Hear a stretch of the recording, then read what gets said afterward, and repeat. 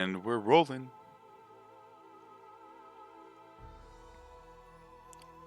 I'm going to give people a couple minutes to file on in since I'm a little bit early. If you're watching this on YouTube, well, hello. How are you all doing? That's right, we're not done with the Pathfinder series. We are back. We are here with Pathfinder Kingmaker. This is going to be our Baroness. Due to popular demand, we put up a poll on the Discord, and the Paladin won the poll. This is going to be interesting, because I like Paladins. I've actually never done a Paladin main character in Kingmaker. Not for long, anyways. Paladins are good. They make okay frontline. I mean, not okay frontline. They make good frontline, just not... Don't think that this is going to be our main tank. She will be tanky, but she won't be our main tank. We're going to have to do something else for that, and I have something in mind that we can do. But,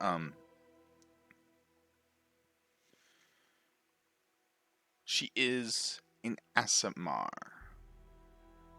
One touched with divine goodness.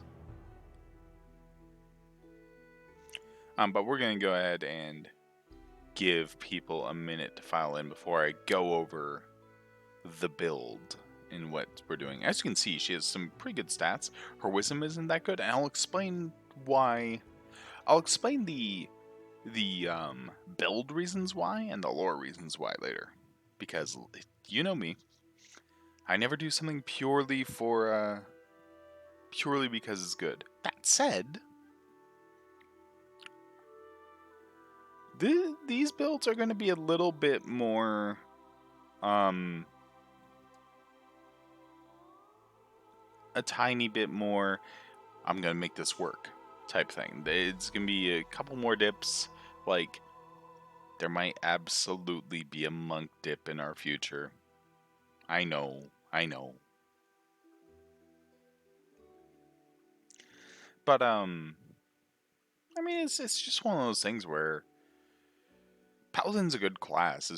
It's not a class I necessarily sit there and stare at it forever and go, you know what? I want to take that all 20 levels. You can. I was kind of going to do it with Sela. And you don't, like, lose anything for doing it. Just, you can do stuff like Monk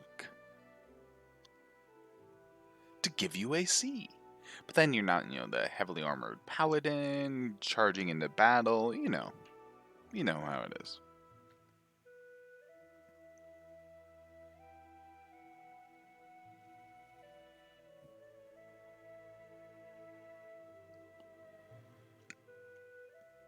Alright. It is now 1 o'clock. That is enough time to have given some people there, because I gave them a lot of warning. So, let's go ahead and go over this.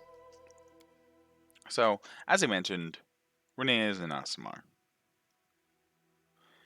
Aasimars are humans with a significant amount of celestial or other good outsider blood in their ancestry. She is, of course, a paladin, and you might already notice here, there's a lot of extra classes. So we are going to be playing with mods. I'll specifically show off the mods real quick. The mods that we have are everything with a green dot. Call of the Wild adds a bunch of new classes. Craft magic items does what it says on the tin. Races Unleashed adds a few new races, which we're not really touching with this. Respecialization will allow us to retrain. That will mostly be used for companions. But like if I make a mistake, etc. That's not too bad either. Everything else is for me fucking around with the game, doing silly things, etc. Some of them are a little bit cheaty, but that's just been me fucking around with the game before. like scaling XP so I could get up to character level 29, etc. We specifically went the Angel-Blooded Aasimar. And Renea here is a follower of Sarenrae, the goddess of healing.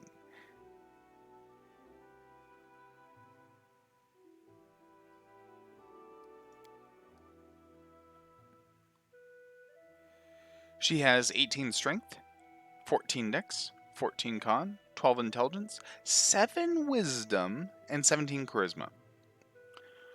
Renea is naive. Like, that has been her one defining characteristic, because like Zetchryn, Renea is a character I've actually played before. I put her up on the poll because why not, and she won. But no, I've absolutely played this character before. And the one defining trait about her is her sheer naivete. She trusts everyone. She sees the goodness in everyone. She believes that anyone can change.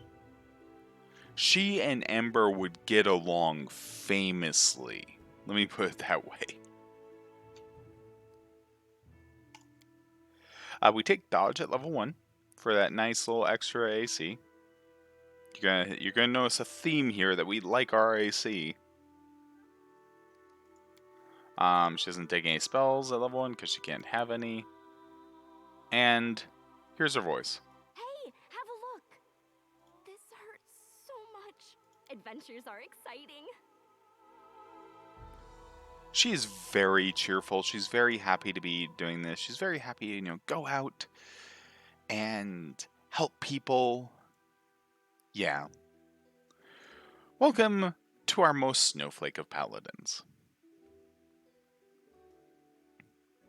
Our most sim role of paladins. There's some extra little things as a result of being Aasimar. Namely, we resist acid, cold, and electricity. And we also get a couple things like, Smite Evil.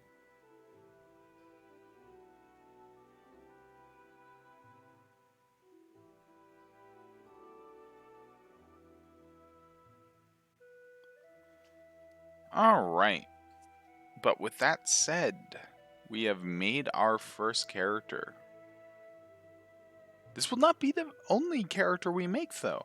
That's right, we will probably be using at least one mercenary. Because I'll level with you. The companions you get in Kingmaker are not good.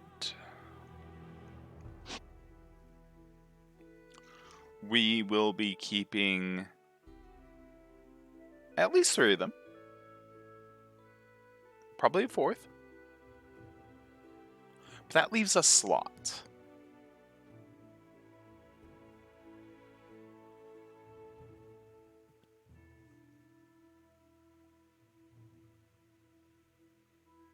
Because at the end of the day, certain companions are actually pretty good. There's one that's just God. And then there's Knock Knock. And Knock Knock's really good, you just get him really late. So we're going to go ahead and continue.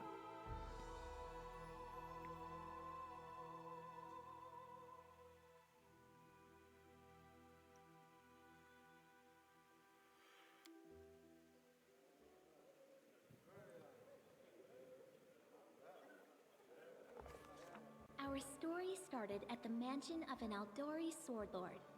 Drawn by the promise of a most dangerous task and a commensurately huge reward, heroes of all stripes gathered here.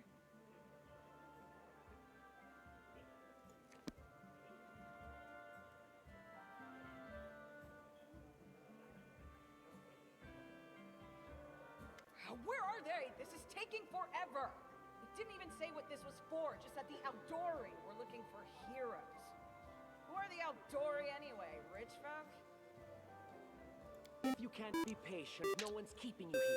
Hey, Go back to your thank you for the mountains and follow, whatever Meowcat. hole you crawled out of. The Aldori Sword Lords run the premier school for the dueling arts. They're also the richest and most influential group in this part of the Oh wait, world. I realized. Take tone with them, and they'll teach you some manners pretty quickly. There we go. Yeah, I was apparently not actually doing the audio. There we go. All right, you purple toad, just shut your trap. And if you can't, I'll help you. Hush! Quiet! They're coming.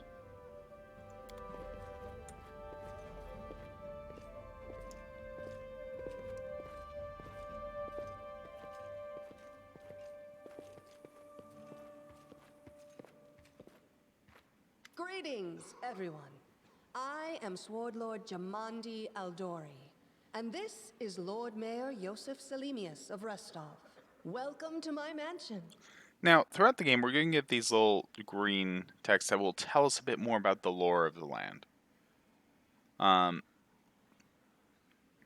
for the most part, like, it's not exactly super important. The main gist that we're having here is Restov is the land that we're in, or rather, the city that we're in, of Bravoy. Bravoy is one of the two nations bound together by an ancient kingdom that united the land under dragons. And Restov is its chief city. The Sword Lords are a famed class of nobles of impeccable talent with the Aldori dueling swords. Every one of them who becomes a Sword Lord gets adopted into the family and gets the surname of Aldori. We thank you from the bottom of our hearts for responding to our call. You may be few, but that's unavoidable. We need only the best of the best for this task. And I see true heroes before me, strong and fearless, exactly what Restov needs. The mayor, a middle-aged man with bushy sideburns and a monocle, wears a beaming smile. Thank you, Lord Mayor. Now, to the point. South of here, just beyond Brevoy's border, lies a region known as the Stolen Lands. This is disputed territory, and while it's long been claimed by nearby states, it's never been truly taken. I won't bore you with the legal technicalities. Suffice to say that anyone with enough courage and power to seize the Stolen Lands and name themselves Baron or Baroness, claiming dominion, well, none of the neighboring states would be able to challenge it. Of course, Restov would be first to recognize the legitimacy of this new state, as well as the noble title of its founder. Yeah, Bravoy used to be Issia and Rosslyn together. But Coral the Conqueror came, beat the shit out of both, and united them both. However, the ruling family suddenly disappeared a few years ago. Unfortunately, one serious obstacle stands between you and this title. A gang of bandits holds sway in the Stolen Lands. Their chief, who they call the Stag Lord, considers himself the rightful owner of these lands, and no one has yet been able to challenge his power. Bring me his head, and you'll be able to return to the Stolen Lands as their legal ruler. Any questions? There's a whole team of us who will receive the Baron's title. I will, of course. I'm the leader of this team, after all. Don't worry, though. I'll make it worth your while to help me. We haven't yet begun, and you already speak of divvying rewards. What makes you think we'll even succeed? There's little point arguing over who gains the title when we'll most likely lose our lives there. If I may please answer the question. Jimani clears her throat loudly, interrupting the argument. She takes a long pause, waiting for the voices to die down as everyone directs their attention towards her. We believe you're all equally deserving of a noble title.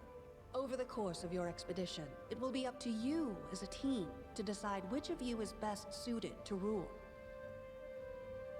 You're helping us found a barony? What do you gain from such generosity? Don't ask stupid questions. Why should you even care? What they have to gain and why, that's for Lady Aldori and I to discuss. It's none of your concern. Your only concern is to swing your sword around, or whatever it is you do. Of course, we stand to benefit from this enterprise. But if you're concerned that we intend to rule your country from afar, using you as a front, well, please know that these concerns are unfounded.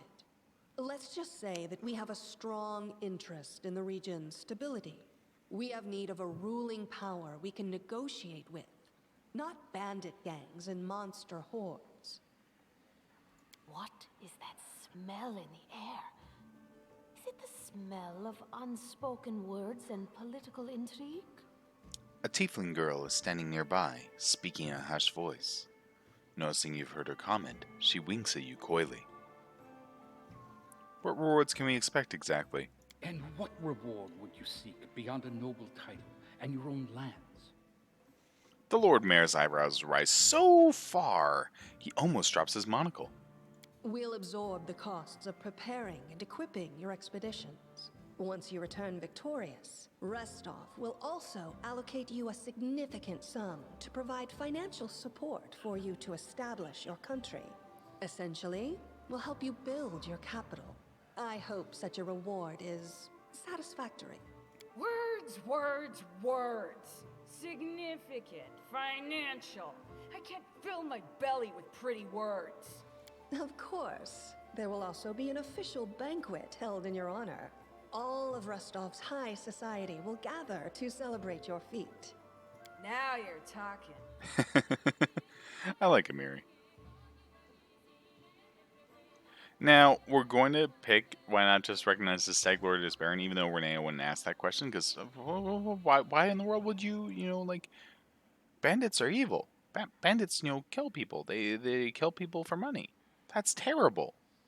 As she goes adventuring. That's a good point. As I see it, this Stag Lord already holds power over the region with confidence. Many noble bloodlines were started by bandits who just got lucky, weren't they? Perhaps because we do have standards to maintain. This room has seen many celebrations of adventurers, and even those who just got lucky. But giving a noble title to a bandit lord? That's one thing that's never happened here, and it won't while I still breathe. It's clear as day. Excellent. You venture forth tomorrow. For now, you can take some time to get to know one another better. Or you can head straight to your guest rooms to get some rest. You'll find we've already prepared supplies for you there. And thank you again for agreeing to take part in this expedition. I wish you luck. Thank you again, with all my heart, for replying to this call. The flare in your eyes reveals your courage, the unshakable will that distinguishes true heroes. I look at you, O champions of Restov, and doubt not for a second that you'll be victorious. So venture forth toward your feet, go, and return in triumph. I'm going to go ahead and just quickly turn up the voice volume a bit, or rather the overall volume, and just turn down the music a bit. There we go. Here we go.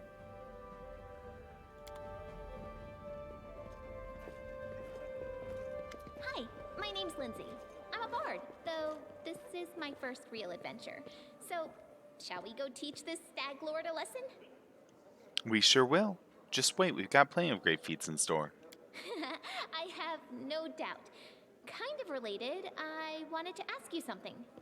How do you feel about this Tartuccio fellow? I think he's pretty obnoxious personally. He appointed himself head of the team, and he's just after the Baron's crown, or whatever it is barons wear. Doesn't matter. I don't like him. I think you should be team leader. When I first saw you, I couldn't help but think, now here's a real hero. Someone who'll be praised in poems and songs. This is the person I'll write my book about. Wait, a book? Damn, I should have led with that. Please, just let me explain. You know what the trouble with most heroes' biographies is? They're always written years later, based on the tales of, best case, people who saw things from the outside. Worst case, someone heard about it from their brother, who heard it from their friend, who heard it from their cousin, and so on, adding a new batch of lies each time. Every time I read about a heroic journey, I think to myself, why didn't they just bring a bard with them to write it all down properly? And then I thought, I could be that bard. I just needed to find a suitable hero and volunteer to follow along on their glorious adventure. A great plan, huh? And here we are, with a heroic journey lying before us. Who's going to be the hero? Some dwarf who keeps muttering about how we'll all die? Or maybe that horrific scythe lady? Or, God's forbid, Tartuccio? No way. Not a bad plan. So then, I'll accomplish the feats and you'll write them down. Deal. All right. I'm going to my room to write about tonight. See you in the morning.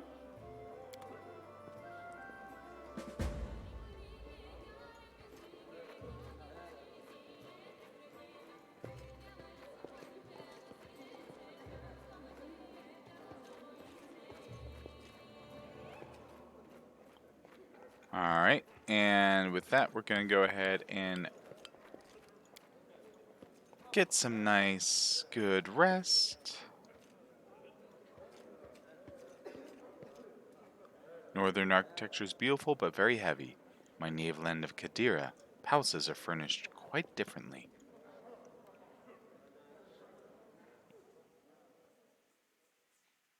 Now, this entire next section is not in the adventure path at all. So, like before, hey, guess what? I'm a GM. Help! Help! And though I was GMing Wrath of the Righteous, or at least they actually just cleared the entire first chapter. They destroyed the Wardstone fragment in the other day.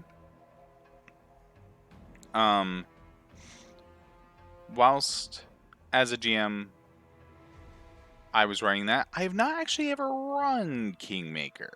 I have played Kingmaker as a player. And afterwards I would, as a as a GM, actually read the books a bit after we cleared certain content, etc., and when the GM said it was alright. Plus, it's one of those things where I've had a lot of time with it. I've played through a large amount of it on multiple characters, so I have certain insights about the original adventure path. But so this entire tutorial section, this entire attack on the thing, didn't happen. But it's a great introduction, great way to raise stakes, great way to get you immediately in the action, and a great way to make you give a shit about these NPCs. What's going on? The mansion's under attack. We need to help. Some villains broke in and started killing everyone. I barely made it. Hurry, we have to help the guards fight off the attackers, or we'll all be cut down one by one. As if to lend credence to Lindsay's words, a scream echoes from the hallway.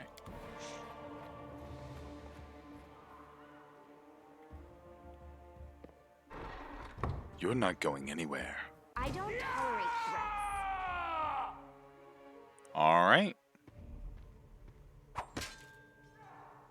The assassin rushes in. Naya barely has time to draw her frickin'... What is she equipped with? She is equipped with a greatsword and a longbow. Alright, no shield. Okay, that's fine. But she manages barely to dodge. Now, that was a 4. So ordinarily, Renee wouldn't have slept in her armor. She would have had the greatsword nearby, but she wouldn't have slept with her armor. So ordinarily, I was like, oh man, she should have gotten hit. But no, she would have dodged that easy. And as a result, sword goes down, skull cleaved, man now dead. Got a chain shirt and a dagger. Not necessarily worth grabbing. Right.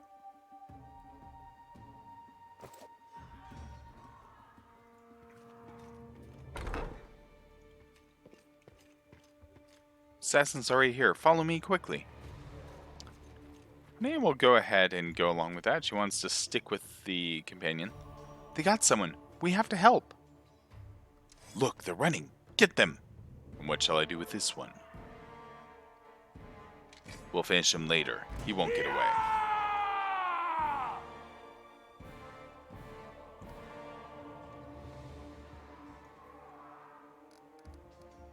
And okay. That can happen. Renea is going to go charging forth. Oh, you knave. Okay. First crit of the game. She just rushes in and just decapitates the poor guy.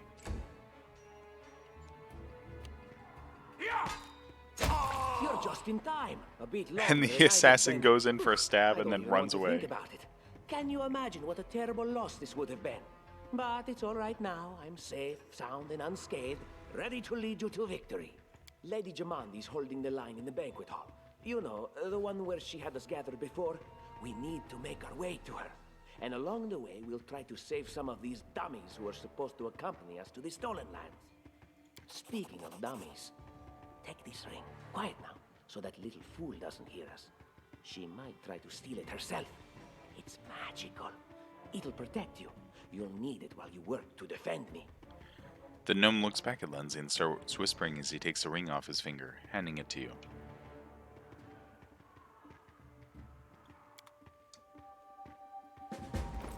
Renea doesn't think that Lindsay would try to steal it, but magical ring!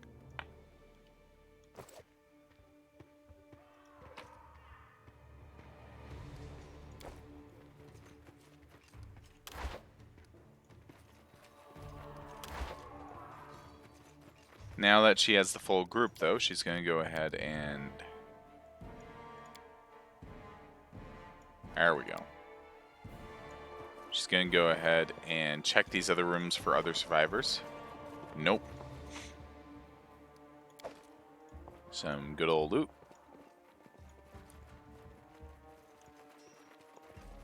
Now, Renea's a very good person in general.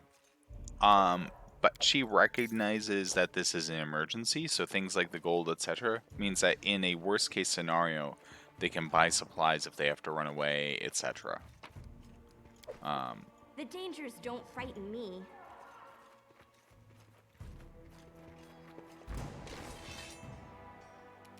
Alright, we now have combat with multiple people. We have Tartusio, who's going to go ahead and cast Ray of Frost on the nearby assassin. Doesn't do much, but, you know, it's 11. Renea is slightly out of range, so she's going to charge. Which, of course, kills the assassin.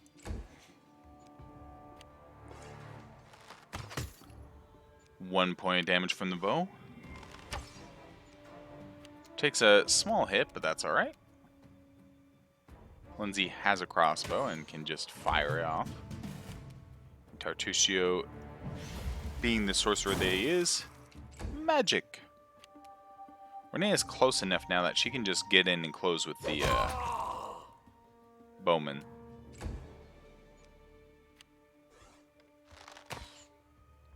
Oh, and she's just out of range to be able to threaten him.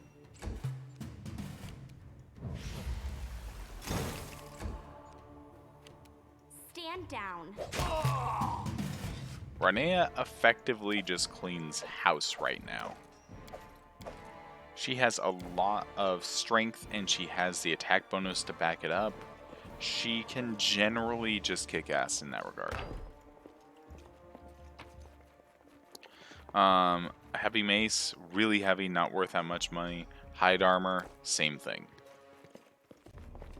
Can't believe it, that could have been us. Well, their adventures certainly have come to an end. Oh no, is everyone dead? Pathetic. They couldn't even defend themselves, but they thought they conquered the stolen lands. 8 gold. Alright. I'll share my path.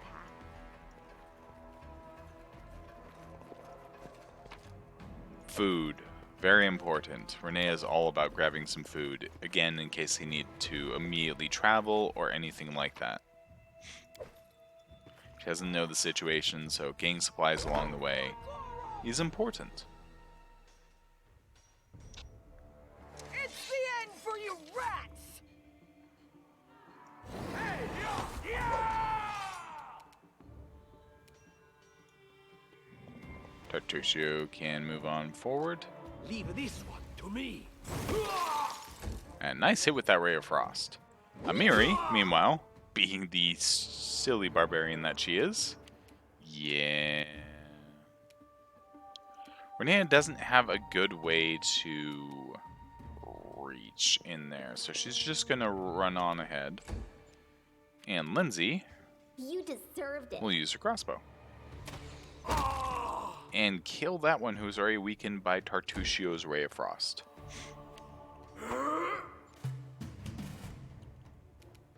Just die already. That was a devastating hit. The barbarians. Oh, it's you. Stay up from under my feet or I'll strike you down. The barbarian's face is distorted with rage. She grinds her teeth and sweat drips from her forehead. Noticing Tartusio, she swings her sword but stops it just in time. Blood for Gorum! Mary takes a deep breath and barks out, "Blood for Gorum." Swinging her blade sword, she runs toward the sound of battle. Barbarians.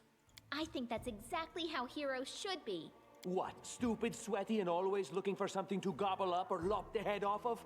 Calistria, save me from such heroes. No, Renee's kind of in agreement. Renee's not very fond of Gorum because, well, I mean, people should try and get along. There they are, the assassins. This is your last chance. Drop your weapons and we'll spare your lives. So generous. I'm afraid I can't offer you the same courtesy. Hey, you ugly mug, get them. What in hell's name is that?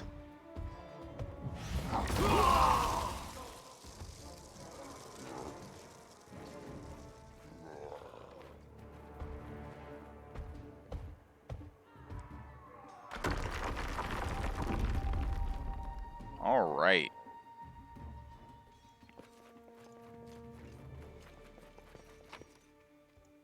Yeah, Renea feels guilty about looting the dead, but, well, potions are important. A potion of enlarged person, a long sword, and a light shield. Renee is immediately going to take those weapons and...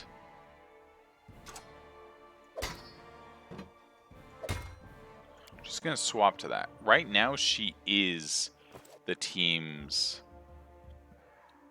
frontline. Right now, she is protecting a bard and a sorcerer.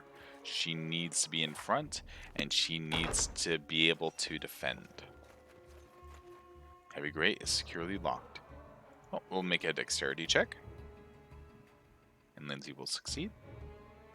They dare to attack me?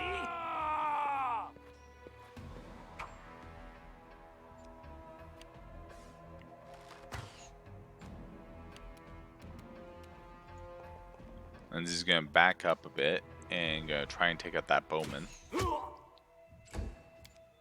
Renee is going to draw her new sword and immediately miss. She's going to miss. That's what she's going to do.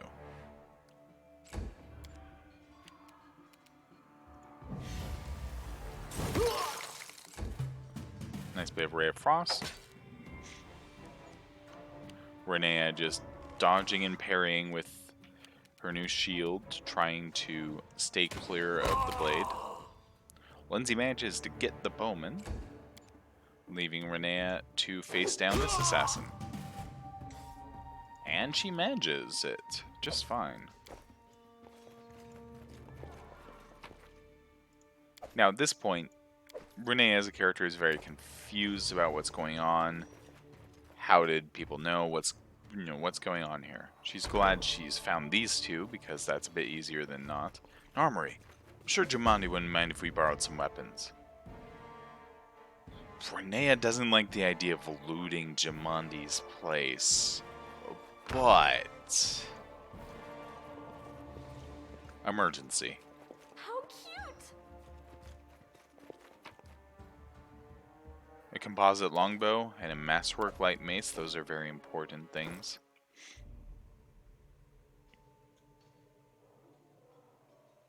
Composite longbow she will immediately equip. The masterwork light mace is going to hit more often than her longsword. She would prefer, though, a full weapon. But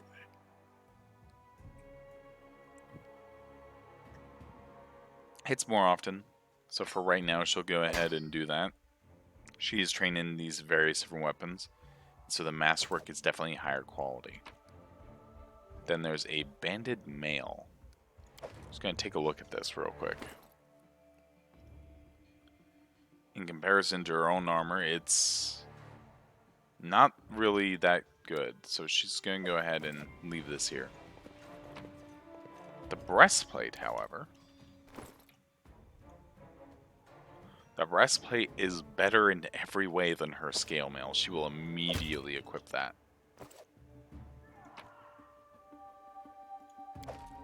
Little key. A tower shield, she can't use that. And then... What have we here? This chest is full of gold. I guess it's for the guards' salaries, all things considered. Well, those freeloaders don't seem to have been working too hard for it. Maybe we should pocket it instead. Totushio looks at the chest and table and rubs his hands together. What? No, we're heroes, not thieves. Who said we were stealing it?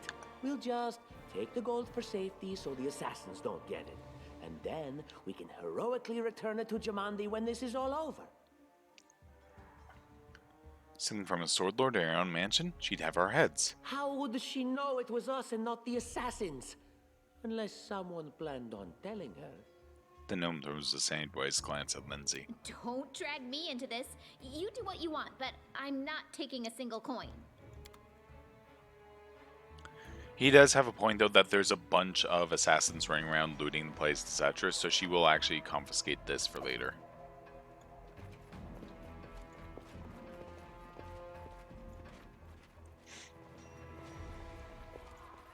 She will absolutely actually try and return that to Jamandi. That is a lot of gold. Oh, familiar faces. I hope you're not so frightened as to swing at every shadow. It's me, Jathal. I don't recommend advancing down the hallway, assuming you value your life, of course. There were a few people with me, and you can see what happened to them. The pale elf looks eerie in the semi-darkness, like ghosts given flesh. And just how did they all end up dead while you don't seem to have a scratch? I'll answer but briefly and just once. Further scares and explanations will wait until we aren't being hunted by a group of assassins. Deal? All right. I'm undead. These traps are deadly to the living, but they're harmless to me. What do you mean undead? Really? Like zombies or skeletons or... As I said, further explanations will wait until later. All you need to know right now is that we're on the same side, and we have to fight off a small army of hired assassins. Let's get to it. All right. Renea's very confused. What do you mean undead? What the heck? How are you undead? But she is right in that we have a small army of hired assassins trying to kill us. Maybe not the best time.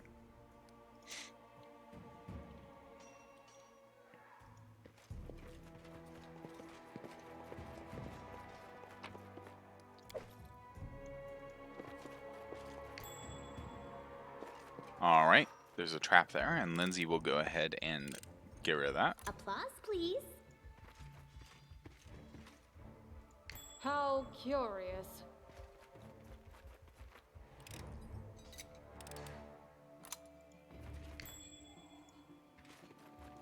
Three traps.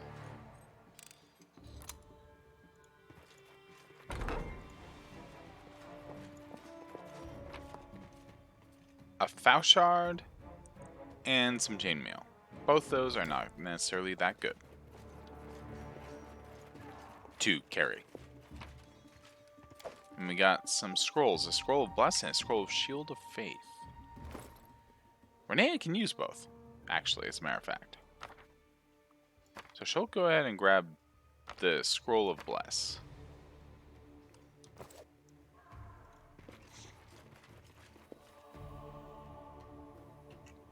What are you dallying for?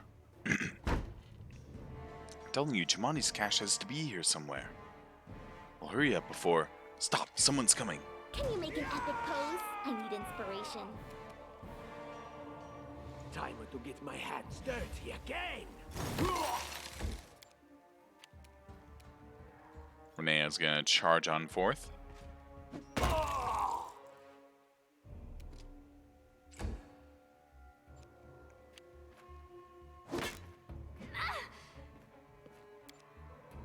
Lindsay, of course, has her crossbow. And Jaethel has her scythe. And that was 45 damage. As Jaethel just decapitates someone. Another couple potions. Some manner of cash. I don't tolerate fools. Well, with the cash, that can be potentially very useful right now. Now, I know this puzzle. Do this. You have to do get that. Will this ever end? everything standing up one way or another. Just take me a moment to remember the combination, Speak. as it were. My patience is running thin. You have my attention.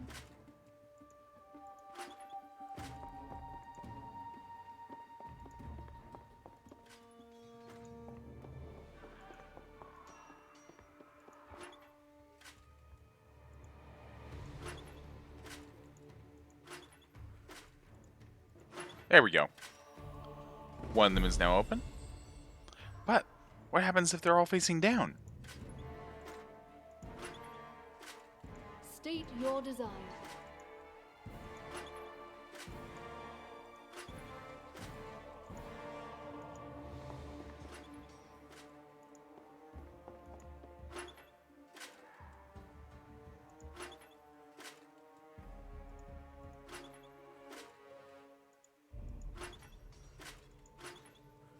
I'm trusting you here.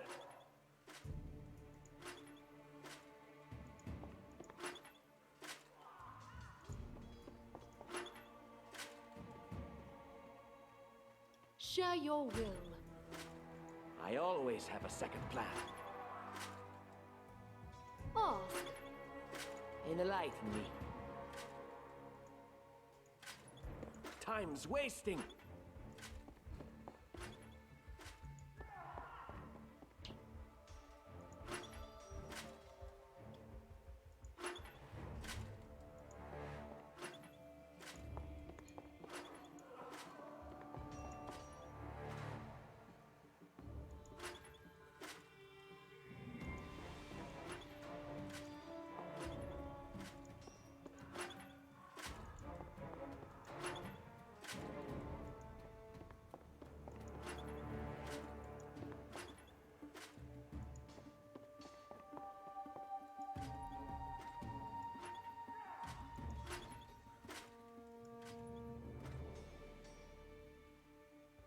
Request. Alright, give me a moment.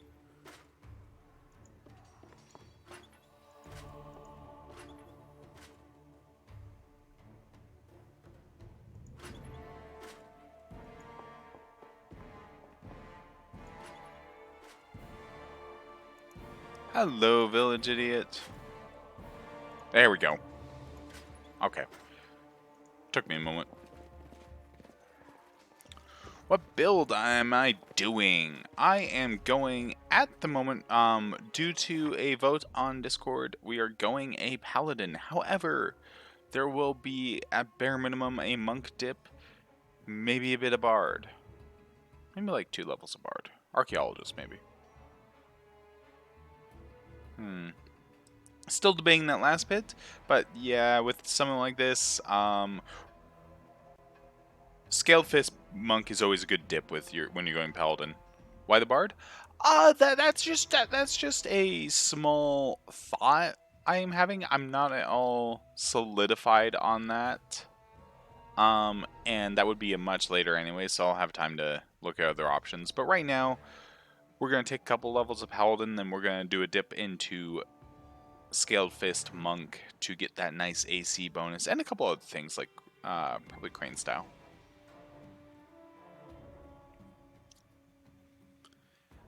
Monk just makes Paladin better.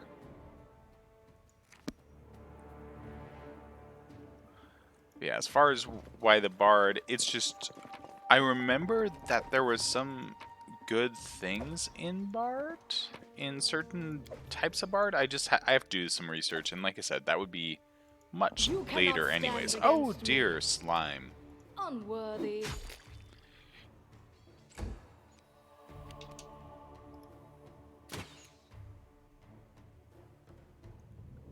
Oh, that's a way.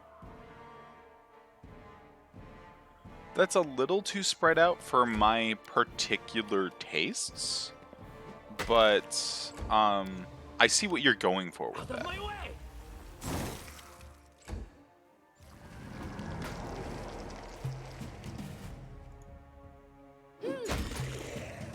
There we go.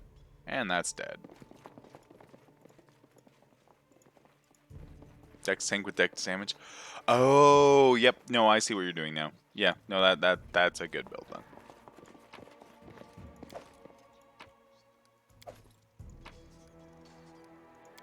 Yes, a Wand of Magic Missile. We're gonna go ahead and give that to Lindsay. Why are we not giving anything to the Sorcerer? Spoilers. Also, I don't like him. Yeah, the charisma to saves is really good.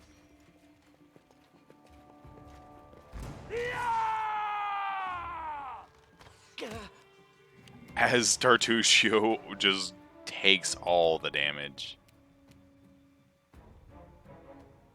Alright, we need to take out that bowman.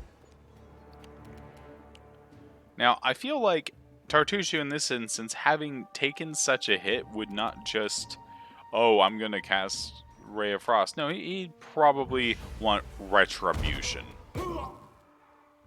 Wow. Wow.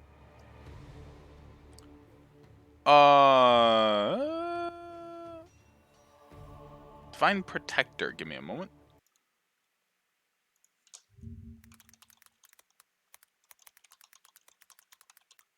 I just need to take a look at it. Divine Protector. You may choose any one clerical domain from among your deity's list of domains. The spell? The fourth paladin subclass. Oh, hold on. So as far as the paladin subclass is Divine Protector. So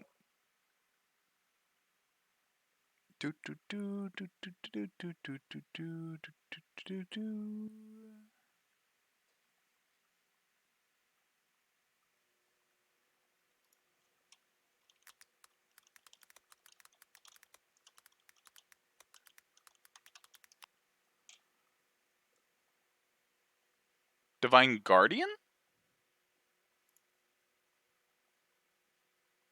Divine Guardian. Okay, hold on. Yeah, give me a moment. Divine Guardian.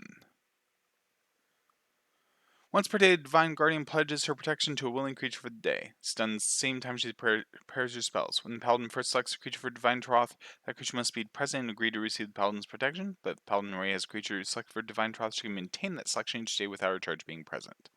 Can cast Locate Creature to find the current target of her Divine Troth. It's mostly flavor. Divine Troth is just you select someone as the person you're protecting.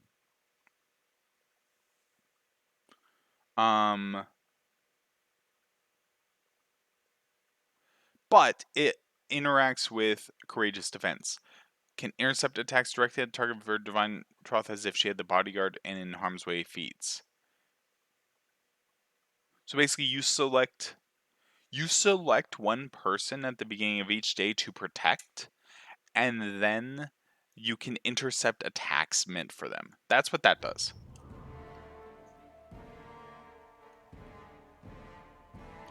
It allows you to choose a squishy to not die. It's effectively what that does.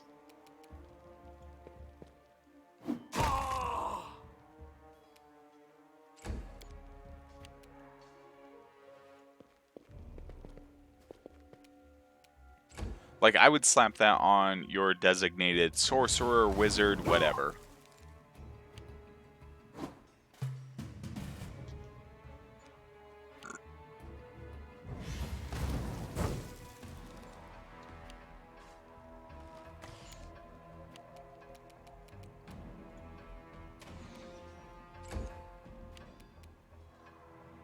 Leave this one to me. Man, we are doing terrible there.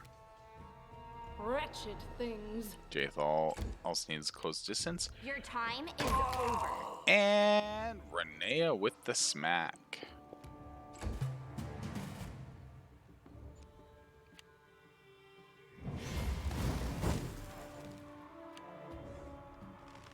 This was not supposed to happen. And Tartuccio goes down. Finally, we managed to shoot the bowman, though. And Jaethal can probably finish him off. Yep, that is a finish. Ah, everything is so much fun with a little fire. What a night, huh? I thought I was all alone. It's good you're here. A bit boring, chasing fool assassins without anyone watching the show. The tiefling girl you saw at the reception before the attack stops nearby and waves her tail with excitement. It's not fun at all. Many people have died for nothing. I don't think we've met. I am Kayesi, one of the many here who seek a better fate, answering the call of Lady Jamandi. But unlike the others, I never dropped my guard, day or night. It's why I'm still alive. There are assassins on the prowl. We have to go. I don't know where you're heading, but I'll be at the entrance to the main hall. I think I saw some guards there. Join me there, if you wish. Tiefling salutes you and runs ahead nimbly. More corpses on the floor here. It's not easy to wash out blood, you know. We'll take that potion. And those potions and that bow. Grotus, I can sense your silhouette hovering over me. It won't be much longer. Kinetic. Soon we shall meet, O Lord of Oblivion. So the thing is with Kinetic Knight, it's good, but it takes a while to scale up.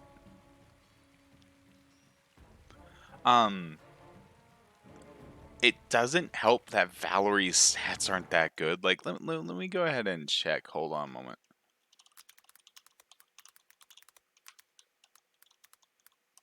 Like, Valerie starts off...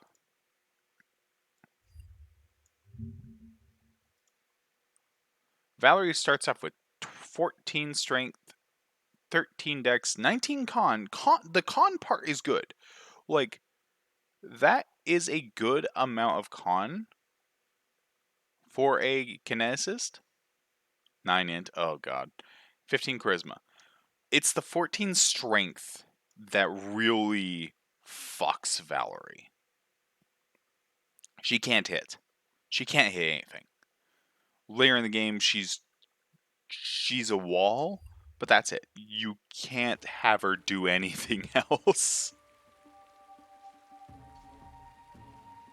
And so things like Kinesis, etc., it's like Kinesis is a good subclass. Just Valerie's bad.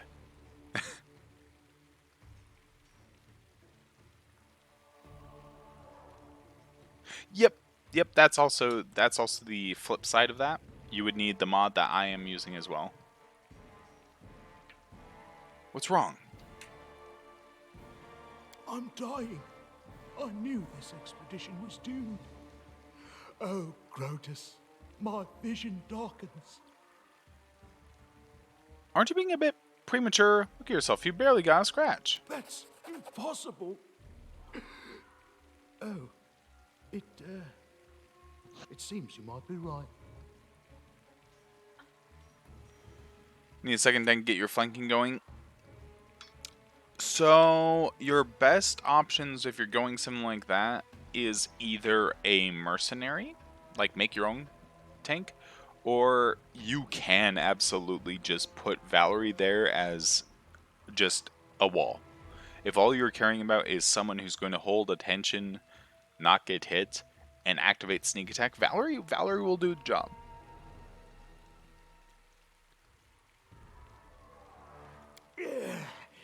It seems I will live. I suppose I must postpone meeting my god. Not for long, I'm sure. But while we remain in this transient world, Arim is at your service.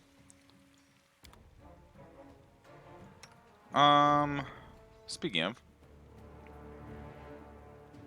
I don't tolerate fools. we'll let him use one of his own Cure Light Wounds potions.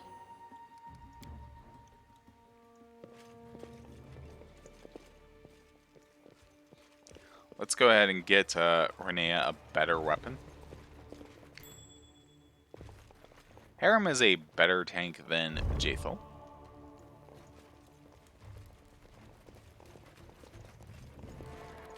The Heavy Great is securely armed. Masterwork Longsword. So, with that, Renea can officially abandon the Masterwork Light Mace.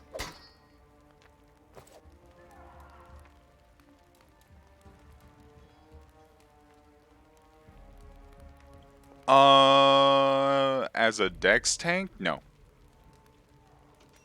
I'm telling you that right now, no.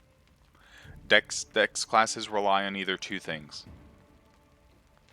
multiple attacks per turn, sneak attack, or both. And with you going like that mix of rogue and alchemist and everything, yeah, you're going to need to rely on sneak attacks. I mean, and then that's just the truth in general about rogue. Is you can do a lot of damage and you'll even be a decent quote unquote tank, but the minute you run into something you can't sneak attack, you're dead.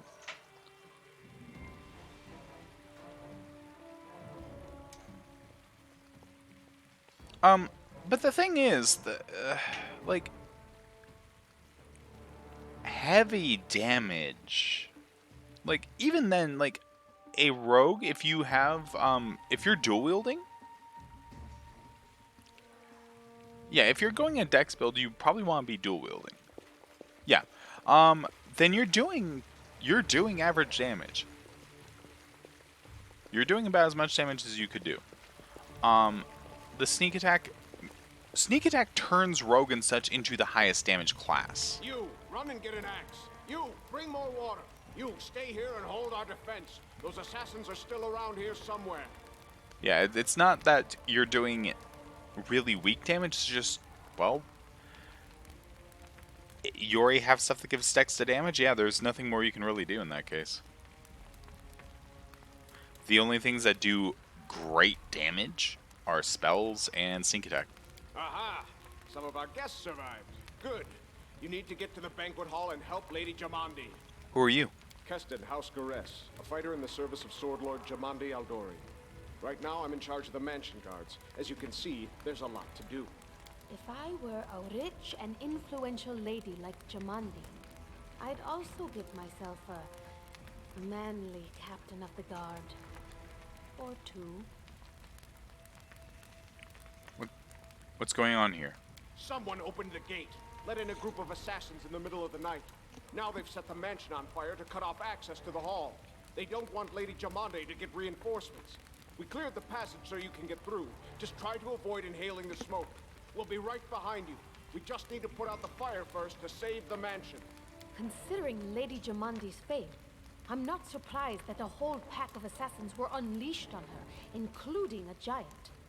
But what's at stake? What could anyone hope to gain? The tiefling squints, obviously curious and thinking quickly. No, we'll manage. I've got my best people here, those who still live. Your place is by Lady Aldori's side.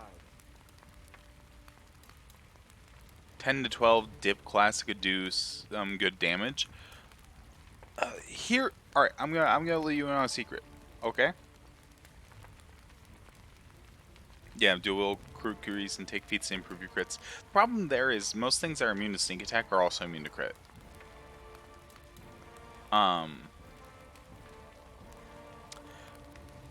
Here's the thing.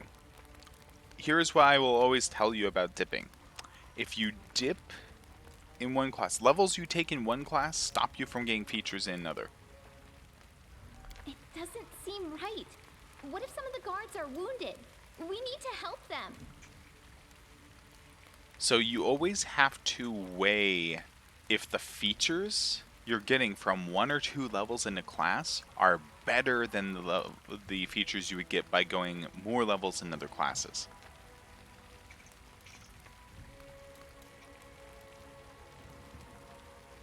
Then take another look at features you get higher up on certain chains.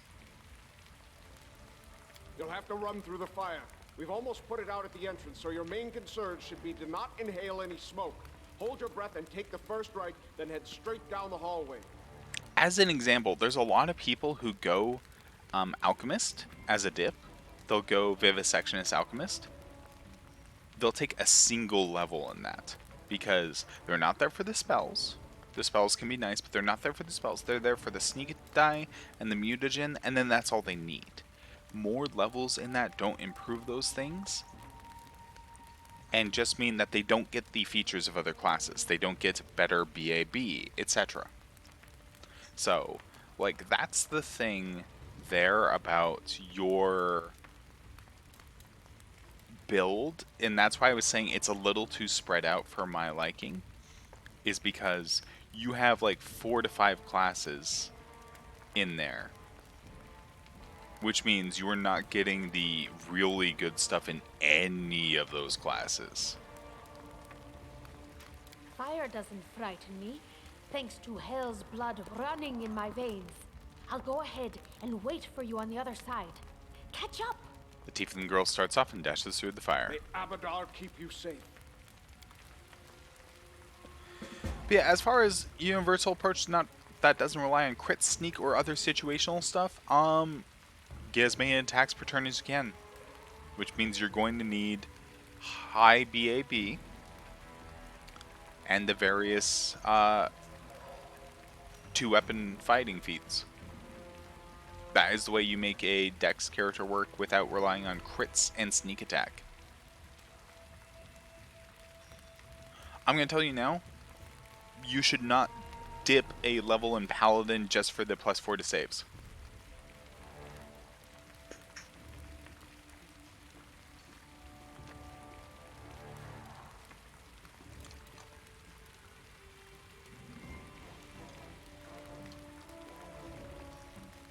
Paladin is not worth dipping into. The +4 to saves is good, but isn't worth.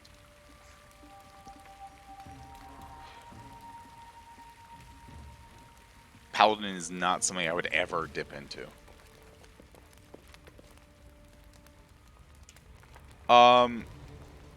Do you have Cloaks of Resistance? Do you have items that provide immunity to mind affecting? Or spells that provide immunity to mind affecting? That's the thing, is there's other ways to go up with that. Is what you should do rather than that is have someone buff your character. So our adventure started, earlier and much more tragic than we'd expected. Whole team you'd gathered in the hall yesterday had been reduced to a handful of brave souls, led by Renea, now by that scoundrel Tartusio, no matter what he may have imagined of himself. Jamandi Aldori was waiting for us, but to get to her we had to march through fire, literally. As we approached the burning building, we drenched ourselves with buckets of water. Prudence is key to victory. Before moving through the fire, we thoroughly wet our clothes and hair. After that, we covered our noses and mouths before we rushed inside. It's a good thing we hadn't wasted any time. After entering the building and taking just a few steps forward, the wall behind us slanted and crashed down with a terrible cracking sound, blocking the way back. While we may not have planned on going back, if we come in a little later, the flaming logs and red-hot bricks would have fallen right on our heads. Regardless, we were left with only one way to go.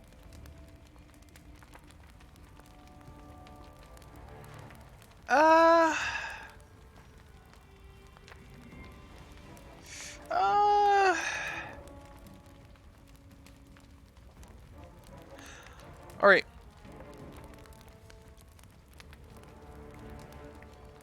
So you're a Dex Charisma character. I mean, there's no reason you can't be. It's just... Like I said, going levels of that, and the level of Monk, and the levels of Thug Rogue, and the levels of Alchemist. Again, in all of that, you have a lot of interesting features. Just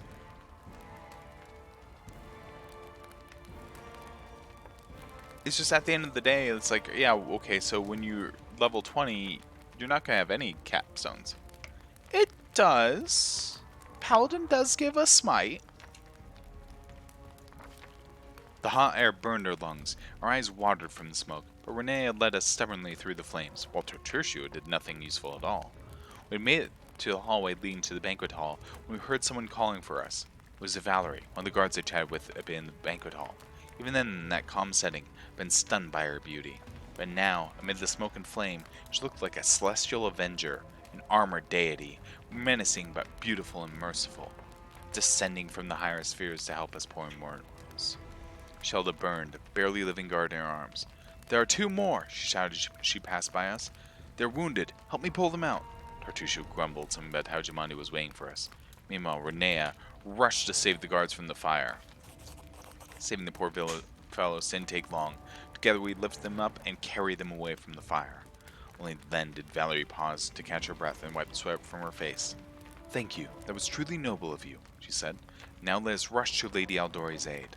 Ensuring the guards we'd rescue were relatively safe, we made our way to the hall, where the battle was already in full swing.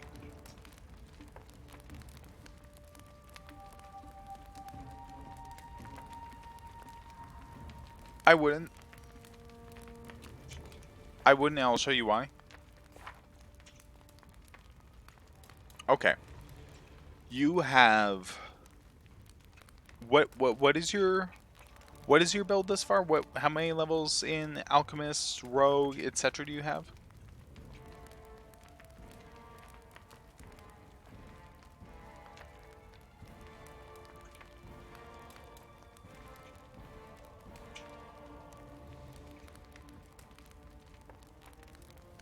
Three in Thug, 2 in Paladin, 1 in Monk, 2 in Alchemist. So you have 6 levels already taken up. So you could at most hit level 14 in Paladin, which would get you Divine Weapon Bomb +4. Okay. Aura of Faith. Oh, Paladin's weapons are treated as good line for the purposes of overcoming damage reduction. Any attack made against an enemy within 10 feet of her is treated as good line for the purposes of overcoming damage reduction. Okay. You would not get the Last Mercy, or more Smite. You not get Divine Weapon Bomb +V. You not gain Aura of Righteousness, which is DR5 evil and immunity to compulsion spells and spell-like abilities. Every ally within 10 feet of her gains a +4 morale bonus on saving throws against compulsion effects, etc. What you would get by going full 14 levels is you would get Aura of Faith, you would get Mark of Justice, which Mark of Justice is good.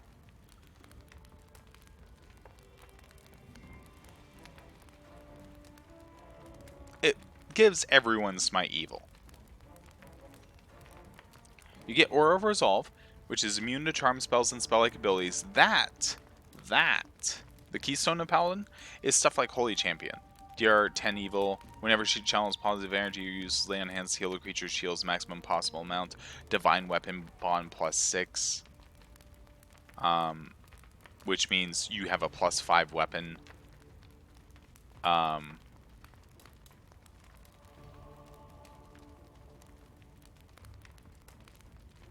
Or sorry, you get a +6 weapon, or you can turn into a +5 with some sort of ability. Or if you already have a good weapon, you can suddenly add a bunch of properties. You get the third mercy. You get additional uses of divine weapon bond. Yep. What Freight Boy is saying. How does that work with dual wielding? You can apply it multiple times per day. Which is, say, at level 14 of it, you would have 2 uses. Like, that's why I'm really looking at your thing and going, the specific thing where you're going like a couple dips here, a couple dips here, a couple dips here, etc. Yeah, it's look, I know I'm going to be fighting a lot of undead. I know I'm going to be fighting this. I'm going to be dealing with this, etc. Hard is fine. Hard, you don't need to min-max this hard. Like,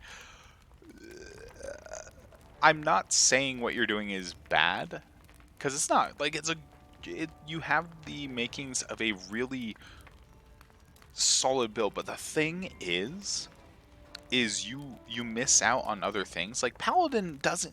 What I'm really trying to say about going a lot of Paladin is if you're not going all the way, and you're just trying to get some stuff, like, where I would stop if I were going a big chunk of Paladin and I couldn't just go a lot more Paladin, if I couldn't get up to, you know, if I couldn't get Aura of Righteousness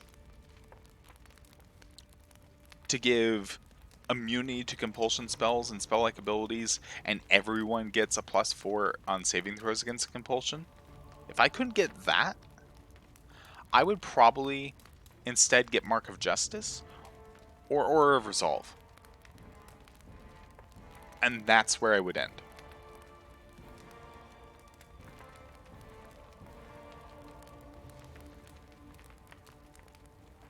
Yep.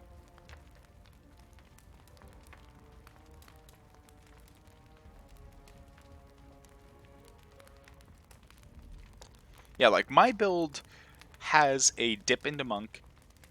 It also potentially dips into Bard Archaeologist, but that's still something I'm debating. But, like, you know, like, a Monk dip into Paladin is great, but yeah.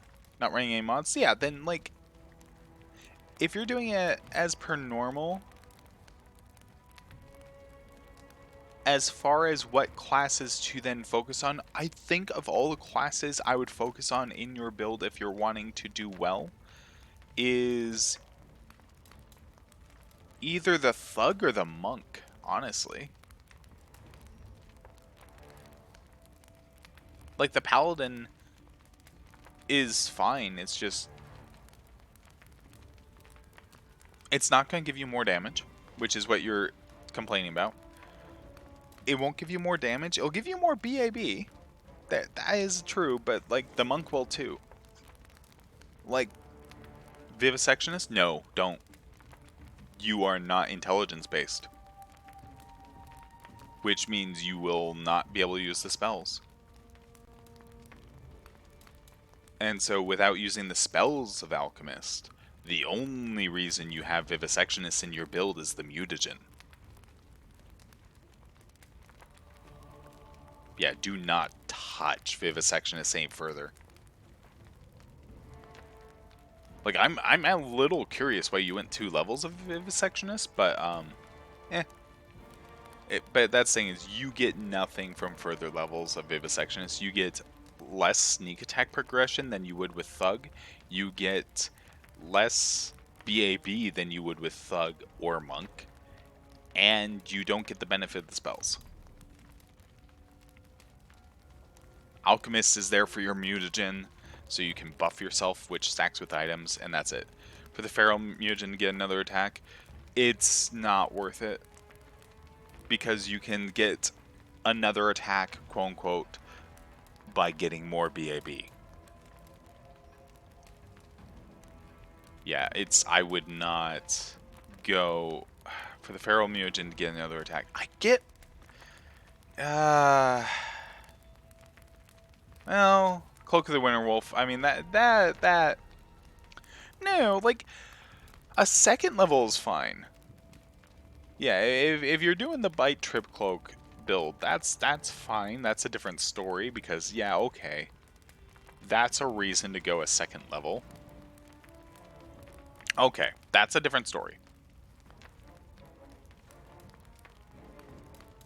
Then yes, get that second level, don't go any further. There's no reason to go any further. You've gotten the useful parts out of Alchemist for your build. Anything else is a waste, and you get more bang for your buck with literally any of the other classes. Very few things are immune to sneak attack, keep in mind. Yeah. Yeah, very few things are immune to sneak attack. And while it sucks when that happens, that's when you look at the mage and go, nuke that. Because your party should have a mage. Yeah, no. Thug isn't a bad class. That's the thing. Thug's a great rogue class.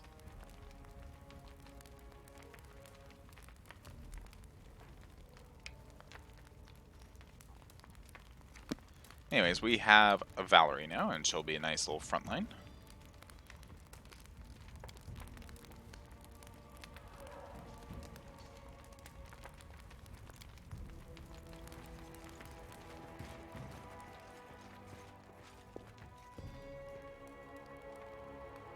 Thug 4 should. Or 3. Yeah. And you don't fight very many elementals in Kingmaker. You fight them occasionally, but they're not, like, super common.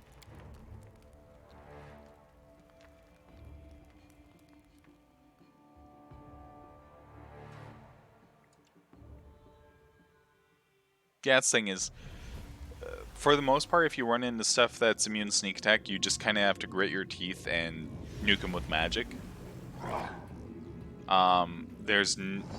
I don't have a solution for you that is a dip or a thing to like truly focus on that's going to suddenly make your damage go up. It's no, you've squeezed the damage out, and now it's just making sure you can continue to hit things. Yep. Well, yeah, as far as things, levels now to focus on, classes now to focus on, I would honestly pick the rogue. I would pick the thug. The thug is going to give you decent enough BAB, it's going to give you your sneak attack die, etc.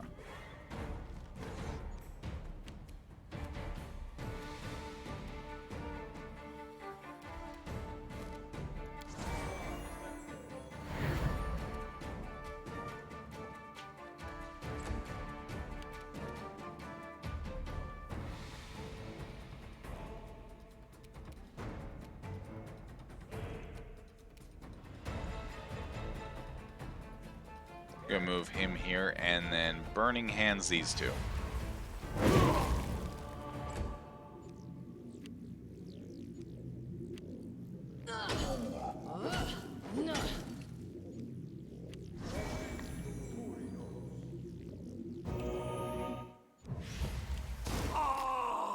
There we go.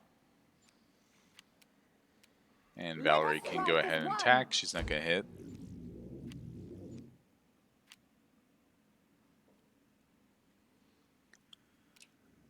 Kineticist, you want a lot of con. I'm going to tell you that right now.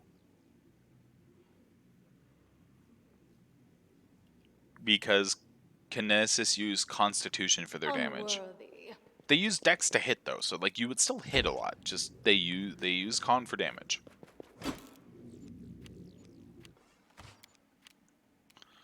Kineticist is one of those things where if you're going Kineticist, you're going Kineticist. Slayer! No, Slayer's actually a great suggestion. Yeah, no, Slayer is actually probably the... Away, you rascal! Yeah, I'd give you... Yeah. He'd give you full BAB and sneak attack, and yeah, if you're going a dual-wield dex...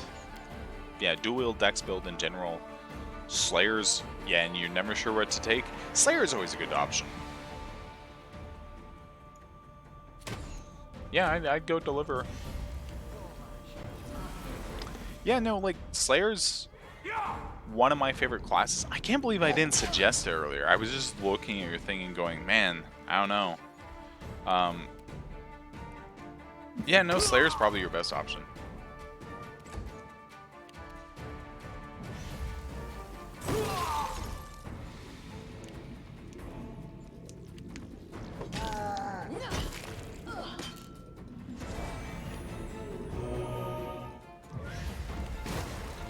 Alright. Valerie's gonna swing and miss. Hey, look, I predicted it. Jaethel will probably have a lot more luck. Or, you know, she won't. That's fine, too.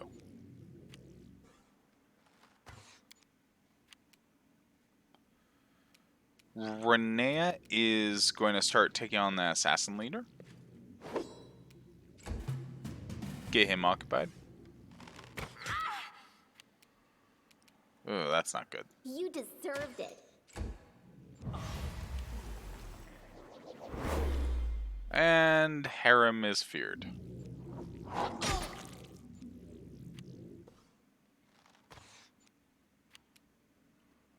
Oh, no, he's just shaken. Okay. Repent. Oh, it's Valerie who's feared. Oh, okay. Well, that's awkward. Just kill him.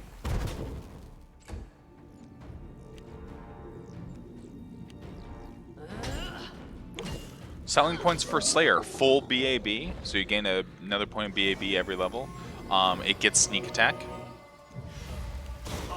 It's basically... Slayer is if you were ever thinking about going Ranger or Rogue, but wanted someone who was a bit more effective in melee.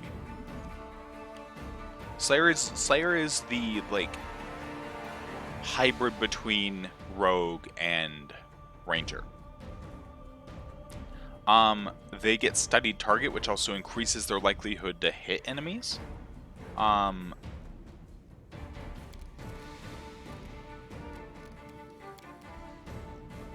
And they automatically start applying that anytime they sneak attack someone.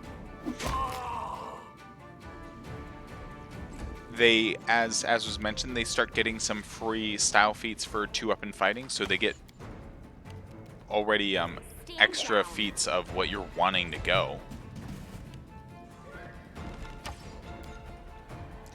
What else?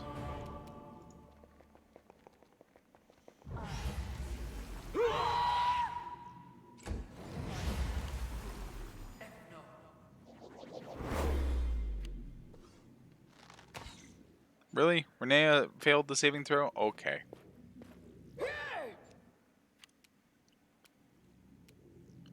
Harem, do you have anything? You don't. You have True Strike. Why do you have True Strike? Okay. Okay. You know what? It's okay. It's okay. You know what? That's fine.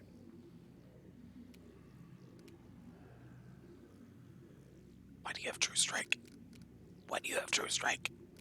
Anyways, enough of me just momentarily going, why are you bad? True Strike isn't bad. It's just one of those things where I'm like, why is that what you have at this level? Yeah.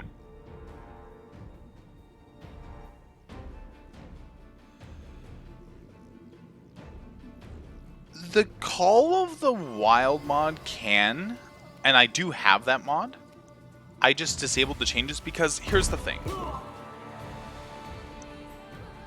It turns Jaethel into an archer. It turns him into a Sacred Fist.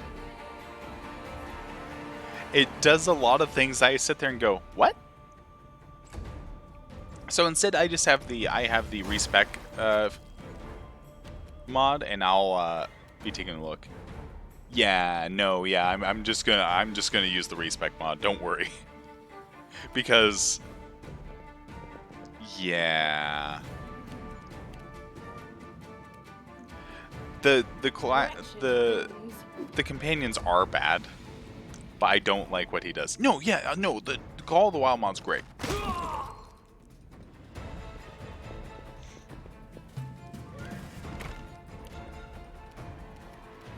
It's probably my favorite mod.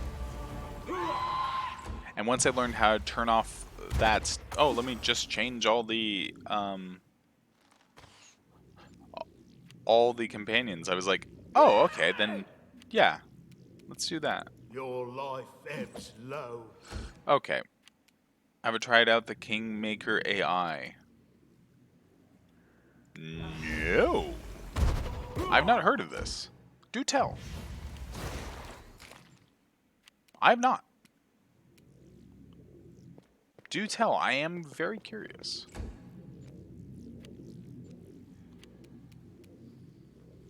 Hold on. We're going to Divine Favor because these guys are getting annoying.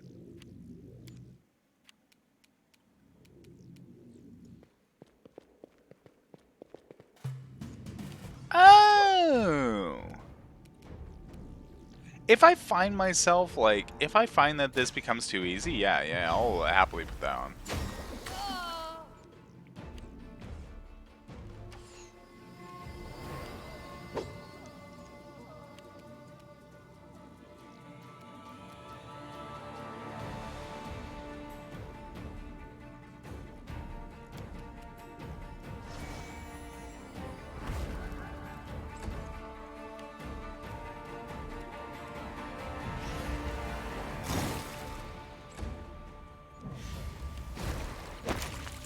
Oh, that's a nice water blast.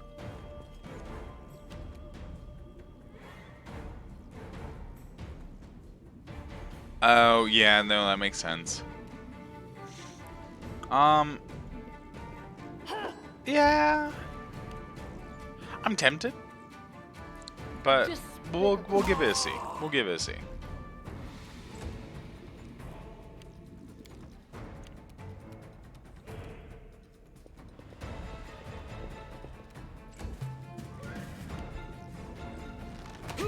You do not lose sneak dice. You will continue to gain sneak die. You would have less sneak die than going pure thug. But yeah, you gain BAB, which means you'll attack more often and attack more accurately. And you get side target, which will make up for the fact that you have some weird BAB right now, so you'd attack more accurately.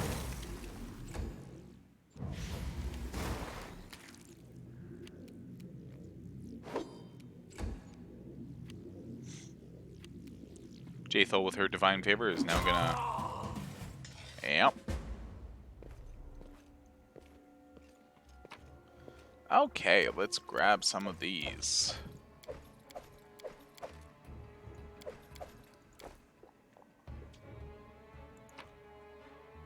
Oh, proper flanking, yep. The only reason why I wouldn't do that myself is because we're not on a grid. Because we're not playing on a grid, I'm not super eager about that. This is my time to shine. But that's just me again. Because by all means, please do it if that's what we want to do. Because works very well in turn-based, knowing for real time with pause. For your Yeah. valor and bravery. The enemy was strong, but you were stronger. And that means I made the right choice. Just as I thought, there were worthy leaders among you. I'm especially grateful to them for the courage and common sense they showed while defending the mansion. But this attack means we have even less time than I thought. Someone already knows of our plans and is acting against us. You'll begin your expedition immediately. Lady Aldori, please, I know who arranged this attack. The vile king of Pitax, Iroveti. What's more, I know who among us works for him. Hey, you! Show everyone the ring you're wearing. You think I wouldn't recognize Irovetti's seal? That's why she wasn't killed. The bandits recognized her as one of their own by the signet ring. Tartuccio's trying to set me up. He's the one who gave me this ring. Yes. Such a gambit would be typical of Irovetti and his henchmen. And yet, it still seems suspicious. There's definitely a spy among us. But who? All I have is one word against another. I'm afraid you're both under suspicion. Yeah. That's tempting. They both came to your aid, Lady Jamandi. But a liar's cunning knows no bounds. I've never met these two or their companions. For all I know, they're all conspiring spies. How could you say that? We fought together. We literally went through fire together. And then you vanished into thin air. After you promised you'd wait. My words might be rash. I bet my life despises anyone but this woman. I saw how she dealt with those creeps with my own eyes. A true warrior. I'd go with her through hell and high water. This purple crook, on the other hand. He's got the eyes of a spy. And the mug of a spy! Lady Aldori, don't listen to this thick-headed barbarian. She doesn't know what she's talking about. During the attack, our leader showed her true colors. She forced us to break into the armory and rob it. And not just that. Upon finding the guards' salaries in the armory, she immediately pocketed it all. We weren't trying to take the money. We just wanted to keep it from the bandits. Considering the circumstances, that was more than reasonable. That was a sound decision. Sometimes one must act at one's own risk and peril, until crossing the boundaries of what is allowed. Showing initiative is no crime. Well, of course, theft is not to be condoned. However, when the fire burns around you, and you are but one step away from death, is it not insane to worry about laws and rules? What about that trick she pulled right before we came in here?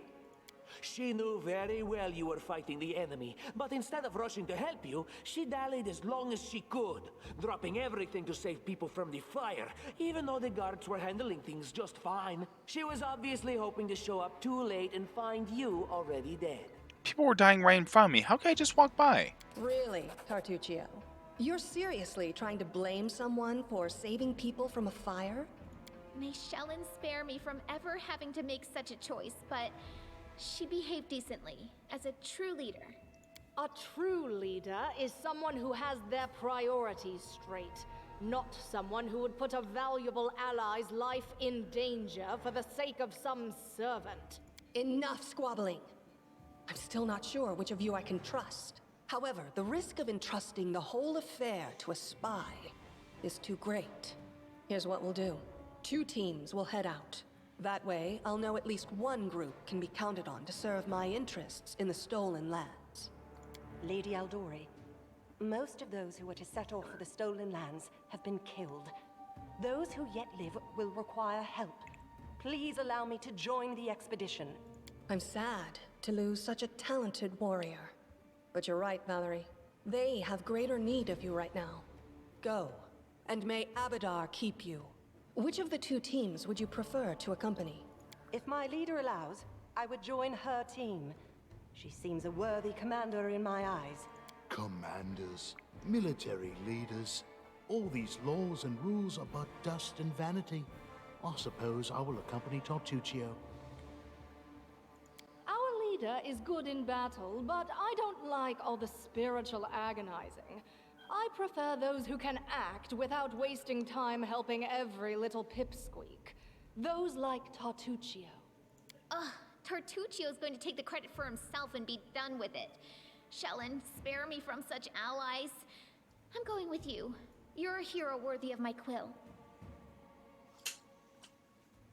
As for me, I know neither of these 2. At least not well enough. And I have no wish to become an unwitting pawn to an unworthy leader.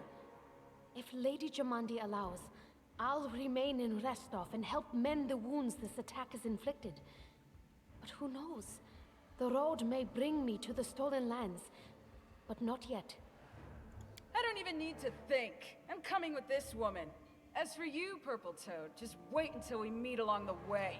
I'll be sure to hang your rotten spy guts from the trees. All right, we have 2 teams. To avoid unnecessary conflict on the road, you'll each take a different route to the Stolen Lands. Tartuccio's team will go through Navacta's Crossing. The garrison commandant will provide him all the help he needs. You will take your team to Oleg Leviton's trading post. He's been complaining about the Stag Lord's bandits for a while now. There, you'll be provided with all the necessary travel supplies. I'd like to believe you, but I know all too well how convincing traitors and spies can be. If you're truly innocent, I hope you can forgive me this precaution. While you're away, Keston will investigate the night's events and learn who in Restov is working for Patox. But you should know that it isn't just Patox we need to worry about. The Royal House of Sertova may also interfere in our plans. I've managed to keep this affair a secret from them so far, but that can't last long. By my estimations, you have no more than 3 months. After that, any feats you accomplish will be pointless. And now, farewell. This battle was but the first ordeal along your path, and you overcame it as true champions of Restov. May the obstacles that follow also fall to your feet. Fear nothing, my friends, and return victorious. All right.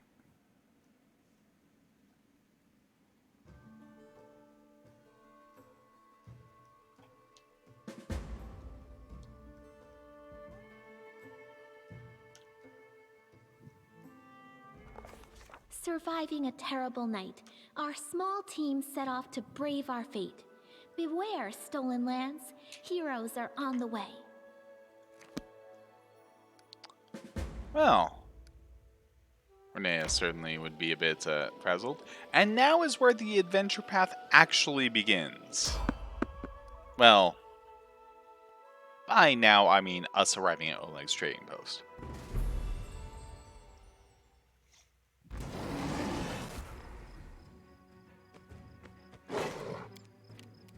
Do not falter!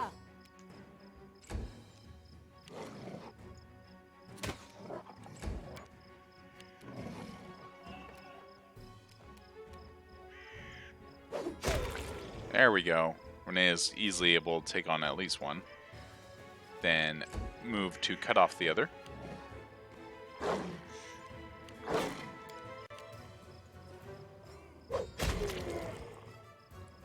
And that's another one down. Now, I'm not too fond of Valerie. We'll see what we can do about her build with the rebuild mod. But even then, she's probably not a character I'm really that caring to have in our party a ton. So, Bean, what are you doing? Give me a second. Bean, that is not a chew toy. Sorry, I had to take away a pencil from him.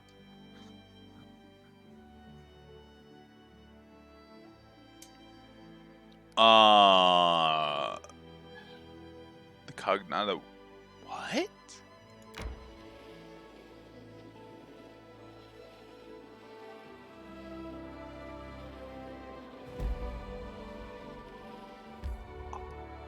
Yeah, I think it's either or. From what I recall, it's either or.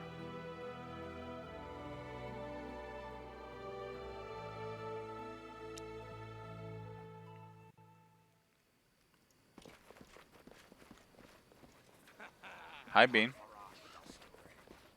You're, sure are clinging to the back of my chair. In the name of the Stag Lord, the lawful authority in the Stolen Lands, we demand this week's tax. And some beer. Where's that pretty wife of yours, Oleg? She should serve us dinner. Quiet down, dimwit. Oleg, we're just here for the Stag Lord's tax. Hand over the money and we'll be on our way. You want to drink some of my blood, too? I'm sick of you. You're like Locust. You think you control everything around here just because you put up that painted rag of yours? You come here, squeeze this dry, and come again. Oleg, a large man with a rough face, stops talking when he notices you. Ah, you must be the guest from Restov. What's going on here? Isn't it obvious? These thugs are robbing us honest settlers. They say they're taking some tax for our leader, the Stag Lord. But I didn't swear allegiance to any Stag Lords. I pay my taxes to Restov. But Restov is so far away, Oleg, and Stag Lord is so close. And as for you... The young, dark-haired woman squints angrily at you. Get out of here before it's too late. This is our land. We own it. Our duty is to protect the trading post. Don't waste your time on scum like this. I'm not interested in bloodshed, but I won't let you rob this man. Be on your way and I'll let you go in peace. Alright, we'll leave. What makes you think we won't just return with greater numbers? Why would we leave when we got easy pickings from Restov before us? We'll rip out your guts and empty your pockets.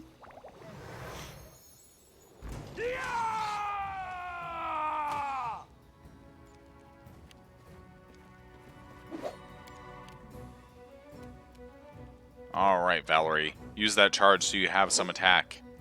You failed. You have officially failed. We'll do an ear-piercing scream.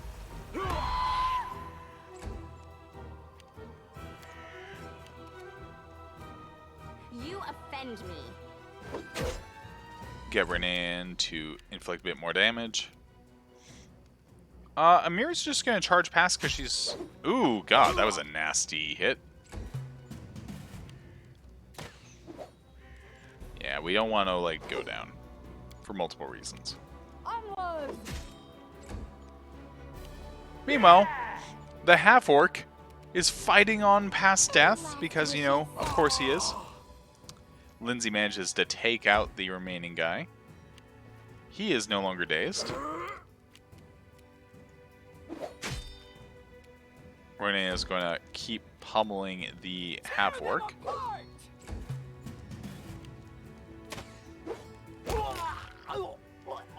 And finally, the half-orc falls. And that's a nice crit. Now, we have a level up available. We're not going to use it because we are potentially grabbing a mercenary. So, with more conflict on the horizon, drink a potion of Cure Light Wounds. Drink a potion of Cure Light Wounds.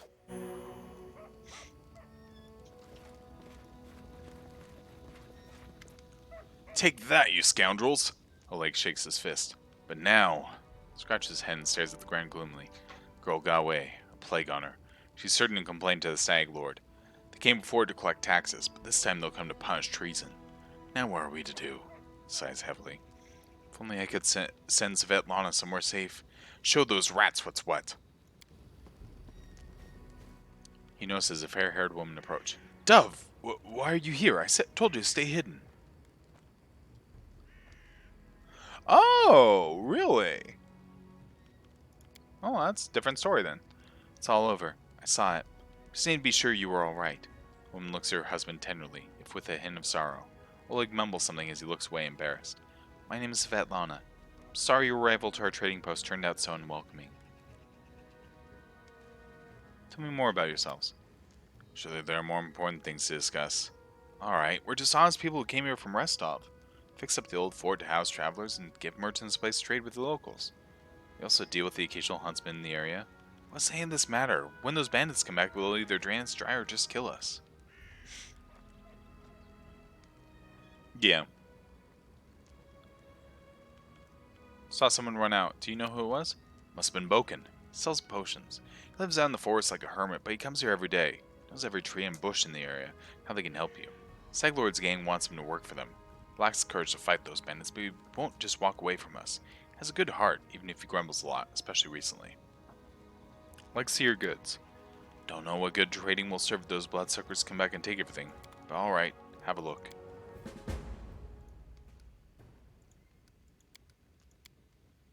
And we're gonna take back our torches. But we'll go ahead and sell off all this to give us a bit of gold, a bit of spending money. And so this is what he has currently. He has a bag of holding, Small one, but still. He has a ring of protection +1, which is useful. He has some full plate, which is useful. A heavy shield +1, that's always useful. And a bunch of masterwork weapons. If you don't otherwise have a masterwork weapon for one of your characters, this is where you would get it. What we're interested in right now is the seasoned wings and thighs, because we need that anyways later. And we'll buy the camping supplies in a bit. Actually, yeah, we can buy everything in a bit. Yeah. No, that's the thing, is I'm absolutely grabbing a Sylvan Sorcerer, because there is one thing our party will lack, which is, say, we get a full caster later, but she pales in comparison to actually getting a Sylvan Sorcerer. So, screw it.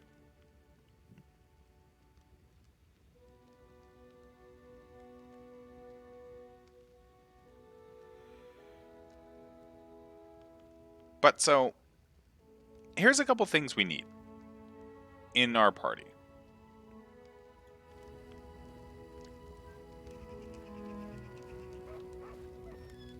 Our party needs a frontline. It needs someone who can open locks. It needs a spellcaster. I mean like a wizard or a sorcerer or something. It needs a healer. And then it needs a good source of reliable damage. Now, Renea forms a decent enough frontline. Having another is good. Lindsay can pick locks. Lindsay can pick locks. So we have that. She also can buff us. She is our support.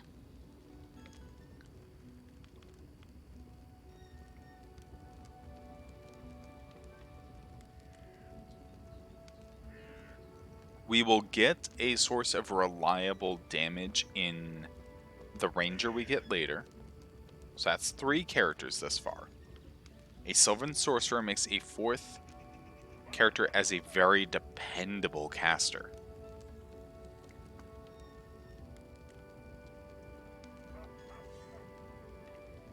With a 5th character,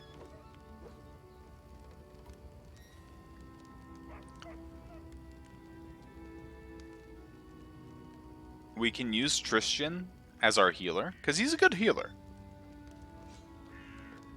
But that leaves another frontline. And I actually have something interesting planned in that regard, since we have Call of the Wild. So, for right now, basically, eventually Amiri and Valerie will not be a part of our final party. I could. And I probably will, but there is a mercenary I will pick up, because I want a good frontline that isn't Valerie. No offense, Valerie. I'm not really interested in the character even. So I don't mind replacing Valerie with a mercenary. I'm not going a full mercenary group. We're not min-maxing that much, but I am going a. I'm gonna grab a new frontline, and it's not going to be what you expect. Anyways, let's go ahead and level the others. Also,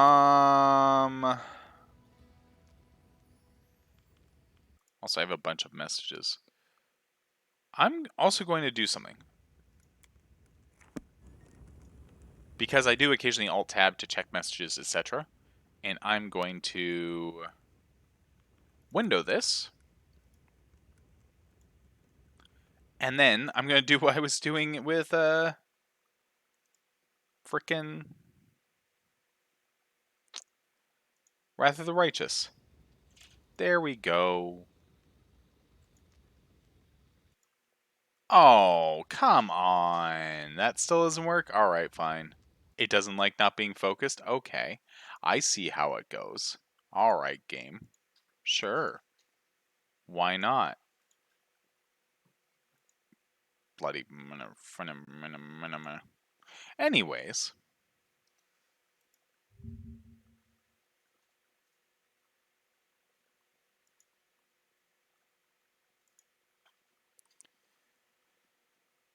So, is all the messages cleared out?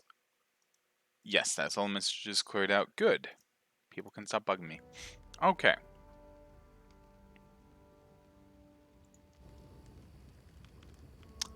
So, Valerie has a lot of AC. She is a tower shield specialist character. But as we see with her, with her stats, she's not good. We need a way to raise her stats. We need a way to reliably raise her stats at will, on demand. Maybe give her a bit of damage. That's right, we're going Vivisectionist. That gives her a sneak die, which is nice. It gives her mutagen, which is really nice. And that lets her be a bit less shit. Give her some more athletics. Give her some perception. Give her a bit of use magic device. Now you select her spells. She's gonna get True Strike. And Cure Light Wounds. Pretty much about all we can really expect from her. Now, Lindsay is good. Current healer is an airsoul cleric that fills the tank pet healer bard slot. Oh, that'd do it.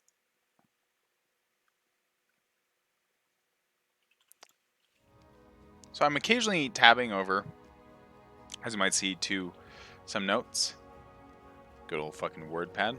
Because I'm very familiar with Kingmaker and the, well, not very. I'm familiar with Kingmaker and its companions.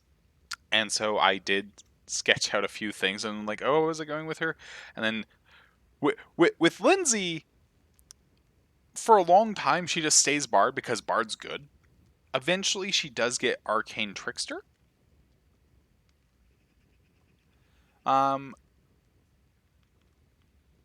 She also take a little bit of Rogue to make her stuff a tiny bit better. But right now, at level 2, Bard. There's nothing wrong with her going Bard.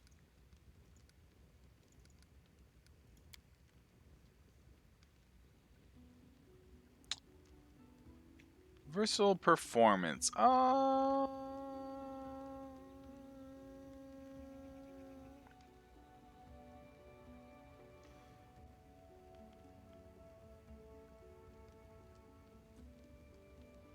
Number ranks in the skill equal to half her Bard or Scald level.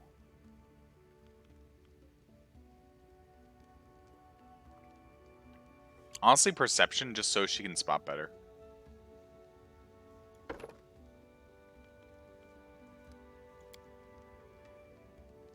And Hideous Laughter. Best spell in the game. No. What I said was don't go further than 2 levels into Vivisectionist.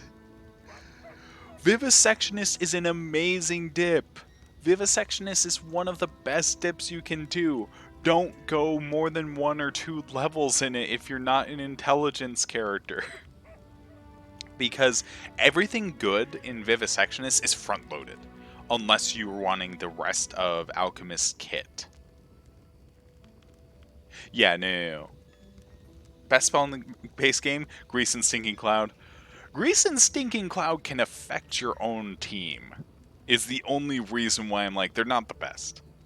But there's a lot to be said for Grease. Hi, Bean. That is my foot.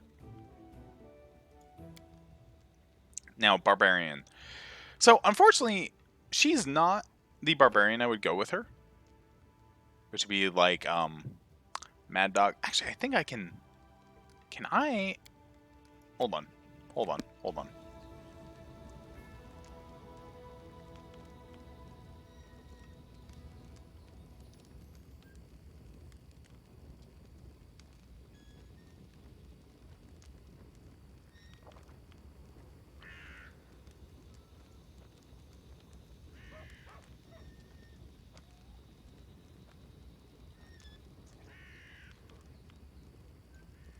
This original.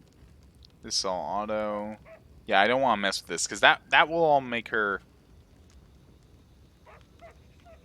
broken. She wants all that, because that's her base abilities. Yeah, okay. We want to respec her.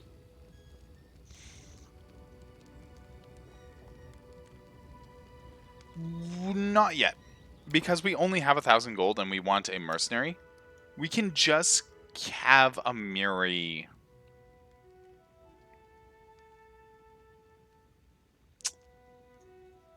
So...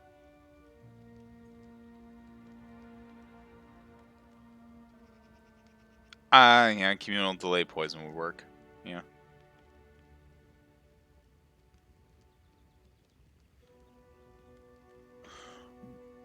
So, we have a couple things we could take her. Yeah, no, actually you're right. Yeah, I was sitting there and like, we could either take her Alchemist, we could either take her Vivisectionist, or I was thinking about going Sacred Huntmaster. I like that. I've seen that build and I actually like it. Gives her a nice little pet. But Vivisectionist Alchemist is still something she'd probably want to go anyways for similar reasons, to get the AC from the mutagen. So that's actually still probably our best bet right here. Perception, no. Lore Nature, Athletics, Knowledge World. Cure Light Wounds. True Strike. Shield. And we're saving our last level on Renea. Renea is remaining as she is.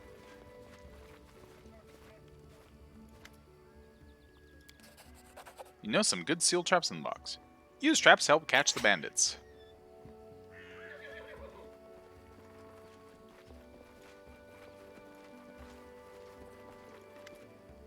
There's some disgusting slush in this pot. This seems to be tar. Spill tar near the trading post entrance to help slow down the bandits. So, yeah, the adventure path actually starts you here and starts you off with the task of, trying to defend this place against bandits. And it's fun figuring out with your buddies, what you're going to do, etc. There's an actual, like, walkway up on the wall so you can shoot down over it, things like that, and it can be actually really fun.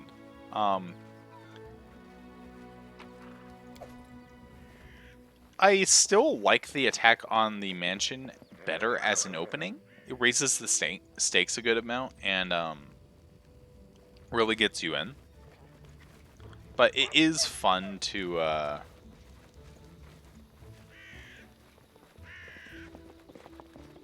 defend this place. The dangers don't frighten me. The old wall has been renovated and cleaned, and it even has a new roof. Heavy crossbow, hello. Yeah, why am I not picking up the weapons from over there? We have a shop right here. Hold on.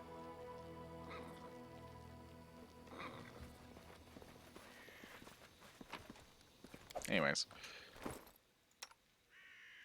Hello, Lindsay. Have a better heavy crossbow. I mean, have a better crossbow, since you don't have the same rules as actual Pathfinder in that regard.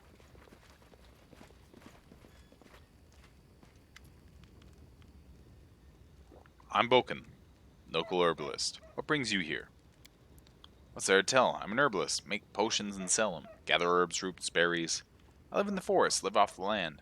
Since leaving rest stop for these parts, I ended up a merchant here at Oleg and Svetlana's post. They let me in out of kindness. Help me with things, bring me water or firewood when it's cold. Occasional barrel of honey. They're good people. Use your help finding bandits. Where's this coming from? You want an old man like me to fight? Here, take this potion. Consider this my help in your fight. The bandits here bother you as much as Svetlana and Oleg, maybe more. Help us get rid of them for good. I'd rather sit in the bush and watch you and Oleg beat the daylights out of those thugs. Watch from a distance, more fun, you know? Alright, we'll talk later. He can be a neat little addition to the fight.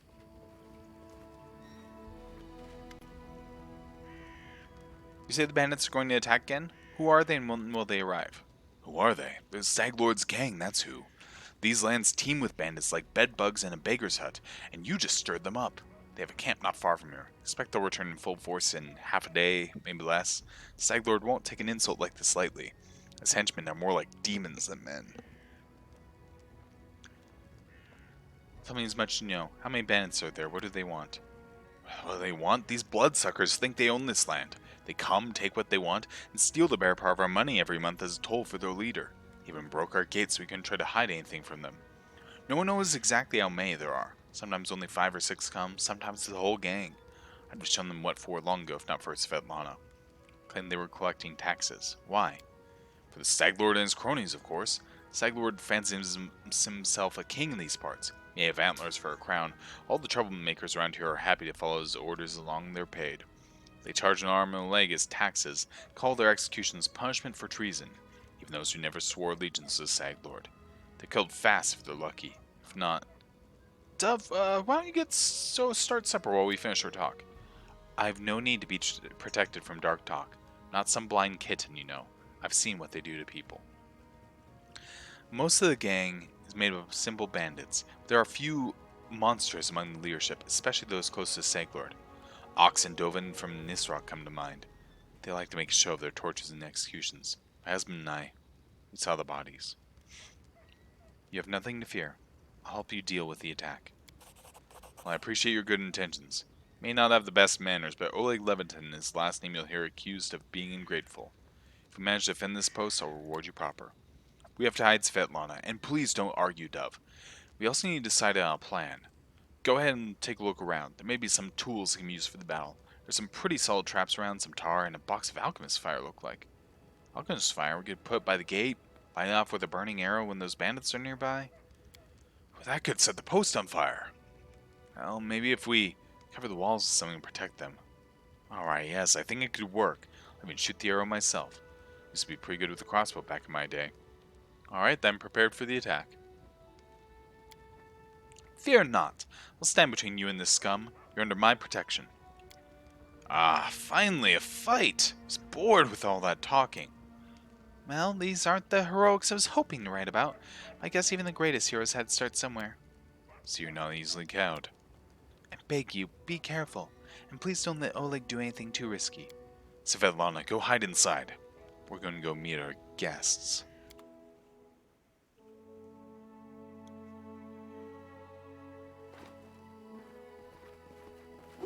Kobolds eat me alive. What's this?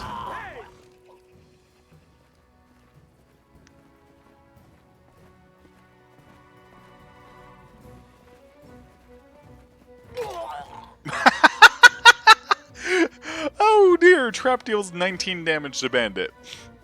Well, literally rolled max damage. Person walks into the bear trap and the trap just snaps his leg off at the knee. And Amiri can just charge Haps. Oh. He's going right for Oleg, which is not good. Lindsay, be a sweetie. Put him down. And he succeeds his will save. That's not good. That is very, very not good.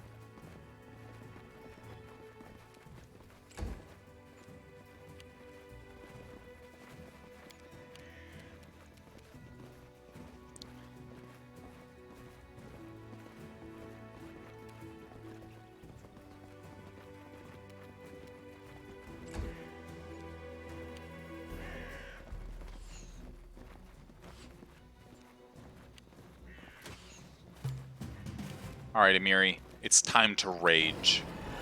They go down! Said it's time to rage. Why you fail? I should have... Ah, crap. Crap. No, yep. Crap. I should have mutagened up first. I didn't see it on my bar, so I didn't think about it. Alright, well, Haps is dead.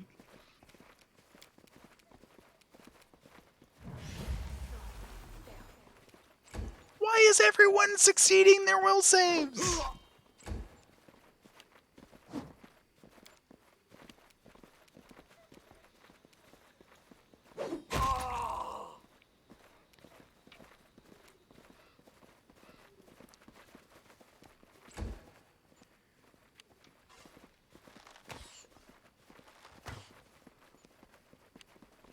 I mean, you're not wrong, but also... There we go. Composite longbow. Oh yeah, we can just collect all and then sell to him in the morning.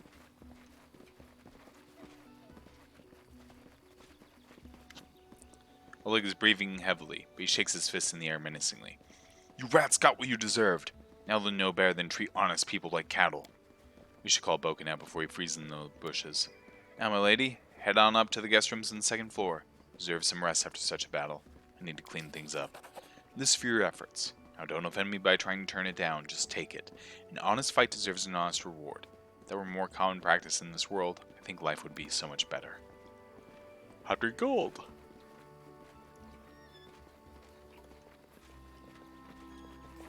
I mean, you're not wrong, 16 charisma.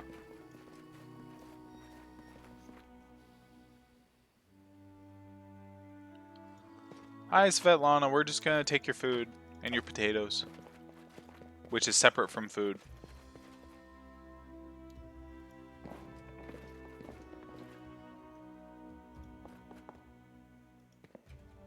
Well, that sucks.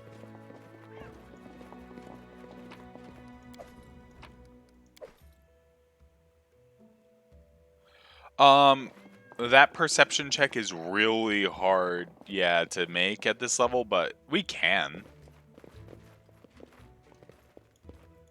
Yeah. Yeah. That perception check is really hard to make at this level.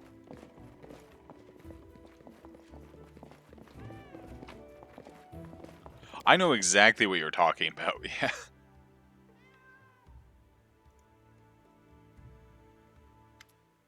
You wake up from a nasty dream that tortured you almost all night long.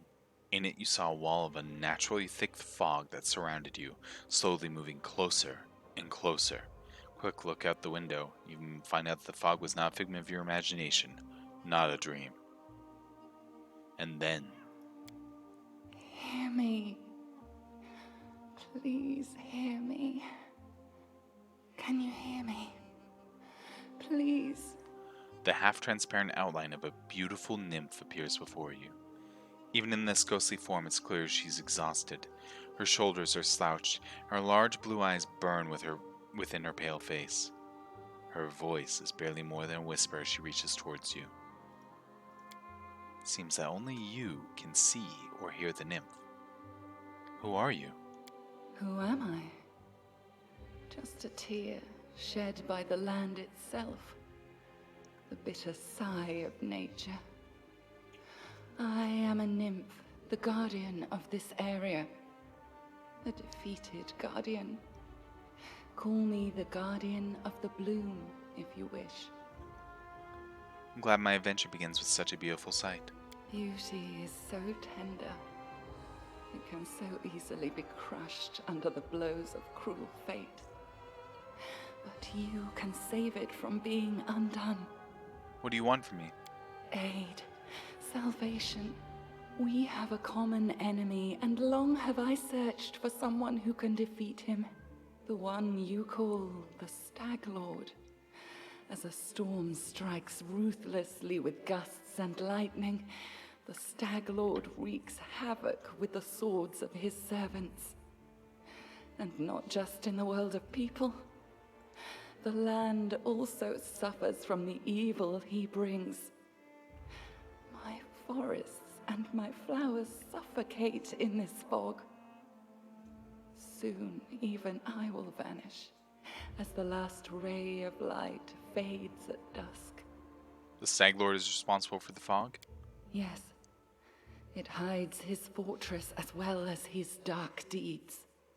But while responsible, he did not create this affliction. It is the work of a powerful druid who has betrayed even himself. I know not why the powers did not leave this renegade, but even I was unable to defeat him. How can I help you? This fog, it enshrouds, entangles, suffocates. If only I could learn how it was created. But my powers wane. I have barely the strength to call out to you. All I know for certain is that somewhere in this forest lies an old house, and it echoes with the remnants of a strange power. The Stag Lord and his druid were there. The fog hides this place from me, but I can point you to the bandits' camp near the Thornford. Make them tell you where this place is. Go there and listen to the echo, catch the whispers, search for anything that can tell you how the fog was created. Once the fog clears, nature will breathe again, and you will be able to easily find your way to the fortress of our mutual enemy. All right, I understand. Farewell. I don't believe in fate, stranger, but our meeting seems more than a coincidence. The nymph's whisper fades as she disappears. Renee has always been one who admires nature and enjoys nature.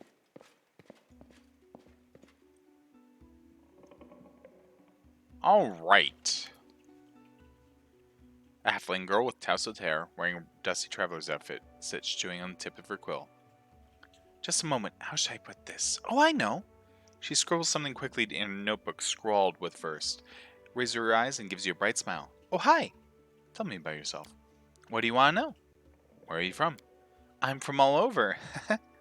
I was actually born in Galt, in such a tiny village that's not even on the maps. If it weren't for my teacher, I'd still be living there, milking goats, weeding turnips, swilling homebrew, having babies, and using books only as kindling. Who was your teacher? He's a true saint. He was once an important person in the capital at the Church of Shaylin, but he got in trouble with the authorities and went on a self-imposed exile to the tiniest, most godforsaken priestless village he could find, the one where I was born. Wanted to open a school, but the villagers wouldn't let him. You can heal us all you like, but no putting any ideas into our children's heads, only distract them from their work. But he did teach me on the sly, taught me how to read, how to write, and gave me books, poems, legends. He was one who told me about the Archknights of Aveston. When I told him I was going on a journey, he gave a magic ring so that Shaylin would protect me from harm. I haven't seen him since I ran away from home. Hope he's alright. I ask Shaylin every day to grant him a long life and new students. Archknights of Aveston? Who are they? Oh, you haven't heard of them? How can you be a heroine without knowing one of the most epic stories in the history of stories? No, I won't spoil you anything. You should just read about them yourself, every single chapter. Their adventures are what gave me the idea of going on a heroic quest and writing about it to begin with. Now look at me. Here I am, on a heroic quest. How'd you become a bard? When I realized there was nothing for me at home besides more radish patches, I decided to run away. A traveling book peddler, Tessie the Quill, happened across our village. Well, I stuck to her like a burr and wouldn't let go until she agreed to take me on as an apprentice. Together we traveled everywhere, to Brevoy, and Taldar, and even Ustalav. And then I found out about the Academy of Grand Arts in Patox. I thought, well, I love reading stories, so I can surely learn to write them too. I enrolled in my first try. They even gave me a scholarship. Then they expelled me. But that's okay. They'd already taught me all the important stuff. Now with Shaylin's help, I can manage on my own. Do you worship Shaylin? Yes! Not to offend the other gods, but she's the most important of them all. All the other gods guard the world as is, but only the eternal Rose, the goddess of beauty, calls us to the world as it should be. Why are your clothes so messy? Forget it. I can't waste money on looks. Rather buy books instead. In 100 years, when people are reading my works, they aren't going to ask whether the author had holes in her sleeves. Let me ask you something else. Of course, please ask. I'd be happy to chat all day. You come from Patox, right? Tell me about it. Oh, I love Patox, even though they kicked me out. A joyful place. What's life in Patox like? Actually, Patox has always been one huge nest of thieves. Bandits, river pirates, smugglers, fences, card sharks. It's always been home for the likes of them. But that was before Aravetti became king. With him, a whole different life began there. So, in my Friday Night Kingmaker, or rather in my Friday Night D&D 5e conversion of Kingmaker, I play a character from Patox. Or rather, from the River Kingdoms in general, and she was absolutely a river pirate. Iravetti always wanted to make history, but not as another bandit with a crown. Though that's exactly what he is. He wanted to be glorified through the centuries as a great patron of the arts, so he built the Academy of Grand Arts and spent lots of gold to assemble the best artists, poets, and musicians. Of course, the very best ones refused to go. He got what he wanted in a way. Patox was once just a booze barn for thieves, now it's a cabaret. What do you know about King Iravetti? He won his crown in a game of cards, which says as much about Patox as it does about him. He's fiendishly clever. Some cheats I know told me that from the moment he appeared, he started pulling off such schemes that the old city masters just scratched their heads. With him in charge, gold flooded into Patax. And also, he's incredibly, unimaginably, fantastically decadent and conceited. Getting drunk with whores at the pub? That's not Lord Iravetti's style. Oh no, he aims higher. Dressing up like a male Calistria with a golden codpiece and holding a 3-week orgy with dancing on the rooftops, parades, public executions, and contests for the best ode to the great unrivaled king? Now that's more like it. He also likes singing. He orders his guards to make the citizens gather for his shows. May Shaylin have mercy on his listeners. Tell me about the academy you studied at. You know, jokes aside, I'm thankful to Iravetti for building it, but he has no taste at all, whatsoever. He likes his art loud, bright, grandiose, most importantly, glorifying his royal highness. He kicked out the best charcoal artist because he didn't wish to spend money on gray scribbles. He sacked a masterful flute player from Tianja for playing too quietly, and instead ordered them to open a kettle drum class. He even ordered the academy to expel me. For what? An innocent limerick. Well, would you like to go back to Academy and finish your studies? I'd like to return by one condition. If they threw out 3/4 of the professors who teach there now and returned all the ones they banished. If you ask me, I'm proud to have been expelled. My art was to Iravetti's liking. That would have been reason to be ashamed. As long as mediocre lickspills sit at the Academy and those with real talent beg on the streets of Patox, I will not cross the threshold of that place. Let me ask you something else. Of course, please ask. Be happy to chat all day.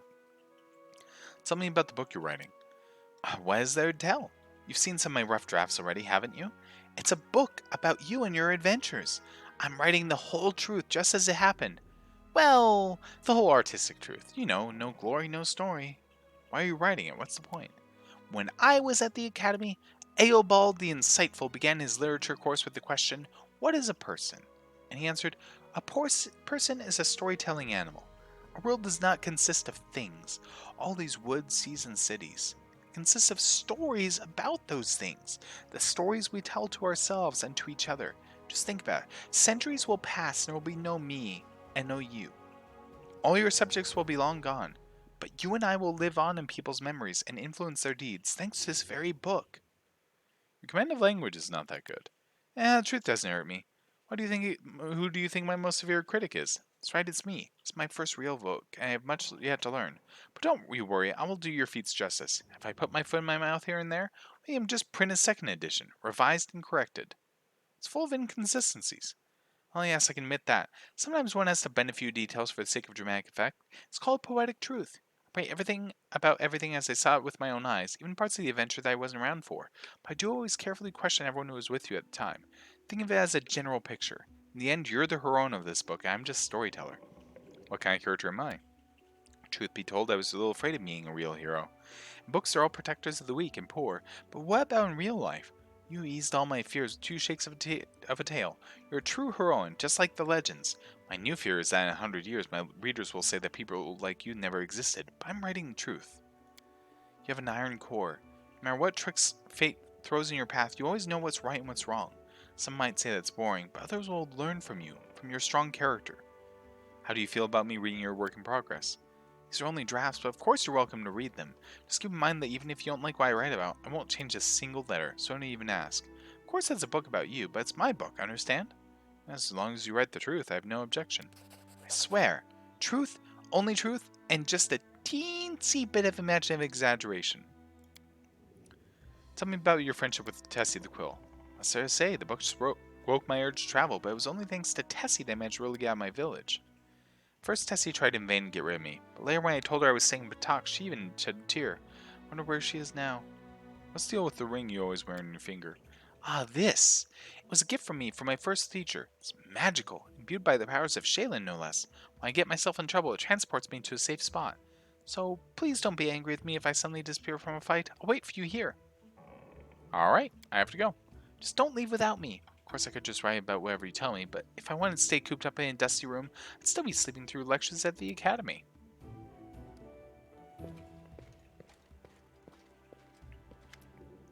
Good day. I hope you're feeling alright after that battle. I can't thank you enough for what you've done. I definitely don't want to waste your time, but if you have a moment, I have a request. What do you want to ask me? This is a very personal request, maybe not important enough for your time. I'll completely understand if you say no, but the first time the Stag Lord Suggs came here demanding money, they also took my wedding ring. Just tore off my hand. It's just a trinket really, but it meant so much to me. I remember every moment of the day Oleg came to me, that ring in hand, to ask if I'd marry him. Standing in a fancy dress on the stairs of my father's home, fearing they'd misheard something or that I'd say something stupid and everyone would laugh. If you happen to find my ring among the bandits' possessions, please bring it back to me. It's easy to recognize. My name is engraved inside the band. There's one more thing. Among the bandits, there's a dark-haired woman who wields dual axes. She's not bad in a fight. In fact, she can be extremely dangerous and cruel. But please, I beg you, show her mercy if you have the chance. I'd be happy to help. I'm so grateful for your help. How'd you and your husband find the courage to establish a trading post in Stolen Lands? It was Oleg's idea, though I supported him in it. We didn't realize how dangerous it was here, of course. Restov, everyone respects the sword lords, and everyone's accustomed to relying on them. Even the mention of someone like Lady Giovanni could be enough to fend off a street thug or some other trouble. It could maybe even work in some places here, but not with Stag Lord's men. What can you tell me about Stag Lord? He's not just some average bandit. If no one puts a stop to him, he'll turn the Stolen Lands into his personal kingdom. A kingdom of fear and oppression. It'll be a kingdom of lawlessness. Once I've dealt with Stag Lord, your life will improve. Can't thank you enough for the hope you've given me, but please be careful. The Stag Lord is extremely dangerous. And now, the elf looks straight at you, through the tangled hair falling on her face. Hey, you're an adventurer, right? Seeing your fortunes in Stolen Lands? You aren't the only one of your kind here. Take my advice, keep your eyes open and watch your back. Sometimes the ones who call themselves your friends are more dangerous than your enemies. Judging by the elf's voice, it's obvious that she started the day with a jug of wine. Who are you? Enorial Eight Eyes. Once upon a time I was famous through Absalom. Enorial Eight Eyes of the Reckless Six. Oh, glory passes quickly. A few miserable decades later and no one recognizes you on the street anymore. What a shame. Why are you called Eight Eyes? Once long ago I could spot an enemy and pin him to a wall before he could even think of attacking. Some said I had 8 eyes and looked all around at once. It seems I've outlived my nickname. Noriel stretches her arm forward and her palm trembles noticeably. I've been drinking so much lately it's best I don't test my skills too often. Where were you when Trading Post was attacked? I was hunting. Got a little lost in the mist. It was the first time that's happened to me. Guess I should go easier on the drink. Don't you imagine I'd be scared of a good fight. If only I had known I was missing all the action. But I see you've got everything under control. Would you like to join me? No. I've got enough things to do already. Better manage on your own. What are you doing here? I sit here waiting for adventurers who are in need of help. Maybe sitting here in a backwoods tavern, but in Absalom I have a lot of friends who are here to make a few coins. They have brave hearts but shallow pockets. A little gold would be a welcome change for them. I can send them a message and they'll come from Absalom through a portal. If you're interested, just give me a sign and we'll arrange everything right away. Famous Pathfinder here in the middle of nowhere? Why? You want to know how one could exchange the life of Pathfinder for this sorry drunken rat hole? Light in Noriel's eyes goes out if someone had blown out a candle. Lose all your friends because of one scumbag and then you'll understand. I was the only one to return from the final campaign of the Reckless Six. Whatever is left of me can't be called a secret anymore. Here's the story. Our leader Vermelt was the best of us. Wise, brave, friends with everyone. One of those friends, Adivian Redristant, sent him a disturbing letter. He'd stumbled upon mention of some ancient books on the art of necromancy. Secrets like those are best left hidden forever. Trust me, I've seen what the kind of magic can do. To make his long story short, these volumes were supposedly hidden in the catacombs of Gallowspire. Decided the book should be retrieved and kept safe by the Society. Gathered in a tavern to discuss the expedition. There we go. Exposition. Yes, I mean, yeah, a little bit of exposition. Then proceeded to Ustalov. His normal mission. Quick and quiet recovery. But everything turned out to be much more complicated. Barely made it through the Witchgate Forest. All those terrible living trees, undead druids and their archers of bone. It was a miracle we managed to make it out alive. We chose Rentur to stop at. It was marked on Vermelt's map as a safe enough haven to hole up in and lick our wounds. I wish that had been true. Vermelt was the first to perish. He was attacked by one of the monsters hiding in the stables. Tossed him about like a feather and threw him down an ancient well. Shout echoed for a long time, and I didn't hear the sound of him landing. And then... enough. I shouldn't have gotten into this. Who am I to stir up others' feelings with all my chatter? Better forget about it for now. Maybe I'll tell you more some other time, but not today. Want to know more about the Pathfinder Society? What are you interested in? Well, what's the purpose? It's a school of adventurers. We search for those who are eager to test their skills, and we educate them and give them ideas about where in Glorian they might seek their fortune. They look for forgotten knowledge, secrets and lost artifacts, and they're explorers and pathfinders. We're a sort of mutual assistance club for adventure lovers. We exchange experience, share knowledge, and keep careful records, in case it proves useful to future expeditions. Also, we publish books for thrill seekers and bored urban teenagers from wealthy families. What kind of members does society have? All sorts of adventurers. We have representatives from all races, religions, and beliefs. The Grand Lodge is in Absalom, but there are many smaller lodges throughout Golarion. The adventure captains direct Pathfinder circles from across all the corners of the world. There are many renowned heroes in the Society, many scoundrels as well, whose service to society has brought them fame. Who does society support? Who does it serve? No one in particular. Pathfinders try not to get involved in the quarrels of others. They serve only the spirit of adventure. Sometimes they happen to save the world. However, it doesn't mean there is no black sheep among the seekers. And now finally, I need loyal and experienced fighters. I have friends like that. Decide who you need and they'll come on my signal. It'll cost you about 500 gold. Alright. So... we are making a fetchling.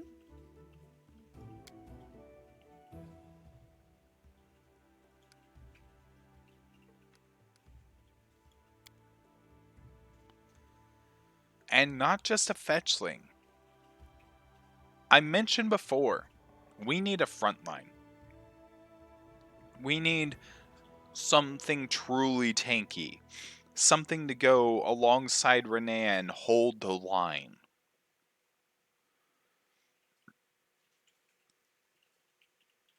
We're making a summoner.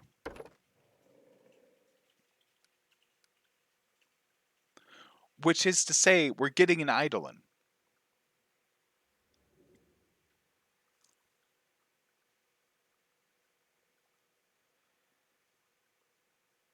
We're going to go Soulbound Summoner, because the entire purpose of this character is the Eidolon. Soulbound Summoner, as we go along, gets additional evolution points, as opposed to normal Summoner, who would be getting extra summon monster abilities, which would allow them to just summon a bunch of Eidolon, summon a bunch of monsters. However, they could only do that while the Eidolon is not summoned. So we don't actually care about that. We just want the Eidolon to be strong. Soulbound Summoner also ignores the alignment restriction of different Eidolons. So we have several options.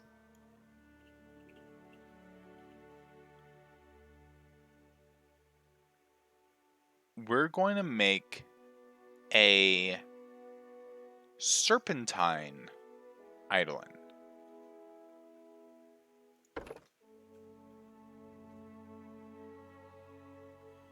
We're going to make that specifically a protein eidolon. But we do have a curse as a result of going soulbound.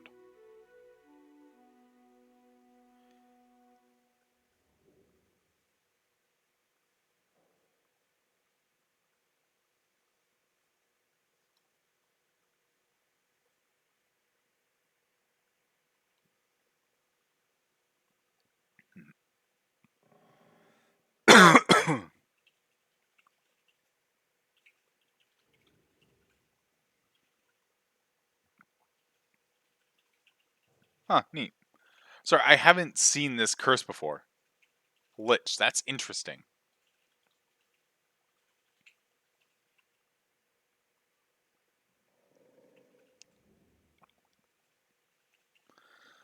We're going to do Powerless Prophecy because the summoner getting staggered isn't that big of a deal.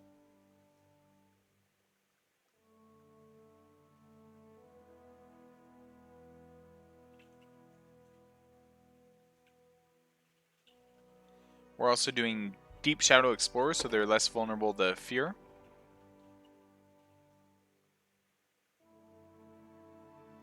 And we're going to keep the rest of our traits. Now, our most important stat as a summoner is Charisma. Get that all the way up. Our second most important stat is Dexterity, because she's going to be holding a crossbow.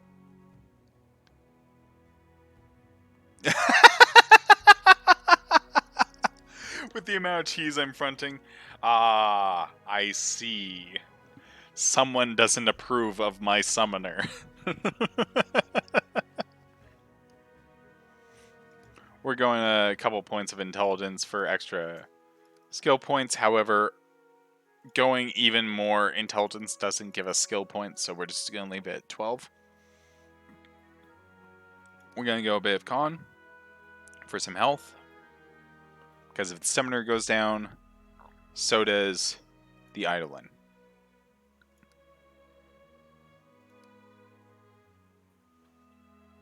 We're going to leave that as our odd level. And we'll pick that up because you gain an odd number of stat points.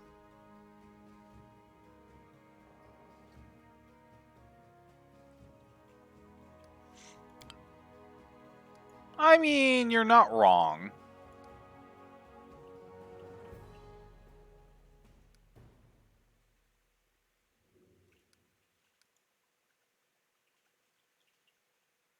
We left her strength at 10 just because of carrying capacity reasons. Now, give us precise shot. Actually, no. We don't even want precise shot at this level. What we want...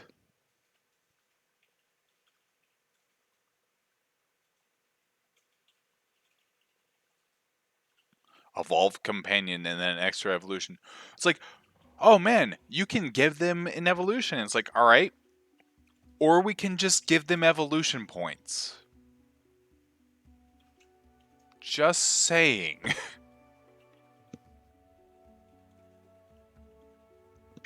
I wouldn't, but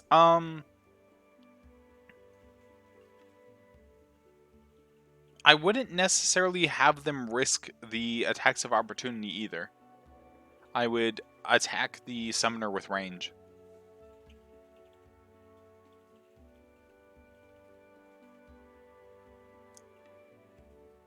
Yeah, no, you're right. Yeah.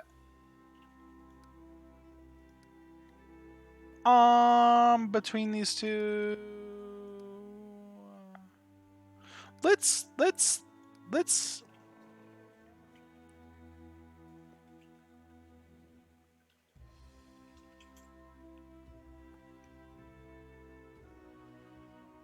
leave it at that.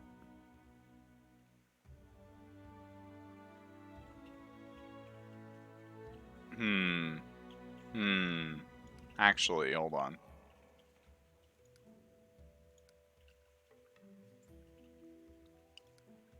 Let me think about this.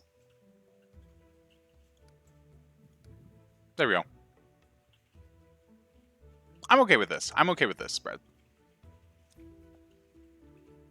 Because even if we don't get more skill points from that, we get a better bonus. Yeah, there we go. That's a decent enough spread.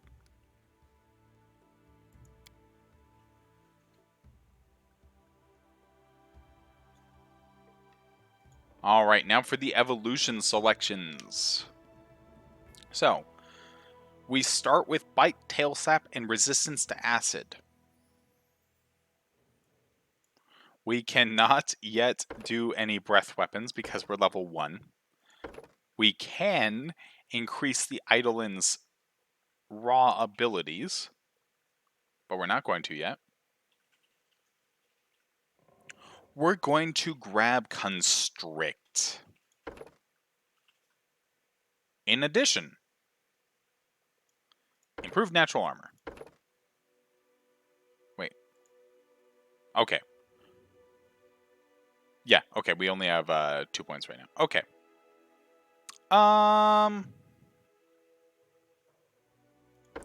Improved damage armor bite. There we go. We'll swap out some stuff later. But more AC and improved damage on bite is a bit better than Constrict right now. Well, no, it's not. Well, no, yeah. We need the AC. We need the AC.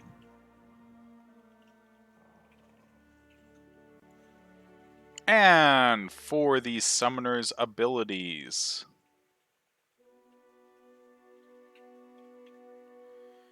Life Conduit? No.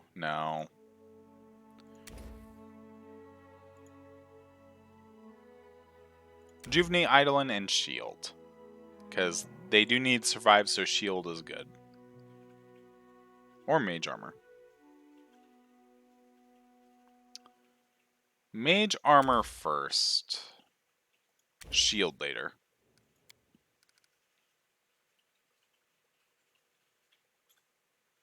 I'm wounded.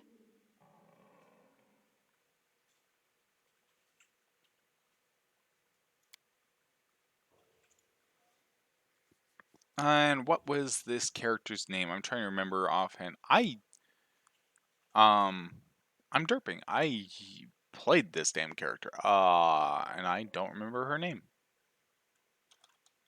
I want to say it was Imare? No. I don't remember her name. Let's pick something that sounds nice.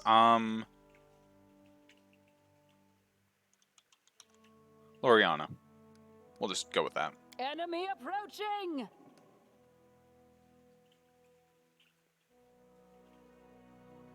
I think it was Imare. Yeah, I'll go Imare. Pretty sure it was Imare. Unexpected outcome. She was my first Pathfinder character. And she became the Baroness originally. It casts pits and fears on you. Oh god, that'd be terrible. But fair enough.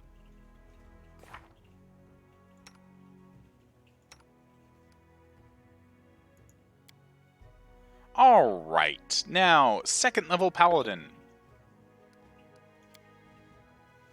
Not a whole lot to see here. Persuasion as per normal. And mobility. We're getting mobility 3.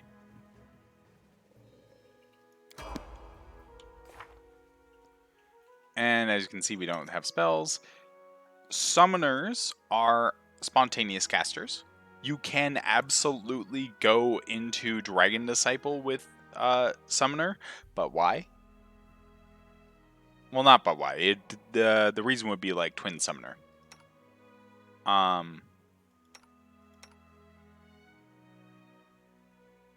Emiri can't cast any of these spells, so it's not a big deal. Spontaneous caster, and also can't cast spells.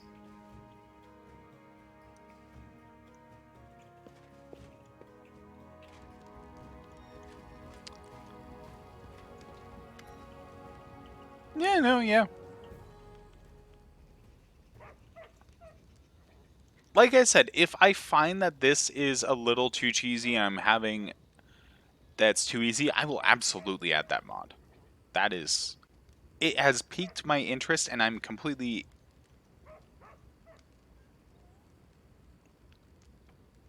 No. Gathering Souls does not make you do more damage than a regular Kinesis. What it allows you to do is ignore burn. Dark Elementalist allows you to ignore the downsides of burn.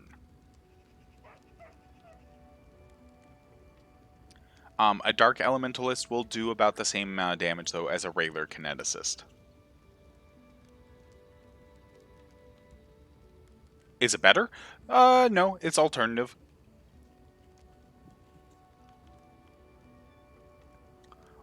Kineticist is actually, like, one of the... Like, between its different archetypes, Kineticist is one of the more balanced classes of each archetype against each other. Going a normal Kineticist is just fine. Going Kinetic Knight is fine if you really want to do Kinetic Blade stuff and have armor. Dark Elementalist means you have a different set of stuff. The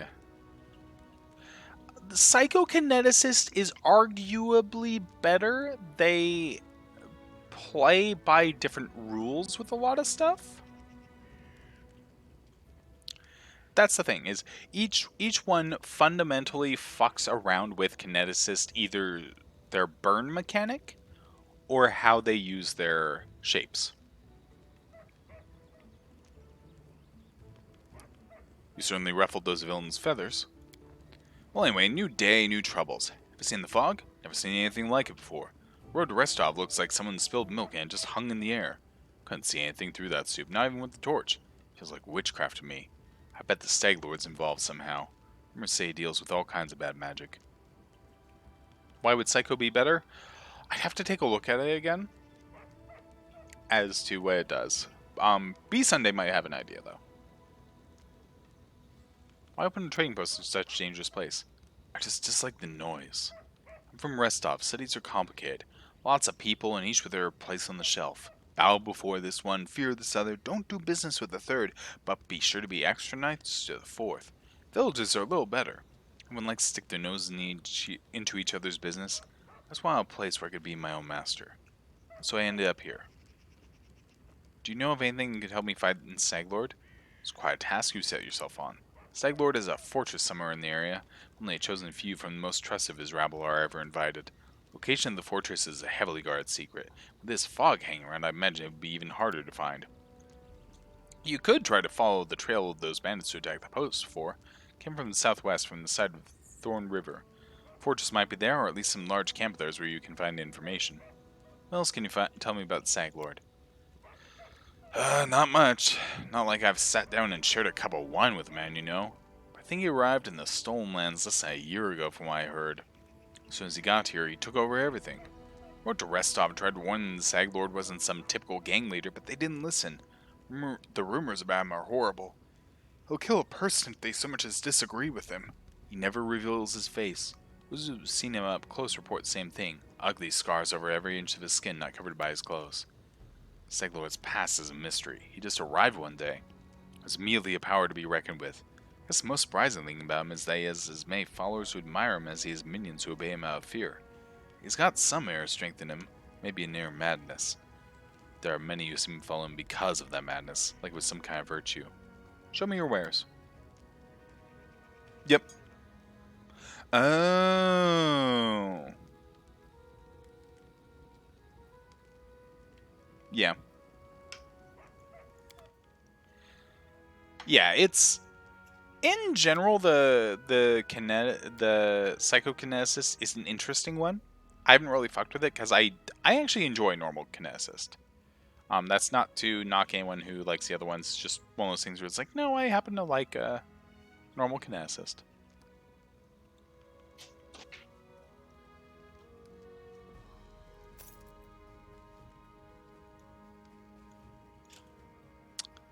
Now, we need seasoned wings and thighs. And we need some supplies. Camping supplies. We need enough for all of our people each day. So we need at least 10.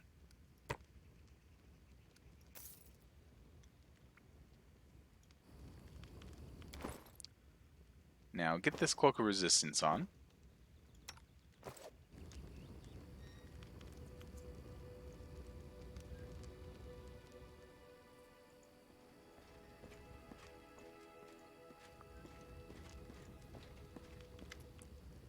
Can I help you in any way? Well, since you're asking, there's a cave nearby. Used to pick berries in there, but the place has been overrun by spiders. The berries are red, look a lot like raspberries. Fangberries, you call them. Be real grateful if you gather a basket of them and brought them back. Just be quick if you do, they spoil quickly. The spiders in the cave are mean. Here, let me give you some alchemical fire. Created myself. Burn those spiders to a crisp. That'll teach them for taking over my Fangberry cave. I'll see a bucket of moonradishes. They're a rare and mysterious plant. I don't know where to find them, but I know that the kobolds gather them and value them highly. It's not a huge deal, really. I'd do it myself if I were younger.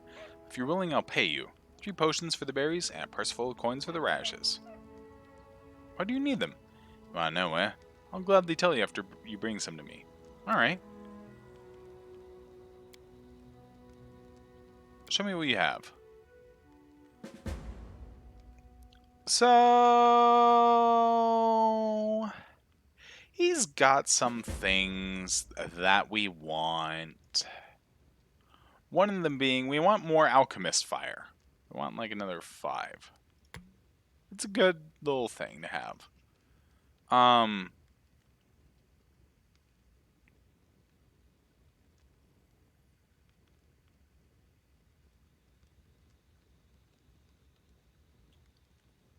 We also want this for later. Don't ask.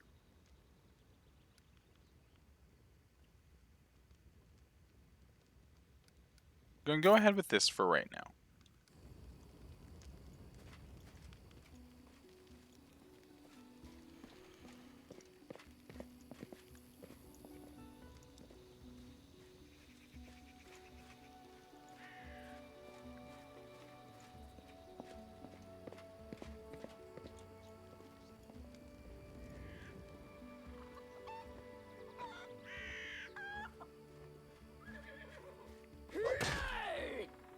Oh yeah, that'd be good.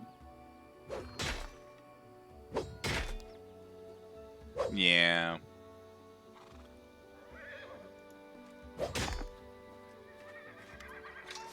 We're gonna talk? Alright, Spill, I'm listening. We're just talking, you don't like it? Dunno.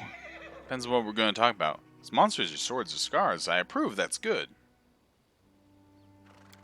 And if you're gonna ask questions, like why and what for and how, screw this! Or you got even harder ones. Tell me about yourself. Scratch your head and then starts counting on fingers. I'm a barbarian, I'm strong. Grew up in the realm of the Mammoth Lords. Left my tribe, the Six Bears. And I like fights. What's it like to be a barbarian in the Six Bears tribe? Ah! Our people are big and strong. You can cut a monster in half with one swing. You can walk 3 days and nights with no rest. You need a whole fried aurochs. Guess you had to do a lot of training to become as strong as you. Training? No one frickin' trained me. The boys of the Six Bears got the training. All I could do was watch. You know what? They were still crap even after all that training, because I kicked their butts hard. Animals, bandits, monsters, all thought they were stronger than me. Idiots. Because if you start a fight, you think you can win. You think you're stronger than your enemy. I defeated them all. See all the scars on my face? What does the Roman Mammoth Lords look like? Huge and freezing. No place for weaklings. Miri narrows her eyes as if evaluating your ability to survive her homeland. Tribes hunt the aurochs herds to survive. Aurochs are fast, so the tribe follows the herd for days, just to not die of hunger. If you're weak, you stay behind and die in the snow. Tribe can't stop. Also, giants and mammoths. Sometimes demons come too. Ah, and the mastodons and the saber-toothed tigers. You'd survive, I think, for a few days. You missed a lot. You blame real life. I'm so sorry. Why'd you leave your tribe? Because they were assholes, all of them. Men were cowards and scoundrels, and women were scared like sheep. Mary rolls her bloodshot eyes in fury. Men think no girl can be a fighter, because they're weak. They're afraid of a woman can beat them. And females just nod, go sow hides, cook meat, watch the kids. That's what they always say. But I'm a warrior, damn it! I won't cook hides and watch meat. Mary's already shouting, her fists clenched tightly. I told them so. I went hunting with men, and what I get? Still the same. You're a woman, you stay home. Even gave me a nickname, the Soft Chieftain. Like a warrior woman was a funny joke. Damn, I even went to hunt those shit-faced frost giants, and there. Mary suddenly stops, breathing heavily, sweat beading on her forehead. After a moment, Mary waves her hand awkwardly and forces herself to grin. So I left. Coward scoundrels and sissies they were, that's why. Quite a good fighter. Quite good, huh? Compared to who? If I was a crappy male, I'd fight bear, is that what you say? Just because your eyes narrow. Or you say I could be better. Like, go get some training, Amiri, right? I meant exactly what I said. You're quite a good fighter. Don't raise your voice to me ever again. I won't forget it. Rather rude, you know? You bet! I'm a fighter big and strong. Everyone's afraid of me. I can't play the softy. Who would ever fear me then? I enjoy being feared. When I pass by all the sissies almost faint, knees trembling, teeth chattering, shit dripping down their pants. Mary falls silent, fascinated with the picture her imagination has created. Let's talk about something else. Why'd you leave your tribe, and what's the story about the frost giants? Told you, Ray, they were assholes. Treat women like sheep, not fighters. As for giants, I'll tell you later someday. Maybe. It's a formidable sword, but it's not just a simple weapon, is it? You bet it's not simple. Check how big it is. She proudly raises the blade, and you notice that even though Amiri is extremely strong, she still has difficulty wielding such a large sword. The sword belonged to a real blasted frost giant. Killed the beast and took this looker for myself. Fits me perfect. My damn trophy. Amiri's eyes flash with menace as if she's challenging some invisible enemy to try taking away her trophy. Thanks for talking to me. Let's speak again later. The hilarious thing is, Renee is stronger. Yeah, Amiri lacks the strength to really be making use of that. So, are you ready, kids? We have 1,000 gold. We have a mod.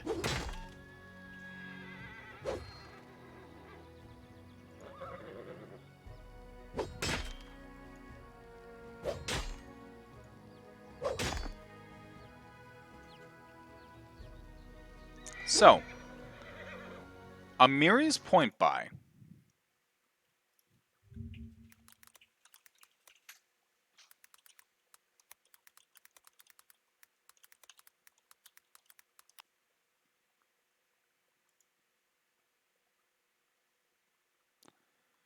people did the math.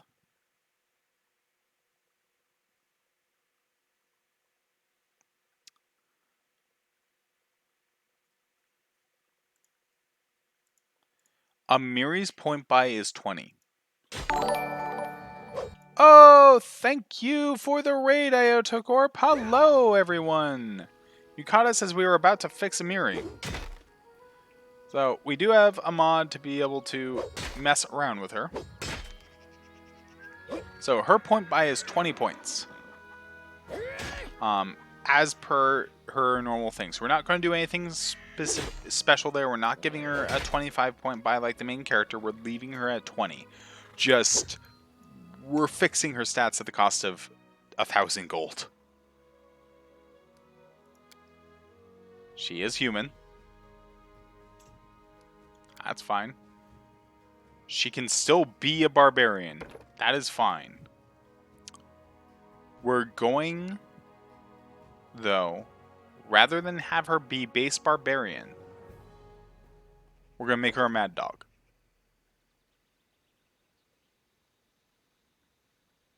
We could have done Invulnerable Rager, and that's the other route I would go with her between the two.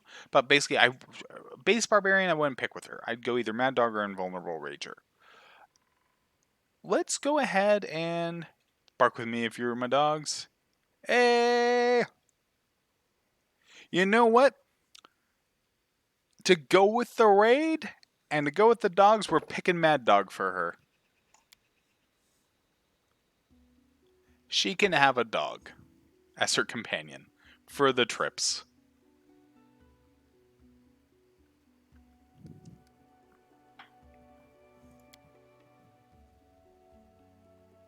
We'll give her a nice bonus to strength. Okay. She doesn't need charisma.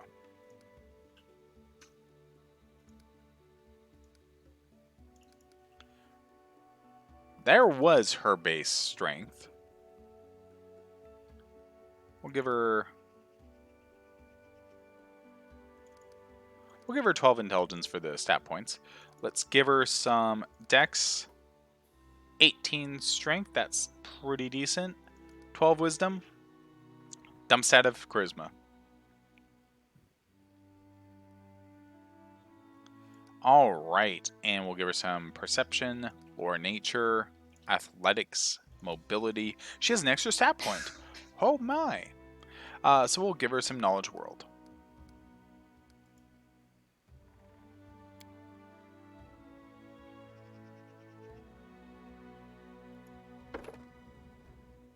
We're not going to give her weapon focus yet. We're going to give her dodge.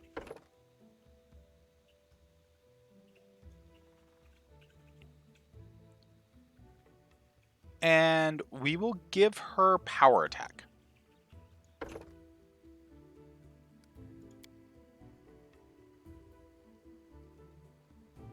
And she's chaotic. Good.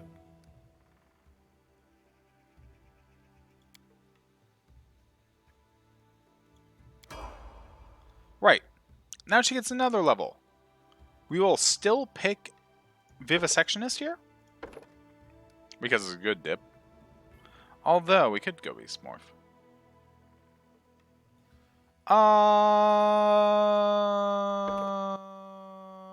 No Vivisectionist.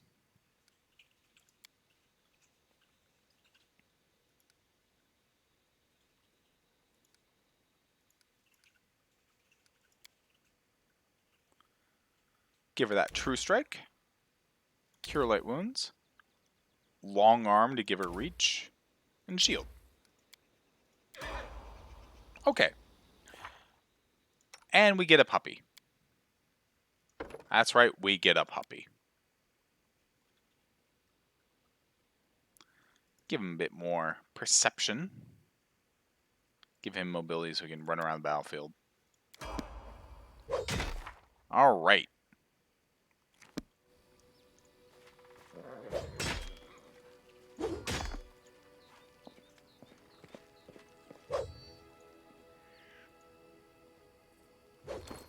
And now we only have 229 gold. That is fine. I would rather spend 1,000 gold to make Amiri a lot more effective. Everything is well, I hope. I'm ready for new orders. Tell me about yourself. Well, exactly what would you like to know? I was born to a noble family, though I didn't remain long on the family estate. My father sent me to the Order of the Eternal Rose, but I left once I realized I didn't match my principles. Where are you from, and what was your childhood like? I was born in Brevoy, but in fact I've never seen much of the country. I spent my childhood on a remote estate owned by my noble family. My father is a respectable philanthropist and benefactor of the Church of Shaylin. He's also a renowned private collector and a great admirer of the arts. My mother saw to my education personally. From my early years, I had learned good manners, how to behave at the dinner table, and the proper form of words for every occasion. I also learned the difference between true nobles and low-born upstarts. I learned how to treat each of them properly. Our home was always under the protection of several paladins of Shaylin. My fathers donated a handsome sum to their order. One of them, a man of venerable age with a gray beard, once let me touch his shining armor. I still remember the admiration I felt when I touched the cold, polished steel. Valerie smiles. Of all the memories of my childhood, that one is somehow the warmest one. Why were you sent to the Paladin Order of the Eternal Rose? As you can imagine, from my first days I was surrounded by crowds of servants and nannies who never stopped praising my heavenly beauty. The paladins of Shaylin who used to visit our house echoed these praises. In the end, general consensus overwhelmed my father's better judgment. When I turned 6, I was brought to the Church of Shaylin and told that this would be my new home. Don't pity me, though, I beg you. Many who hear this story immediately assume that my parents were cruel and had no love for their child. My parents had respect for me. They taught me something that has supported me all my life, a sense of self-esteem. Besides, they didn't abandon me. Once every 6 months, they would come and visit me at the Order of the Eternal Rose. We had some tea and then an hour to walk around the garden. Then they would take their leave as etiquette demanded. What did they teach you in the Order? A variety of things. Some of them appealed to me, others I simply couldn't accept. I enjoyed the physical activities and swordsmanship, but the arts, calligraphy, painting, poetry, so many other ways to waste one's time. I guess that deep in my heart I always knew I'd never be a true paladin of Shaylin. Wielding a sword always felt more natural to me than handling a paintbrush. Should I do Lonely Barrow in Chapter 2? Is it too difficult for level 8? I'd wait another level, personally. I usually tackle it in the early parts of Chapter 3, personally, but, like, that's just me.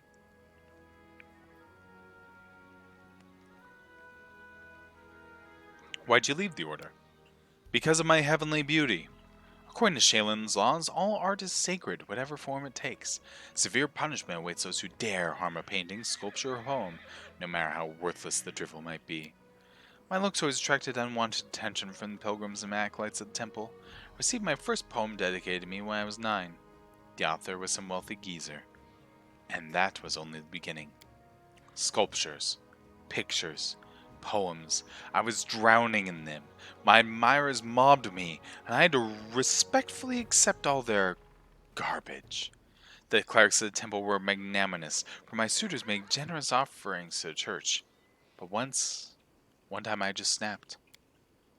Some wealthy idiot has dedicated an extremely untalented poem to me. He had the nerve to read it right to my face, holding my sleeve. The hour was late. I was on my way to get some rest after a boring lesson on rhymes. Lost control and tore the poem apart right in front of him.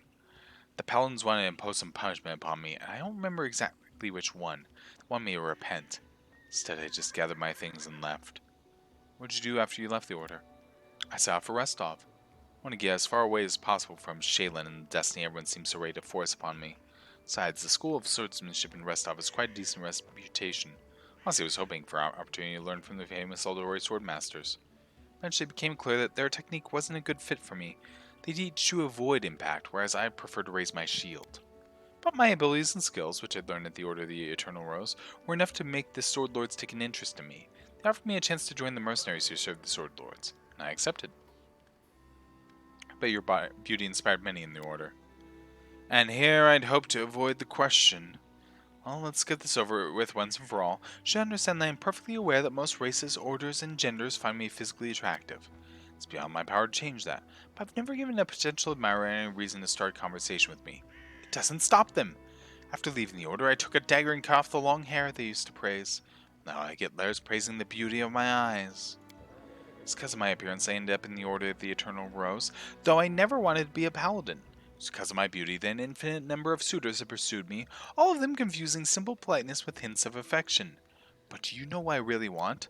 I want people to stop treating me like a piece of art. I want them to notice I'm a person, that I'm capable of something more than smiling for paintings, where I sit wearing a lacy satin dress, holding a basket of peaches in my lap. Is that too much to ask? The last question comes out in a shout, though Valerie doesn't seem to realize it. Thank you for your honesty. I understand you very well. You're a true friend and who I can trust with my life. I'm truly happy you understand me. Thank you. Valerie smiles at you gratefully, and the smile is full of a warmth you never expect from someone as stern as Valerie. You suddenly realize you're smiling back at her. Let's change the subject.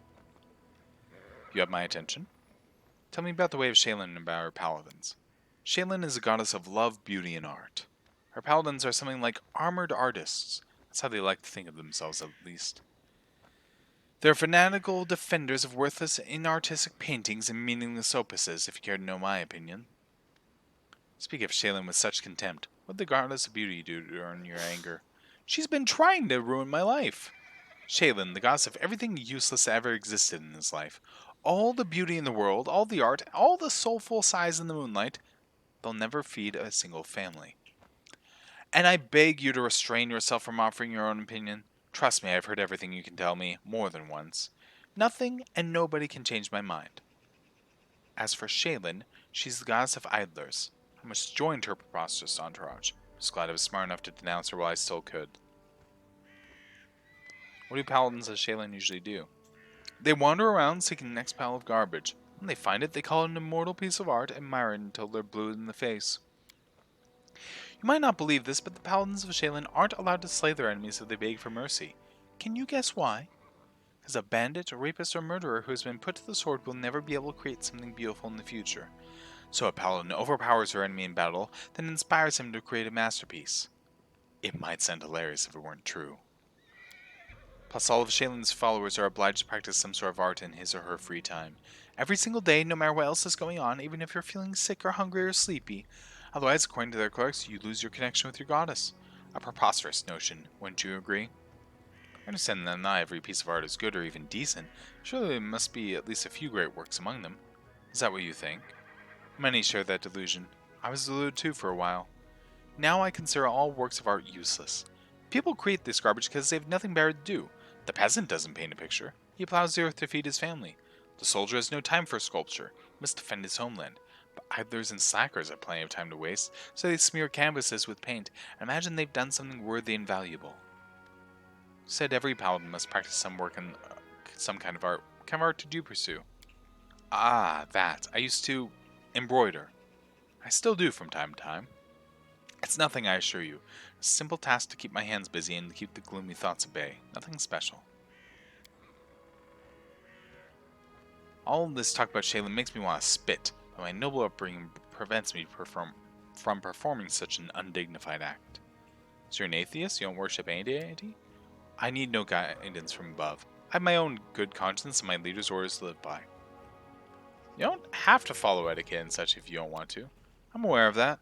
I'm sure you understand that I am what I am. That's how I was brought up, first by my parents and then by the mentors in the order.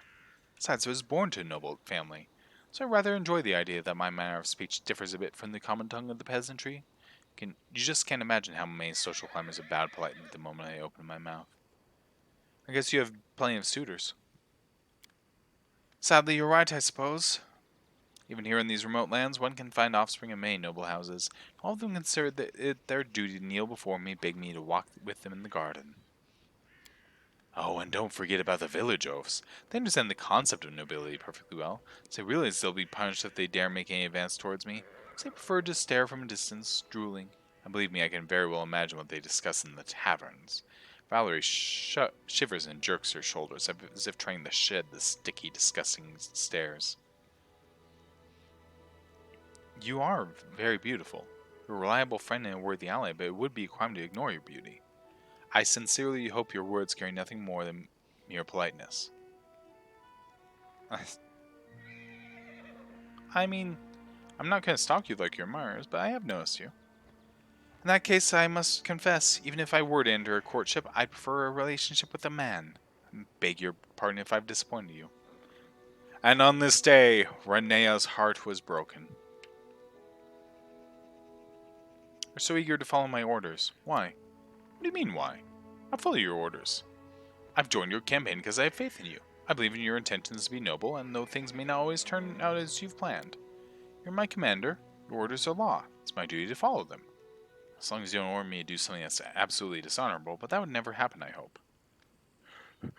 Rippin' straight. Yep, Valerie is straight, and thus Renea will never have her lovey-dovey romance with the former paladin.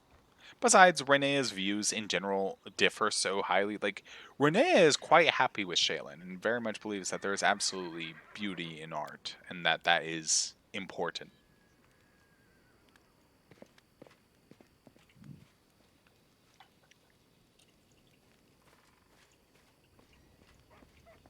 She believes that people need more to fight for than just food and hearth.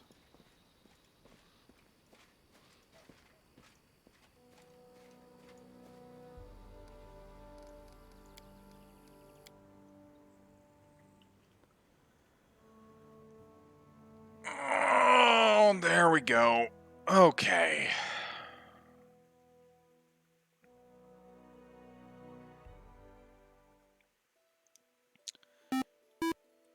Hey, thank you for the follow, Bossa Nova. I like that name, Bossa Nova.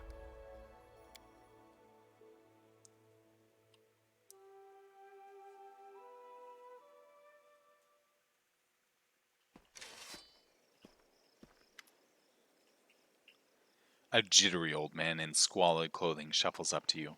His gray hair is unkempt, and he continually clenches and unclenches his wrinkled, freckled hands. When he stops and looks up at you, his eyes widen and he tugs at his beard. Strange weather. Invisible fog creeping out of the woods, soars beyond the sky, obscures the sun and moon. Strange. The old man shakes his head, his eyes shifting about seemingly at random. I don't like this old man. Looks like the kind who can cast the evil eye. Who are you? Remus. But that won't help with the fog. What are you doing here? I do nothing. Breathe, walk, observe. Fog looks visible enough to me. I see more than ever. Never seen so much before. But someone must look and no one else can. Does that mean you can find your way through it? Fog is wrong. It hinders your legs, not your sight. I wish not to try. Should probably go. You hasten?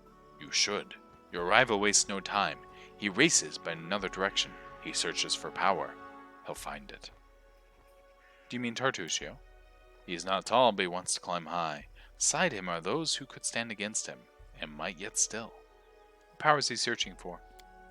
Someone else's. Old but forever young. That which was taken from another. That which gave joy, now gives death. Can you tell me where he is now? It's an old tomb, south of the trading post. You actually said something that made sense. Why I see clearly, I speak clearly. Why is it you see that so clearly? Slept there last night. I noticed him as I left. How do you know we're rivals? I don't know, I see. You can choose where you set your eyes, usually, but can you choose what they see? All the reason not to linger.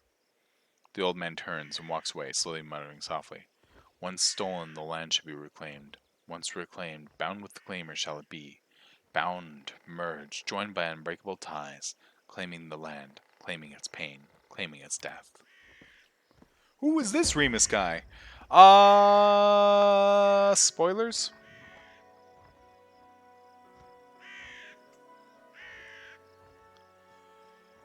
More accurate to say, he is a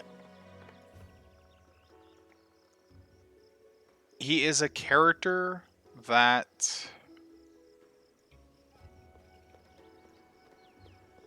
is some sort of seer, but we don't know much other than that. Shall I spoil you? At the end of the day, that's pretty much it. Is just he is a person who sees visions, and he has been influenced by the curses of the land, or rather, with the main curse of the land.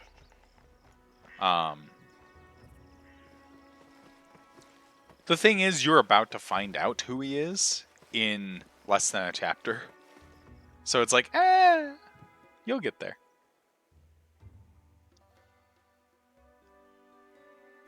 He's an agent for one of the big bads.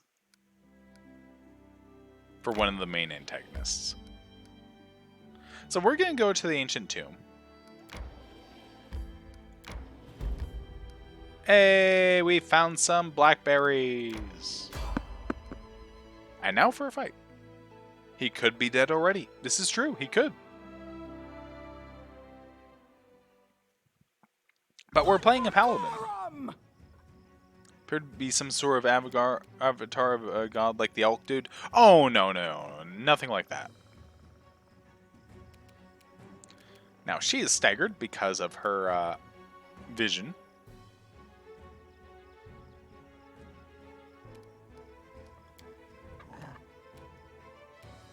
So we're going to swap to that. And there we go. That's her turn. Now, for the Protean.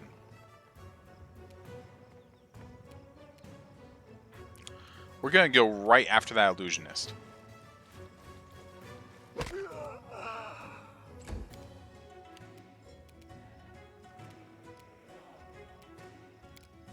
We have different mutagens.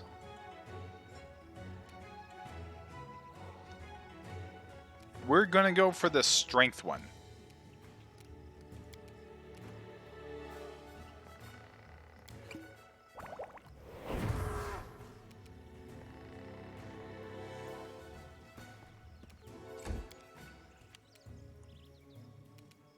Renea can now march forth. She'll go ahead and charge that bandit.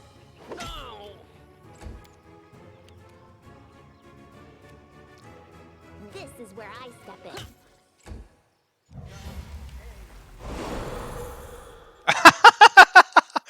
The Eidolon succeeds the save and the other bandit doesn't. That is great. Amir's not going to bother with her mutagen because she can just do that. And now it is the doggo's turn.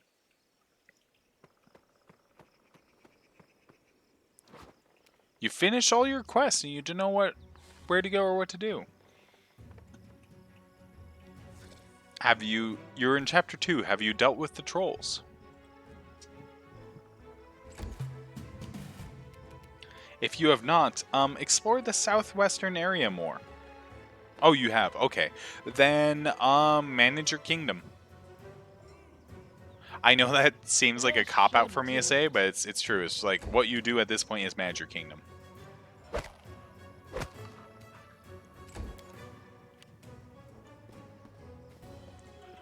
You can claim new places now. You can grab stuff. Soon enough, you'll have a lot of things to do. So I would take advantage of this time while you can. You can also, at this point, if you haven't already and you got the dreams telling you to go up to the north, you can do that. You can do the, God, what is it called? Tenebrous Steps, I believe is what it's called. I want to say that's it.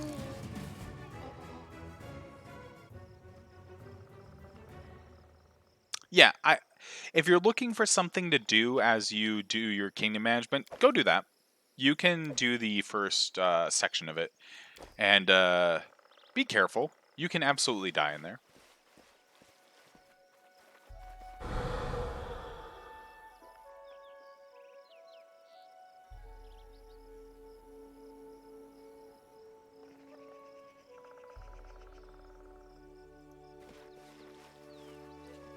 Good job, doggo.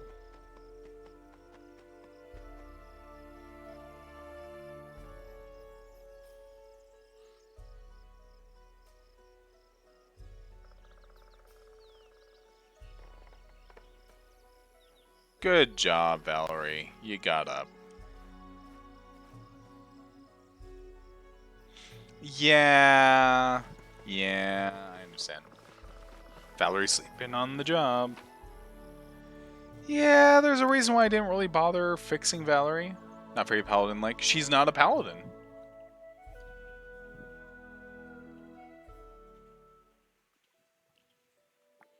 She is absolutely not a paladin.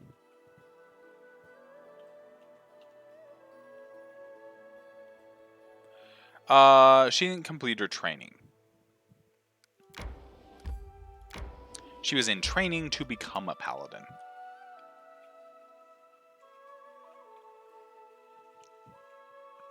Instead, she is a fighter. That's really what she is.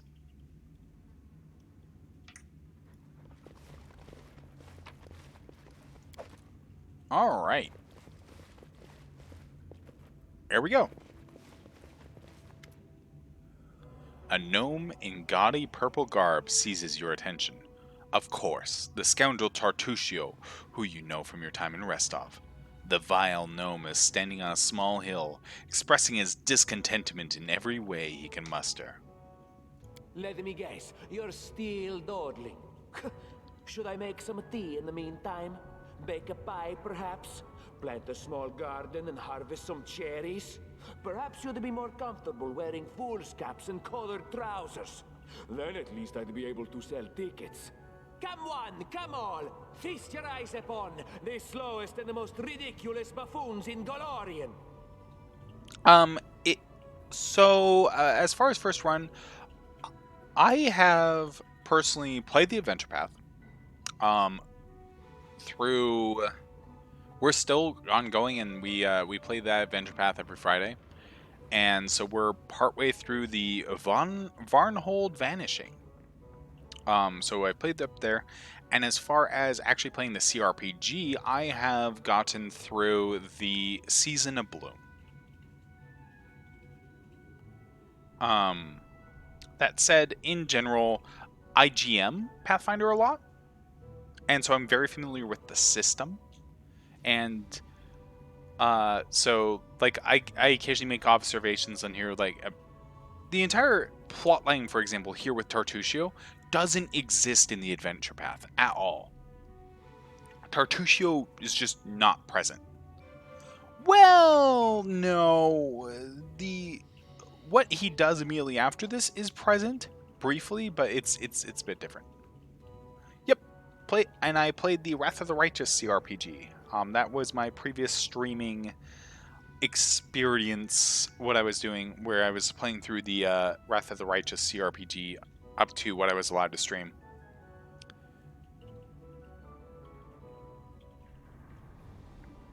Why hurry? The same end awaits us all. Hold your tongue, gnome. I can hardly tell your twaddle from the buzzing of a fly. Quickly now. If we don't find that artifact soon, someone else might seize it. Someone who's standing over there watching you right now, you fools! He announced his guards to draw their weapons. Harim, I would be happy to see you among my companions. Your faith does not oblige you to follow fools and liars like Tartusio. There is as much vanity in your words as in the words of all who have not seen the wisdom of Grotus. Yet you seem a worthier leader than the arrogant Tartusio. Perhaps in serving you, I shall open your eyes to the teachings of my faith. I see my magnificent rival will stop at nothing, even at stealing the servants of her enemy. Let us see if your fools are even more useless than mine. Draw your swords and cover my retreat. Yeah!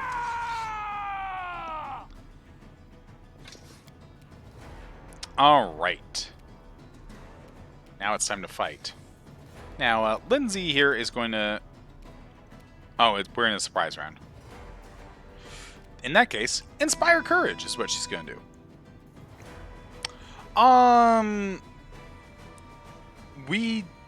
So, I like the Inquisitor more as a character than Harim, but she's less useful to our party than Harim at this stage. Neither will end up in my final party because since you all voted and picked the Paladin of the options, both Harim and Jaethal will not follow Renea forever. Because Renea is lawful good. She is the opposite of both of their characters. Harim is specifically chaotic, and Jaethal is specifically evil.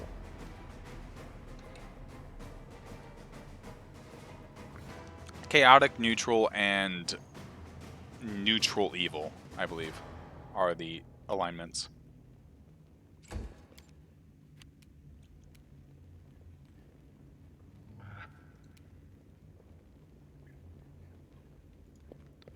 I'm going to go ahead and move towards that mercenary. The Protean. Oh, the Protean can discharge that one. Okay, charge. And miss. Good job. Good job. The doggo can hit that mercenary. Hell yeah. And knock him over with a trip. Hell yes. That's actually perfect.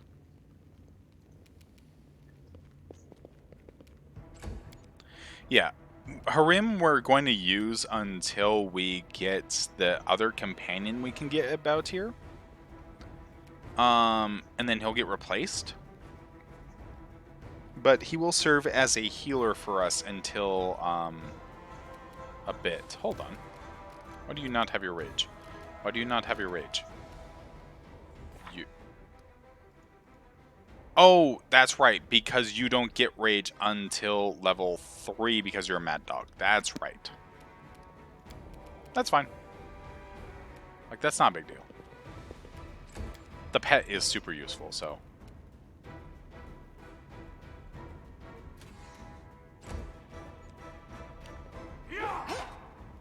Ooh, Valerie got hit hard.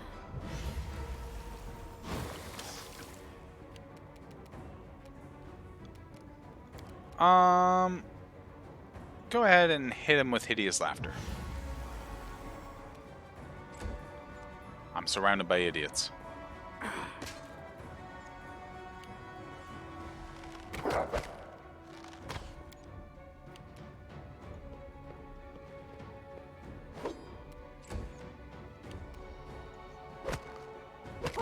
Please hit. There you go.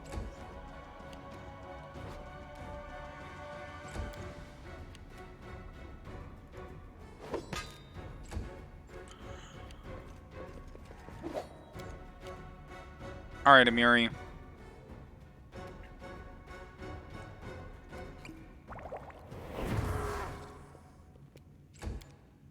Okay.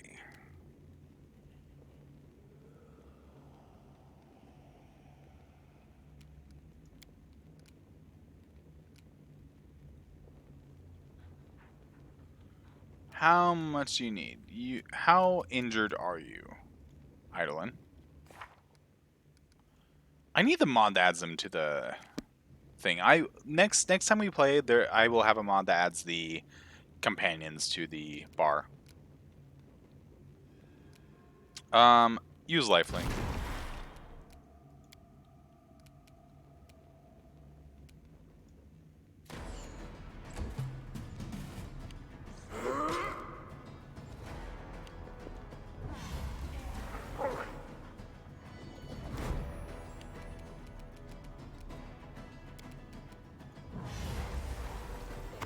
There we go. I'll take a Hideous Laughter.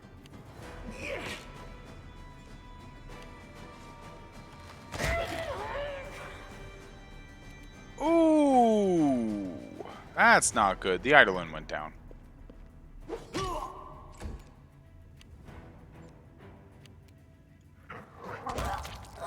The dog, however, kills the mage. Stay behind me! And that's a nice sneak attack.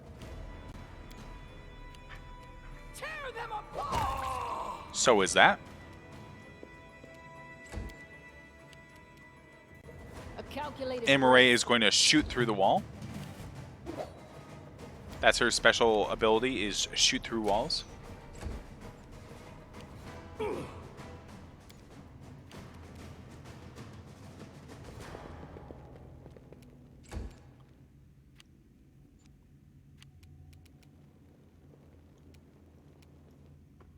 Doggo, run!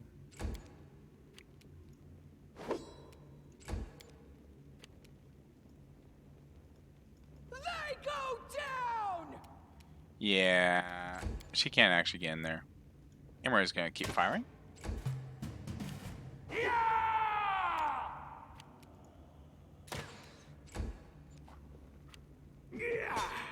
It's just this one guy.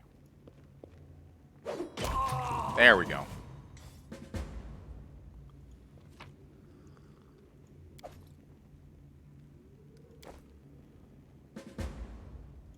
Okay. We get a +1 longsword. Hell yeah.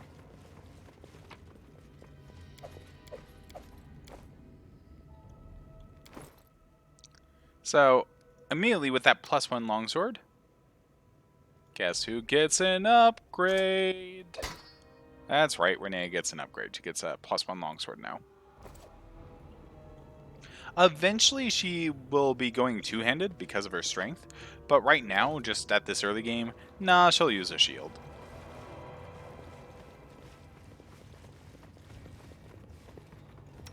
Anyways, Harim.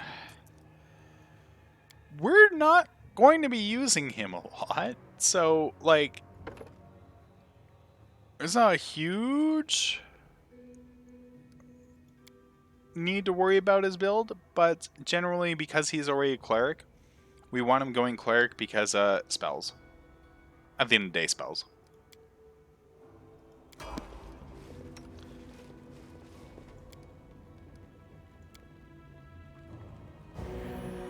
Give everyone a bit of a top off. Does that affect the Eidolon? It does, actually. Okay, nice, awesome.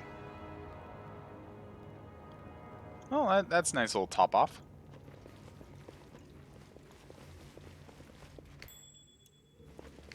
that?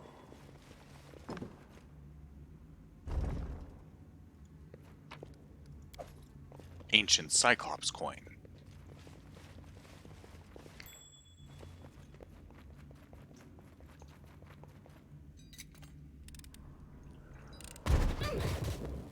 Ow.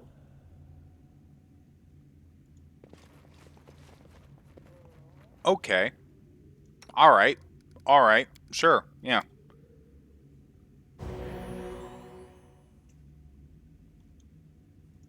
Good job, Lindsay.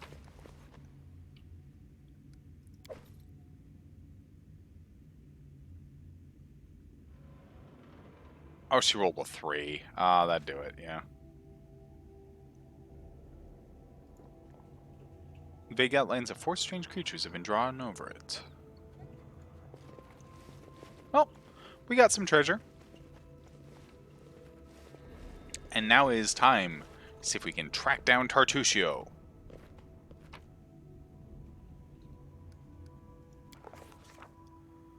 How sweet, the first breath of fresh air after the stale, damp stiffness of that tomb.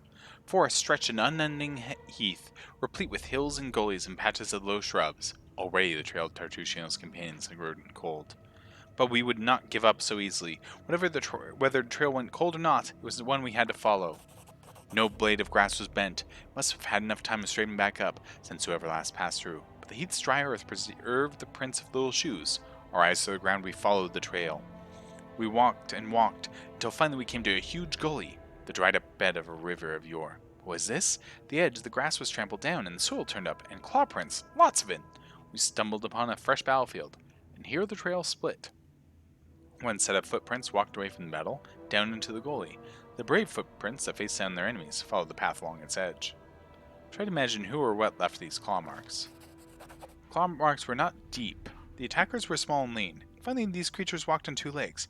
Finally, the foreign prints left no doubt of our minds. We'd stumbled onto Kobold lands. Tried to find any traces of magic in the surroundings. We discovered traces of a spell, apparently from the illusion school of magic, near where the lonely trail descended into the gully. Little shoe prints turned into little clawed footprints on their way to the gully. It's as if someone from Tartusio's band was wearing shoes and they either took them off or grew claws, then jumped into the gully to avoid the battle. Path was frequently used. It's thus we saw both sets of footprints together. It's clear that those who had no claws left the battle surrounded by those that did.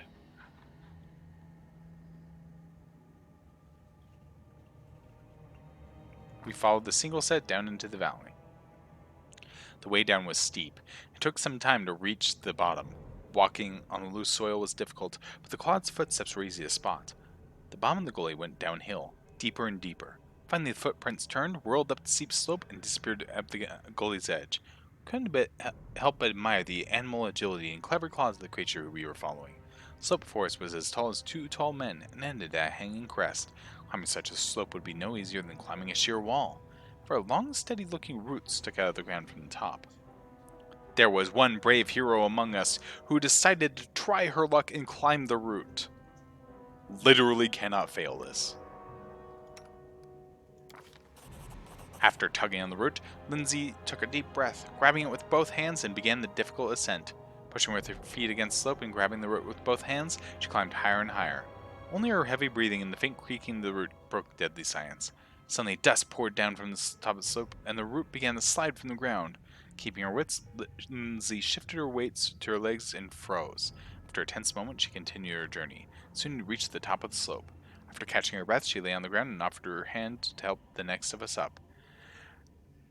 Offered her hand. I'm just imagining, like, yeah, you know, I've helped out. You know, you only have to make it 1 foot less than I did. After climbing out of the gully, one by one, we easily found the clawed footprints again and moved forward. The air grew tense. We sensed we were approaching our target, and our intuition proved correct.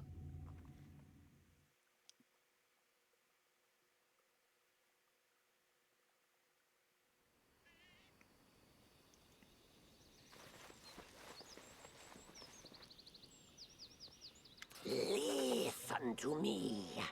A dragon, huge, sparkling, flew down to me from the sky and told me a secret. A great relic that will win the kobold's glory is hidden somewhere nearby. Enough of this pitiful existence. Search for it. Search and bring it to me.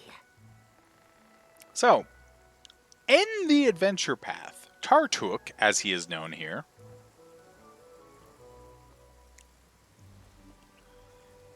was originally a gnome who was absolutely a monster. He destroyed every community you could come into and would betray people, etc. And one day, a village was being attacked by gnolls, I believe it was. And he went out to talk to the gnolls in order to try and negotiate with them. Or rather, to sell out the town in exchange for his life. The gnolls, however, took one look at him and immediately killed him. Splattered him. But as a result of something else, the village was ultimately saved, and everyone believed that he had been, this great hero who had gone out, gotten help, and saved everyone at the cost of his own life. So they went, they gathered up all the gold, and they pooled their money together for a reincarnation spell. And that reincarnated him as a kobold. You find him in the Stolen Lands, fucking around with the kobolds, just trying to cause chaos and ruin people's lives. And eventually, when he tires of this existence, he has a scroll of levitate, or fly, that he intends to use, fly up as high as he can, and then let it run out, thus ending his miserable existence. And that is the entirety of Tartuk's character. Is he's just there to fuck up shit, and that's it. I like that they expanded him, but yeah, they make the character a lot more of an influence in the CRPG as opposed to the adventure path. Ultimately, I think it's a good use of the character, and it gives you, again, it gives you something else to struggle against other than the Stag Lord. It gives you this extra layer of intrigue, and it also allows more things to hint at things to come. So overall, it's better storytelling than the adventure path, but it is interesting that they use this character for it.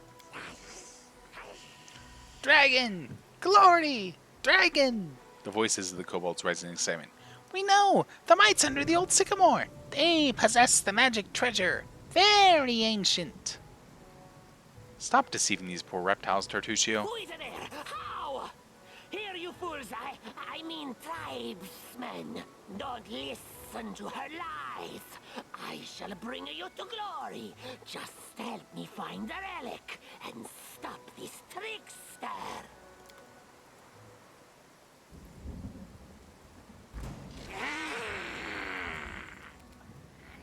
Oh, look! Snacks. God damn it, Eidolon, can you hit, please? Oh, do you not yet have weapon finesse? Oh, you don't have weapon finesse yet. Okay, we'll fix that, don't worry. We will fix that.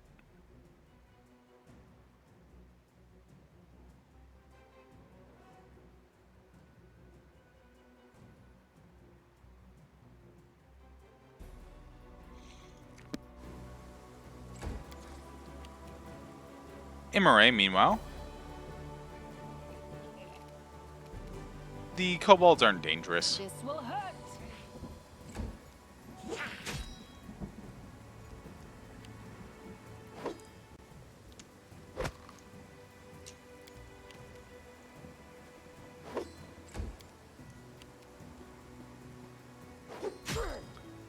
13 damage to the Kobold Sentinel. It did better than I thought it would.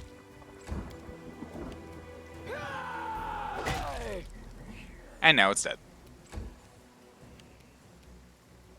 Alright. Be a good boy.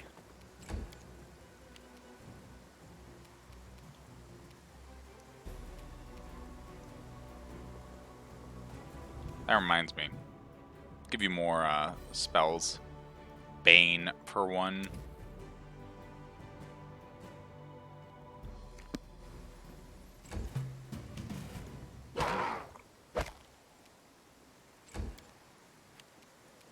Let's try this way.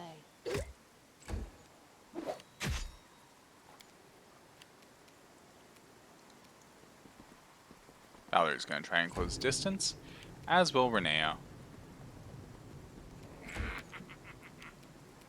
Serves you right. We're unlikely to really hit this thing at range due to the rain, but still. Oh, there we go.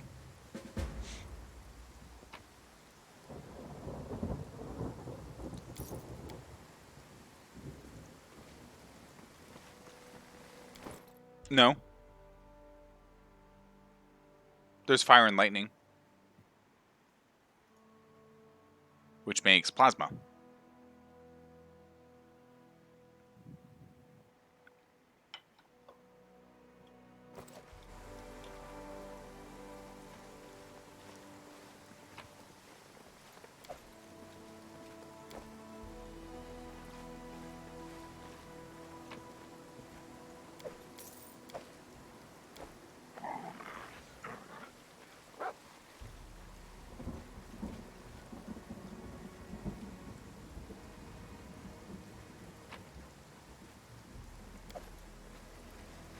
We're going to gather up the stuff around here, because there's a lot of stuff hidden at the edges of this map, like those 10 bottles of port.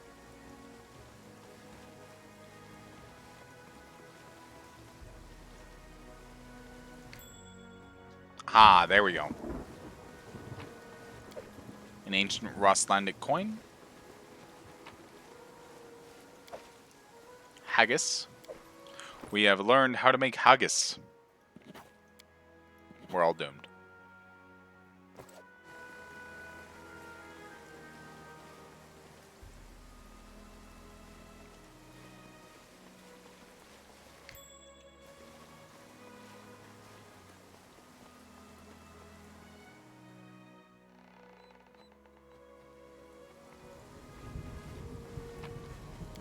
More port.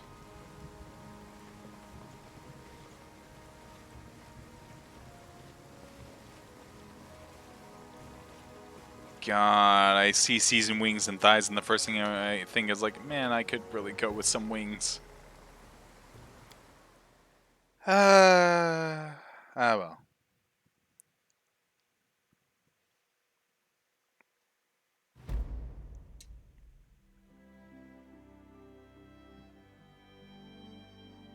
So now we know where the old sycamore is. We're not going to go there right away.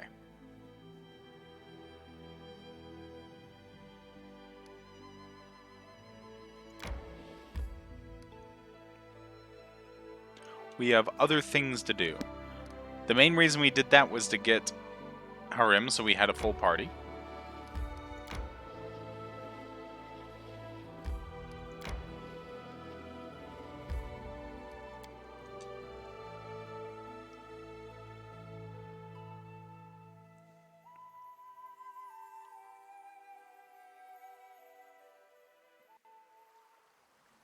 Focus on the goal. How close are you level 2? Not very. Ugh.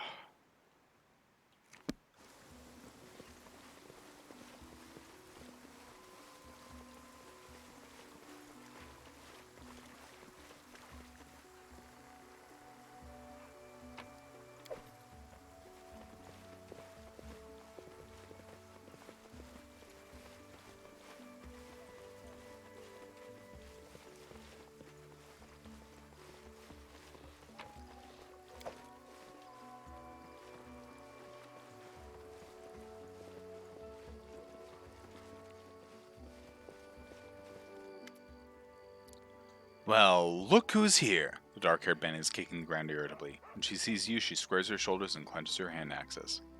Easy now. I'm not here to blanket the stolen land with corpses. Lower your weapon and let's talk. Won't kill anyone who leaves Stag Lord's service or is willing to help me find him. So think about it. Is he really a leader you're ready to die for? Something in your words seems to have impressed Cressel. She frowns for a moment, then spits. Fine, I won't cut your throat. For now, at least. But I also won't kneel to some Restov upstart. Why would you try and make peace? Are you just naturally kind? Or have you been listening to Svetlana? Is it so hard to believe I simply might not want unnecessary bloodshed? You know, life hasn't been so good to me. Why should I trust you? Alright, here's my piece. Stag Lord's been spending more time keeping an eye on the bottom of his glass than what's going on around him. If he won't answer an insult from some Restov crook like Jamandi, then you're right. We chose the wrong leader. Just go ahead, do whatever you're gonna do. I won't stop you, but I won't help you either. Here, give this to Svetlana.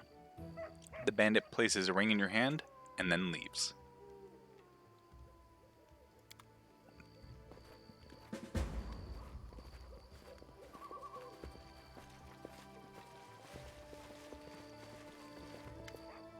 See a dark-haired man of about 45, though the wrinkles on his face make him look 60 at first sight. He's currently a prisoner, judging from his tied hands. He slouches a bit, squinting short-sightedly at the light as he moves his lips as though speaking to someone invisible. He jerks his head up as he notices you. Praise Aristil. Someone finally chased off those scoundrels. Thank you, stranger. My name is Jod Kavkin. I'm a priest of Aristil from Galt. Those bandits attacked me as I was crossing the river, said they wanted to take me to their leader, make me heal their wounds. Not a chance. Strength granted to me by Aristil is meant to help honest people, not robbers. Yep, no, and that's fine.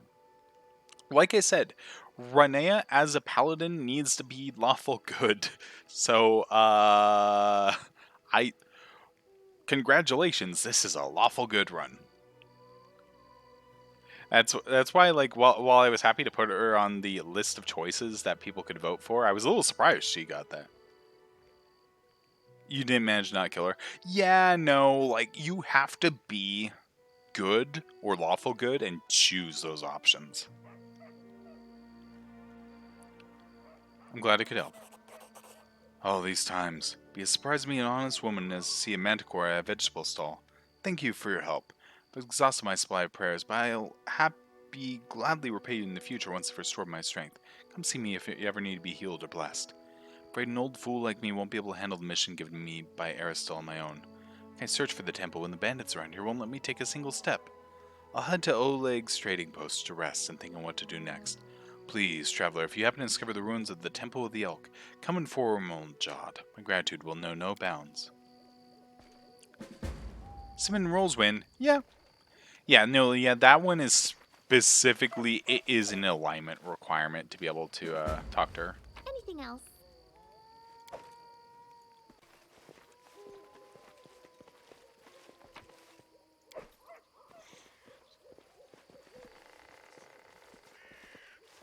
So in my Adventure Path party, we found this. Search belongings for information or valuables. You find a cache under all the clothes and blankets. Opening the lid of a small hollow, you find a box full of bottles. Inscription on the side reads, "Wine for the Stag Lord. Don't you dare steal it, fools. I'll be sure you rot." Take the wine.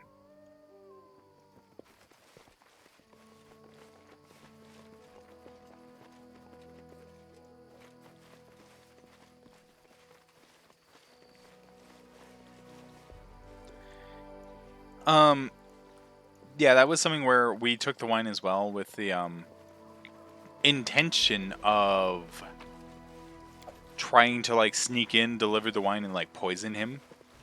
That didn't work out.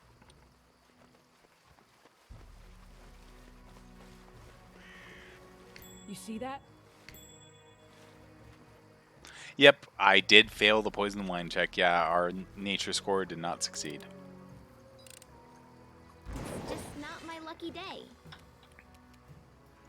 Go, Eidolon, beat up that summon. Eidolon, can you hit anything? Okay, that works. I can't wait till the summoner hits level 2. Be so much more useful. This requires your attention. Ring of Protection +1 and a Masterwork Heavy Flail. Alright, let's go ahead and... We already have one. Can we give the Eidolon a ring? We can. You now have 18 AC.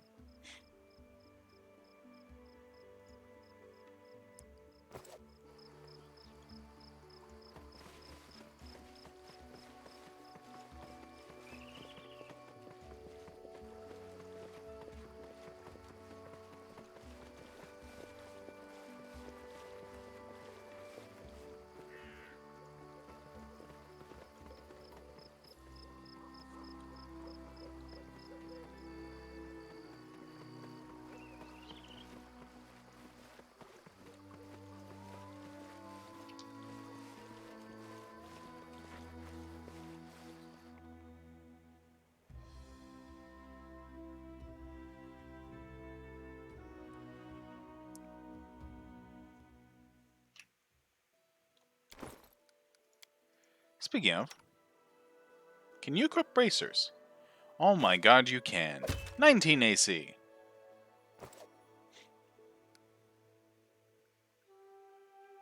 And there's the abandoned hut.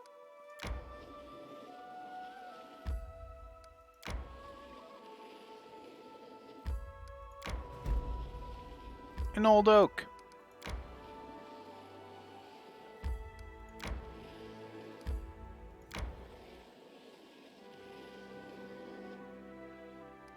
All the characters are fatigued, so we'll go ahead and rest. Now we need 6 rations. We will use some rations. Hopefully Amiri does find it all, though.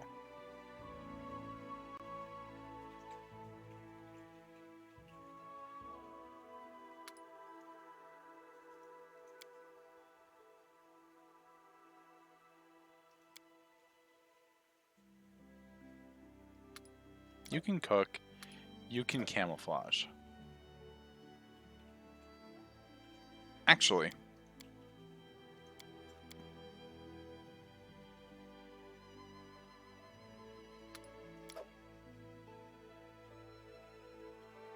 yeah, alright, fine.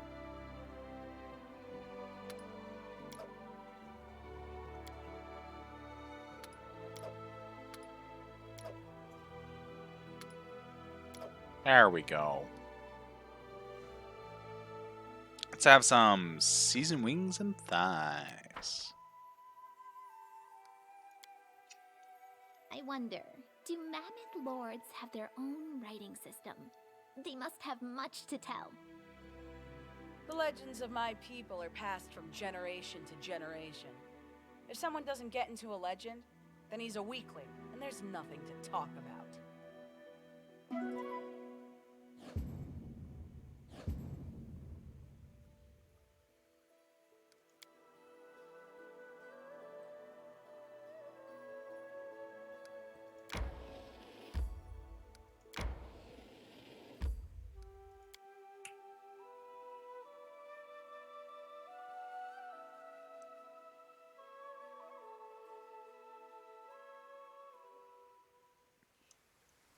Alright. You are here. Please follow me.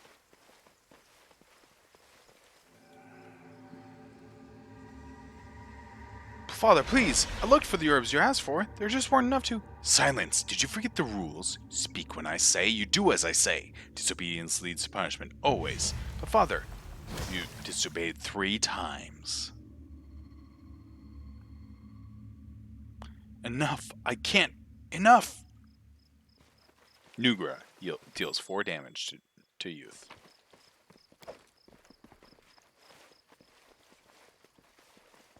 Oh, I wonder what's down here. Huh. Oh no! Wolves. Anyways. Charge. Smack. Nice sneak attack.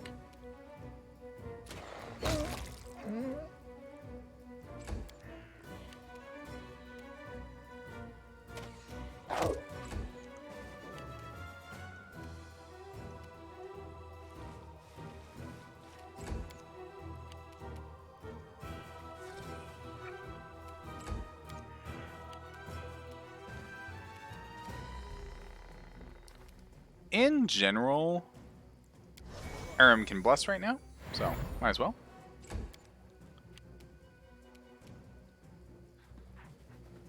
take on that ferocious wolf.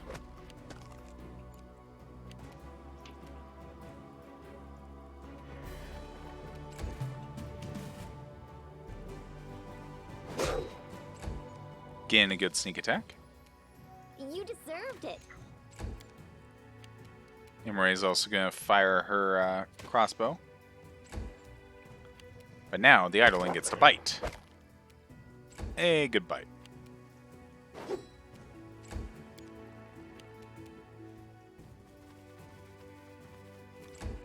And now Amiri's going to smack and miss. Okay. Alright, that's fine. Dog, trip. No, okay. Alright, this is how we're doing this. Okay. Everyone's missing. This is fine. This is fine. Idle in. Yeah, there we go. Nice hit.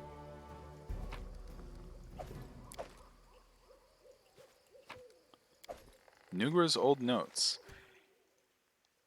In early spring, Willow's leaves are the same color as her eyes. His too. I barely hold myself from burning them out with acid. It's his fault. Despicable, weak. If it was not for him, she would still be alive. Does not talk to me, looks away. Plans something, I know. I have to gather forest herbs and make a hiding place, hide my charms. He's a coward, but he can steal and run away. I'll punch out him. Everything hurts. I can barely walk. How could he? How? He would never bring himself to confront me on his own. Says his name is now the Stag Lord. He says that he will not let me die or let me go. Says I should not be calling him my son like I ever did. He told me to pack my things. We're leaving soon. Now is his people in his own fortress. I'm hiding the charms in the herb cache. Probably should not. I'll not be able to escape. He will not let me.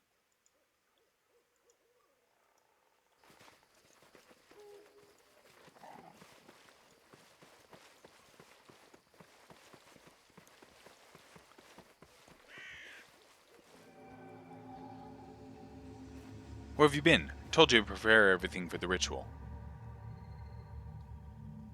You'll never give me orders again. What?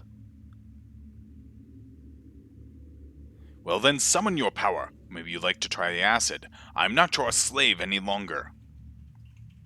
Not your toy.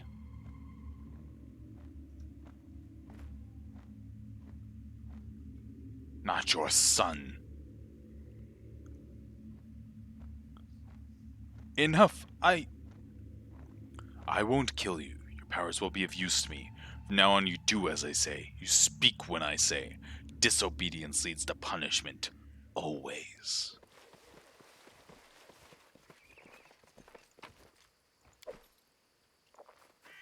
I failed.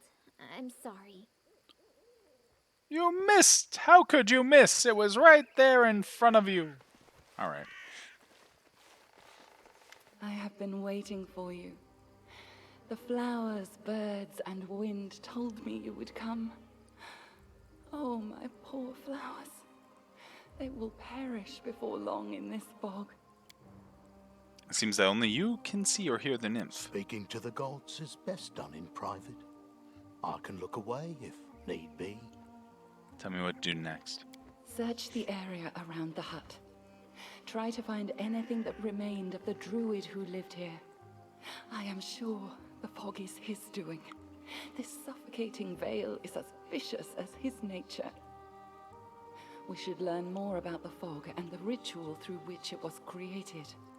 Return to me if you find anything. The past may hide the answers that shape the future. Tell me about yourself. I'd like to know more about my ally. Do you really wish to know? Fine. I'll tell you a fairy tale. Once upon a time, there lived a young nymph. She lived in an enchanted forest, where 1,000 birds sung day and night, where the sun often left a spark or two hanging in the tree crowns, and where the starlight fell on sleepy glades like a glowing soft haze. The young nymph loved simple things, like sitting by the stream with her friends, braiding each other's hair and adorning their braids with crystals made of dew, or watching the flowers blooming. inside her soul, the young nymph dreamed of something more. Oh, dreams. Nothing in any world can live without them. Even a seed that falls in fertile soil cannot sprout without the dream of the sun. The same was true for our nymph. She wished to turn her enchanted forest into a true fairy tale kingdom and fill it with thousands of wonders. But plans so ambitious rarely go unnoticed by greater powers. Those greater powers decided to punish the nymph for her boldness. They sent a horrible monster to poison the enchanted forest and kill the singing birds. The nymph was forced to flee, and finally she found shelter here in the stolen lands. Here she hoped to sprout the seeds of a new dream, even as she mourned the dream she'd lost. But then the magic mist appeared, killing everything that lived. And the nymph cast about, desperately searching for help. So far, these are the fairy tale's final words. But I hope this is not the end just yet. Would you be willing to share details of your story? These evil powers, the enchanted forest, the monster? One day, perhaps. Perhaps I will tell you more. But it doesn't matter now. We need to concentrate on the problems at our doorstep. The Stag Lord, the Druid, the Mist. I had a strange vision. A young man and an old druid who tortured him. Then they exchanged roles. Yes, yes. The soil, water, and stones here are infused with toxic pain and fear. They poison this place as we speak. You have seen where your enemy's journey began. The one called Stag Lord was once the victim of a cruel madman, and has since become one himself. You see now how monsters are born. But what comes of regret for a thing you cannot change? There is no time to be lost. We must do away with the fog quickly. I'll return later. Farewell. I will be waiting.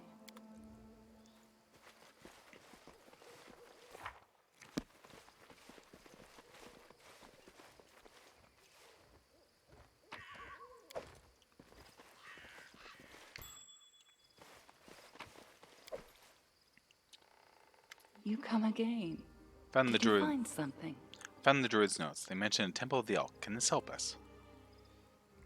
An ancient temple. The temple of the Stag God.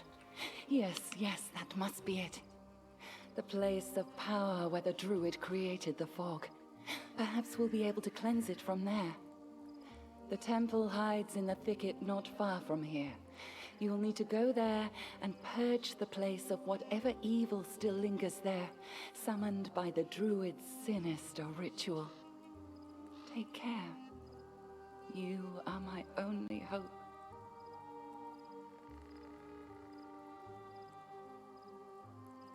I have a clear goal now. I'll continue my journey.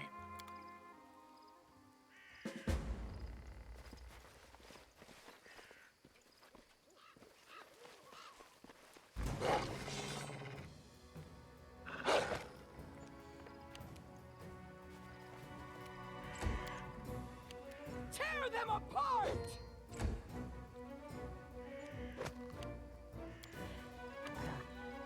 Any last wishes?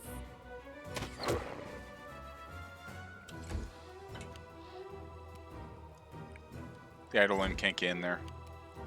The wolf can, though.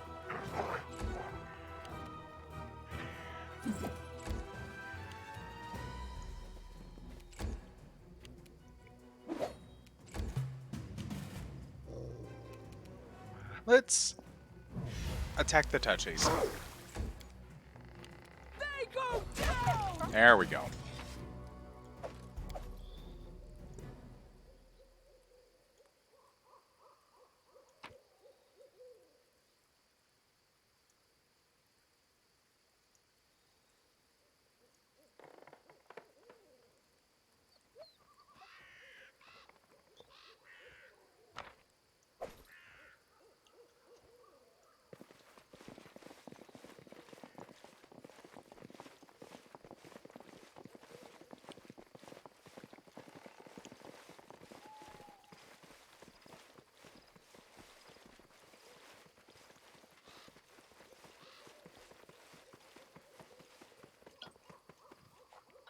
Secret chest.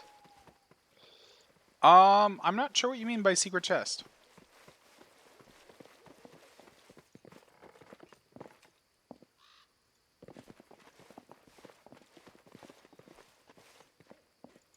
Read the druid's notes. Yeah, it says that I'm hiding the charms in the herb cache.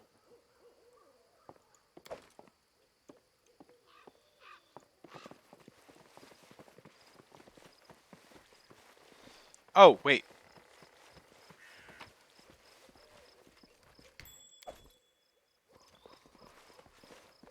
Also, I apparently missed this too, which is also not good.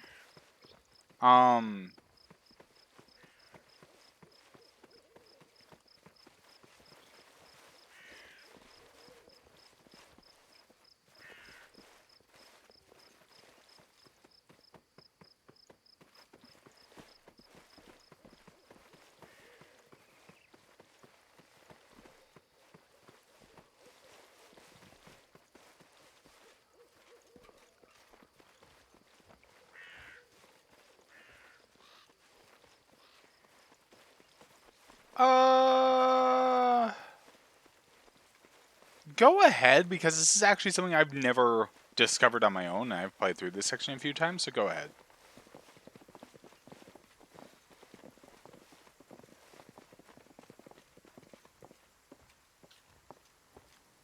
Put a single herb inside the chest and close it.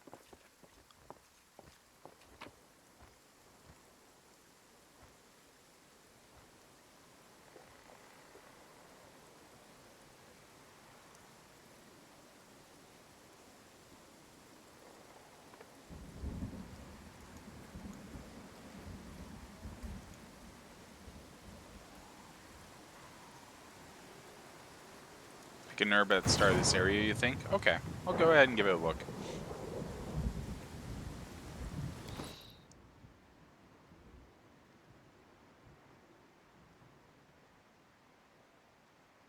I'm just double checking to see if I have any on hand. I do not.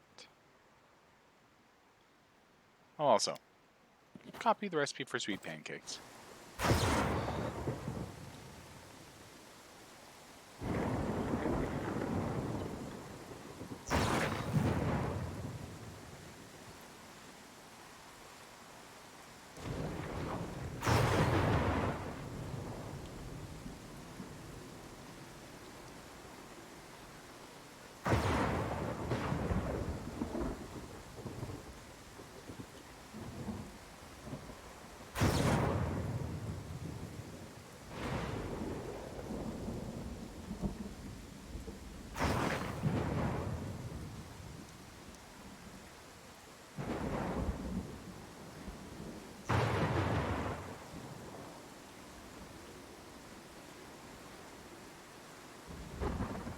Yep, there they are.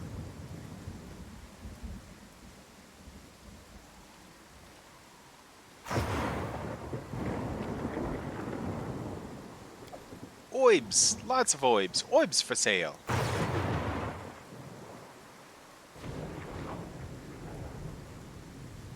Herb picked by the wine bottles. Okay.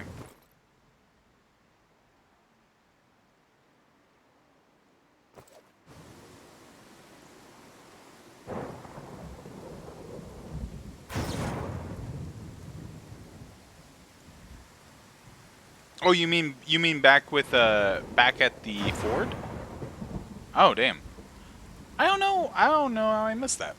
But yeah, okay. I'll go ahead and do that then. I am curious cuz I've flat out missed this every other time, so you know. I am very curious what this is. And we have the time. Put one herb in the box. Yeah, so I don't accidentally use it. That's a good idea.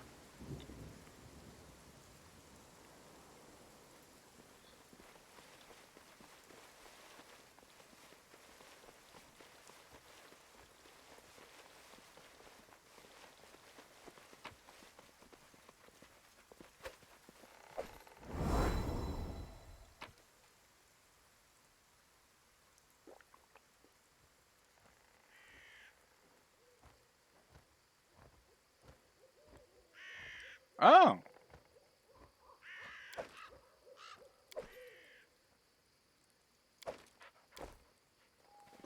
+1 short sword.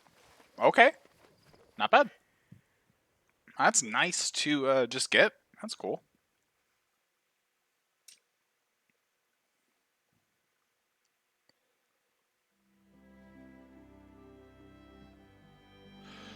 Oh, so you're saying that we do one herb here and then we do one in the druid's place? Oh, okay. That would make some sense. Either way, we get a nice little short sword. Yeah, okay then. Then, yeah, I can just stop by Thornford the next time I go there, rather than just come back all the way to the abandoned hut. Okay, I see what you're saying. Yeah, alright.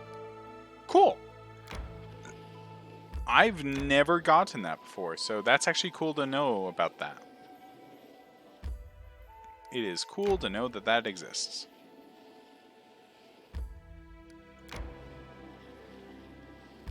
Alright. That's enough mapping of that. I tire.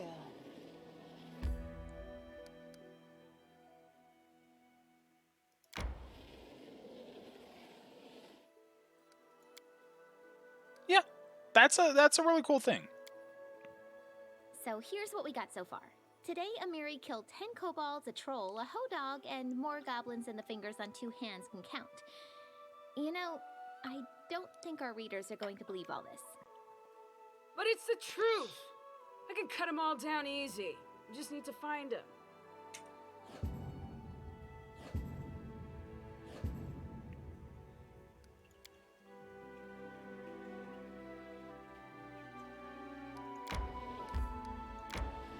Alright, Temple of the Elk.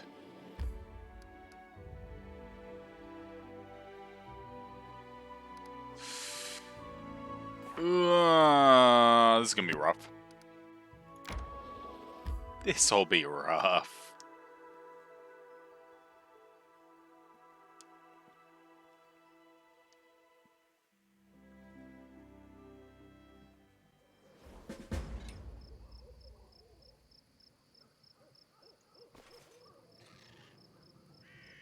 We found the right trail. The ritual is held here, but be careful, there are dangerous beasts ahead.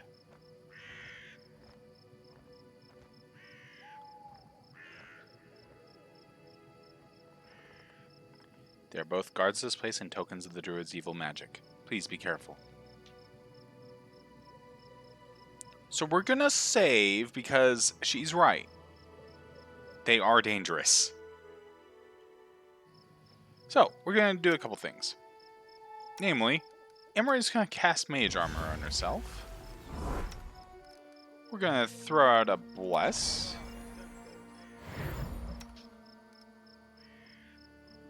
Mutagen Strength. Mutagen Strength. Okay. Here we can go.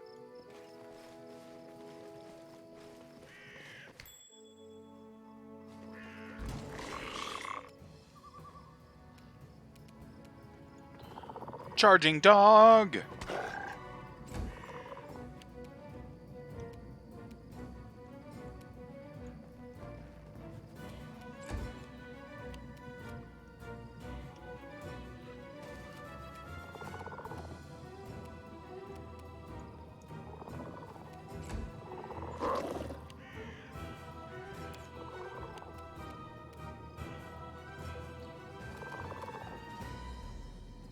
Emery will go ahead and just plain shoot.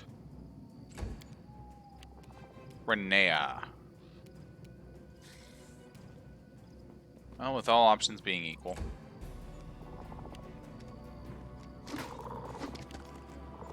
Ooh, he took a hit.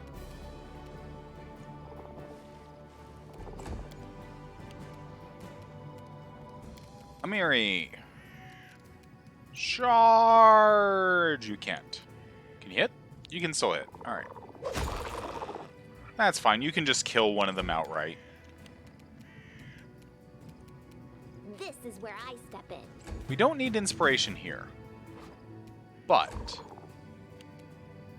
Let us strike as one. Ooh, that's a nice sneak attack. I'll take that. There we go.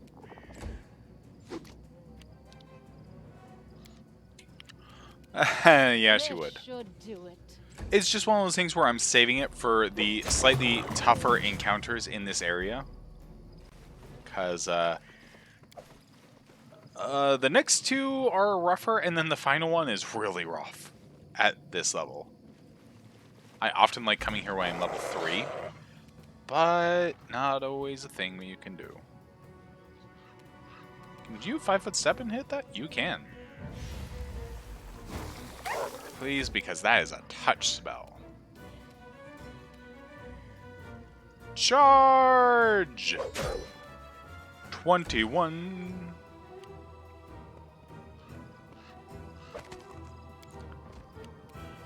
Unkillable tank only works until you get tripped. Take it from me.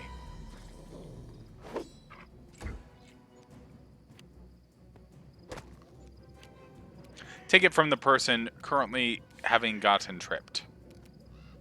Please heal her.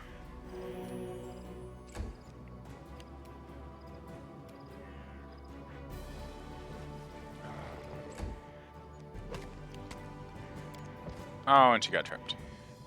Stand up. Alright. First of all, lay on hand self. That could have been better. Doggo? Doggo! Good, okay.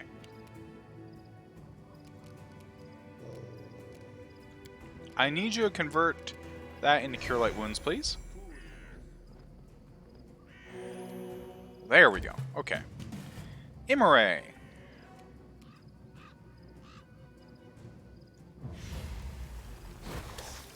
Concealment strikes again. Mary, get up. Ignore that. And just... damn it. Do not falter. Okay. Both missed. That's good. That's good. Inspire Courage.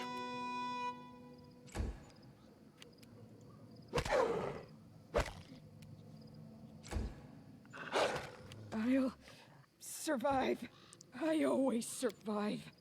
Okay, this is not good. It's very, very not good. Lay in hand self.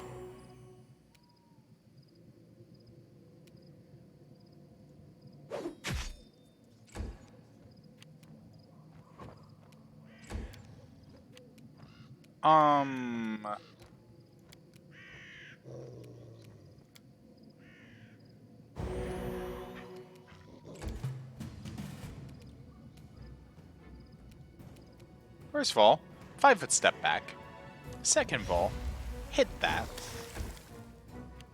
Mary's down.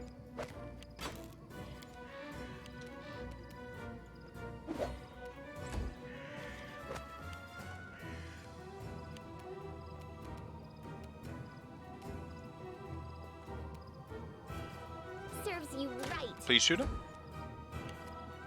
Please bite him. I'll take the bite. There we go. A nice solid crit. Okay. We are now less kind of fucked. Please hit. You missed.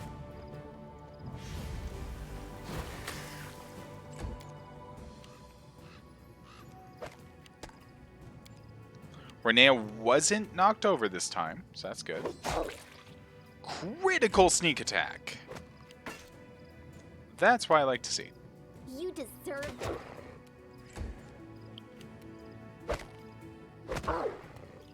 And nice job with that tail slap.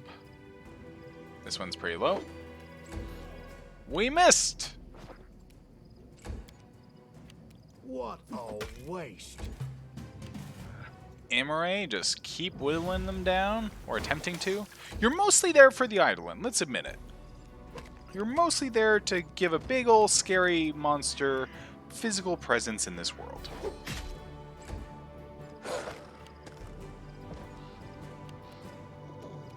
The Eidolon trips. Any last wishes? The snake fell over, guys. The snake fell over.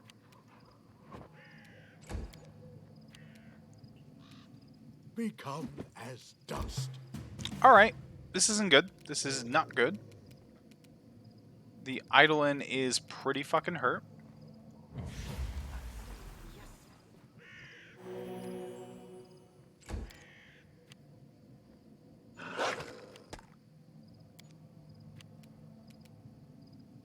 That one's still threatened by the wolf. Dog. Whatever the creature is. Okay. I'm wanting to save my spells for the big guy, but damn. God, the concealment is really what fucks with it.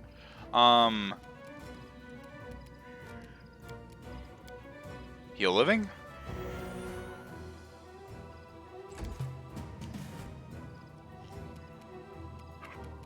How fucked up is the Eidolon? A bit. Give it more health.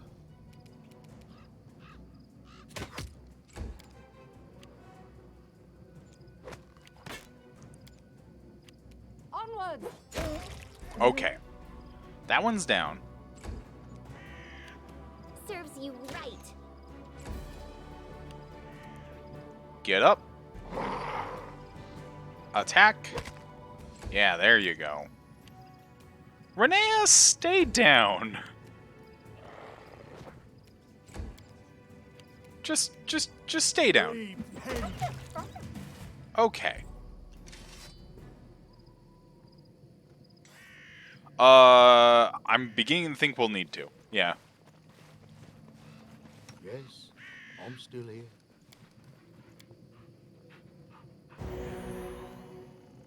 All right. We have a couple of potions.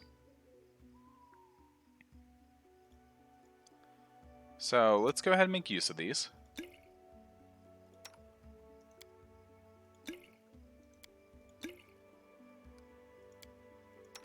He's all healed up.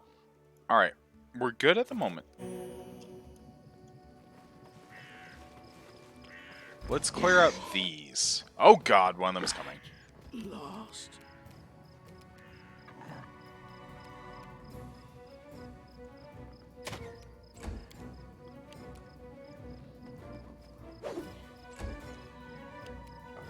Come on, Eidolon.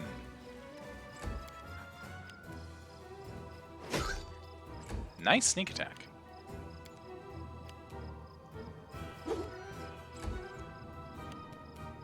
Doggo?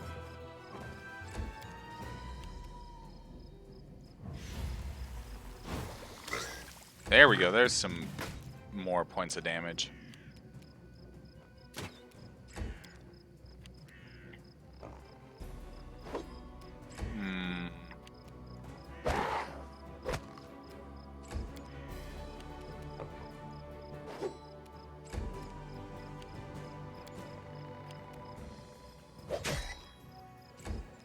Oh, that vivisectionist level is coming in handy.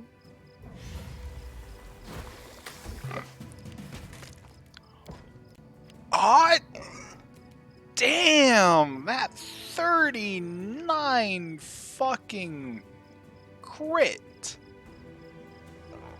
Oh, okay.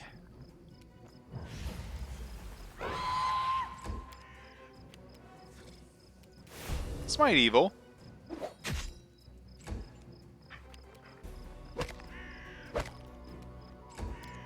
Let's not fuck around with this thing. Bring it!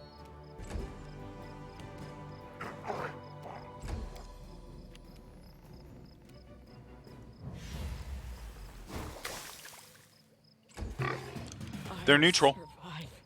I always survive.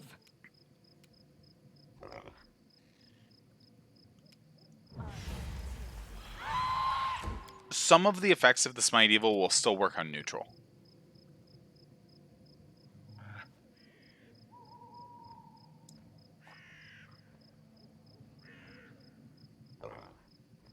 Smite Evil attacks automatically bypassing DR.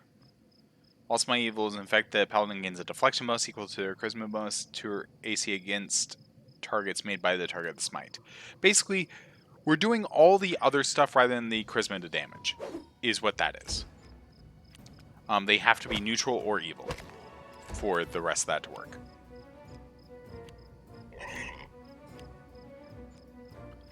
But because she targeted that as a smite, she will have extra AC against it.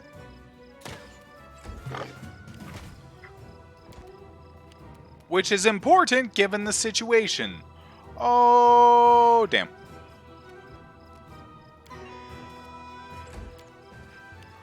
Oh, damn. Okay. Alright.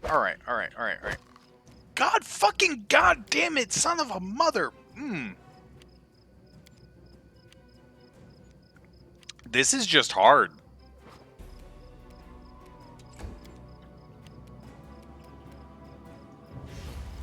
No, the boar will one-shot certain people if it gets off a lucky crit. You deserved it. This is just hard, which is just Pathfinder rules. Everything is as written as far as difficulty. They hit as hard as they would, have the same stats they would, etc. So this is what you would expect in an encounter. And the Eidolon's down. I repeat, the Eidolon is down.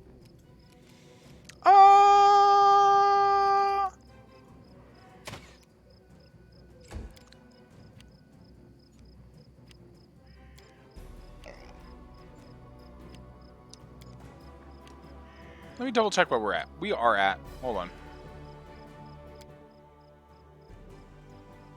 We're at challenging. Yeah, we're just at challenging. Yeah, we did not go too hard. Because I still choose some things purely for flavor. Yeah, because they're primal Direboar. They applied 2 templates to them. Or rather, they applied the template primal to the Direboar, rather.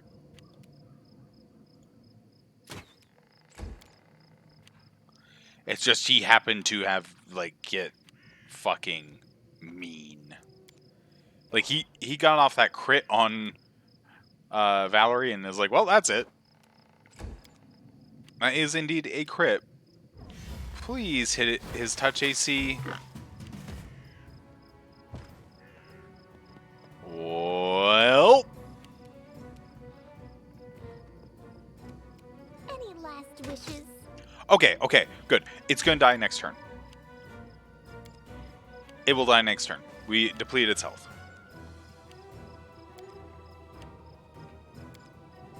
Imare, run. Can you hit him with that? He will saved. Okay. Well, someone's gonna get hit. What? He didn't attack? I'm not gonna question it. I'm going to accept this.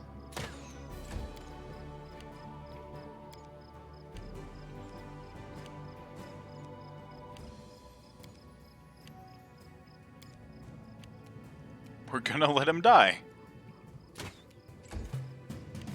Oh, he's still alive? What? What?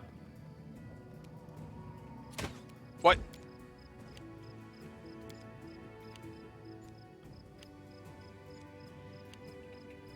The last pixel of health.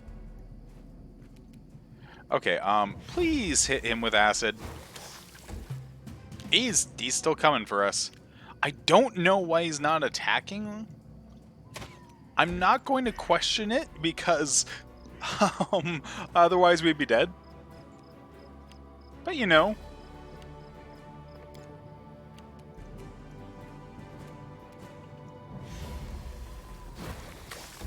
Oh my god, please just hit.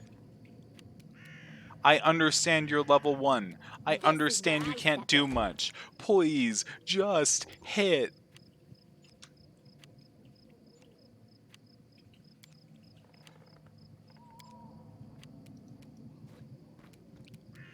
Imare, please. Please, for the love of fuck. Lindsay, shoot him. Someone hit him!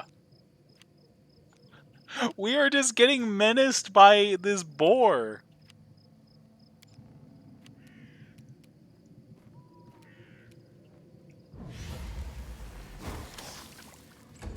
Fucking concealment.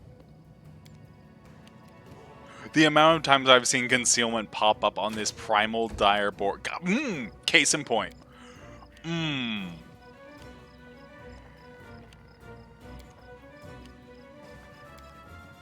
I'm really starting to think I should have waited till level 3. Oh dear.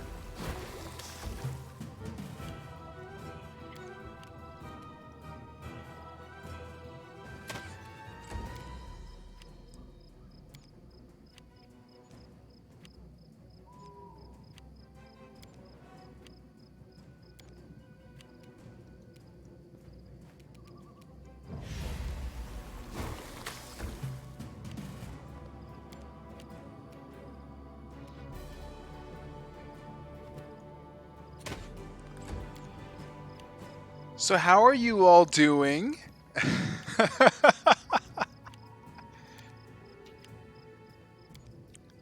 Oh god. Alright. That should kill it.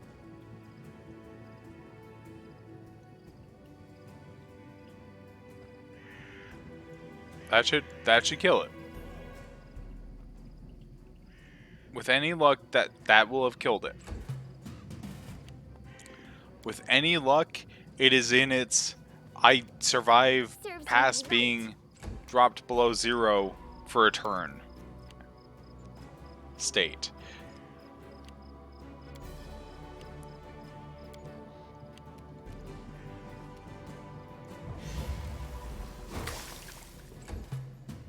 Oh my god, it's still coming. Oh god, now it's attacking, and Imare's dead. Imare is just dead.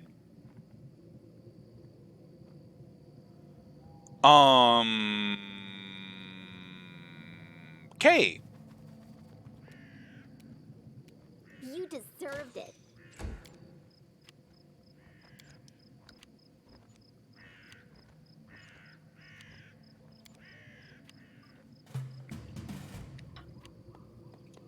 No, no, no, no, no, no, no.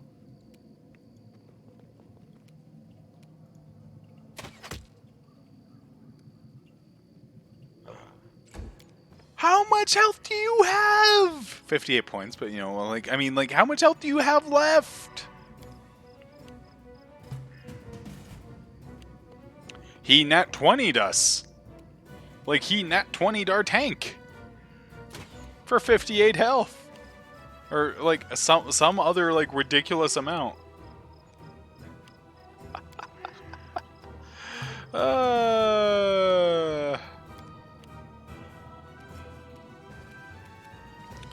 Like... Any last wishes?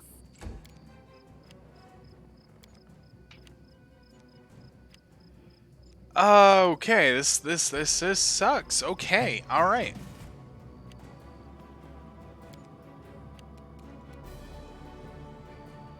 This is where I step in. Please hit, Lindsay. I'm someone who doesn't like, you know, save scumming, so like I'd prefer to get through this and just accept this shit where it lays, but like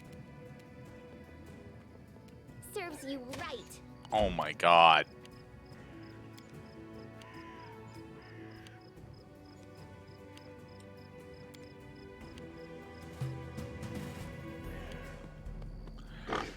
Oh, he understands.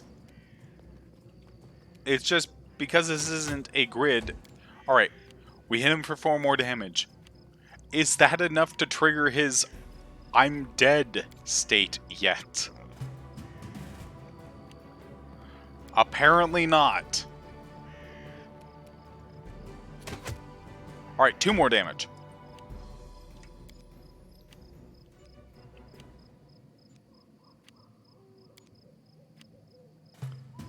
please be about to die in a turn. Oh, okay.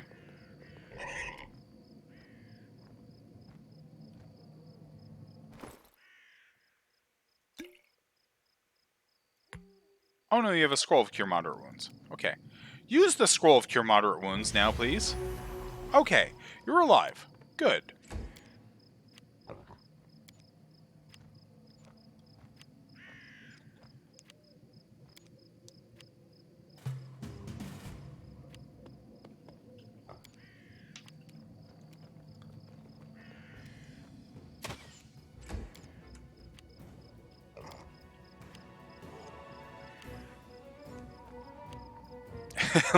Lindsay's the new Baroness. Yeah. More or less.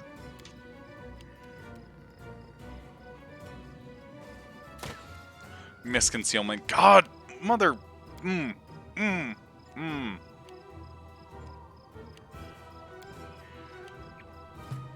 Pro tip, don't come here at level 2. Wait 1 level. You deserve Come here it. at level 3. I... The thing is, I'm staring at its health bar, I'm going, it should be dead. Like, it's been sitting with an empty health bar for a while. And we've hit it additional times past that. I'm like, it should have triggered its, oh, I'm going to fight from beyond death for 1 turn state. But, What a miserable last chapter. Alright. Alright. Alright. Okay. Yep, we did not make it. Nope.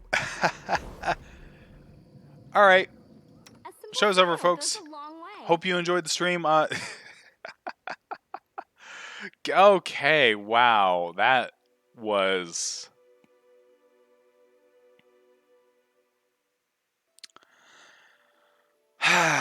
Okay. Alright, that's fine. There's other things we can do for a level. So like that's not even necessarily like that bad. It's just it's frustrating.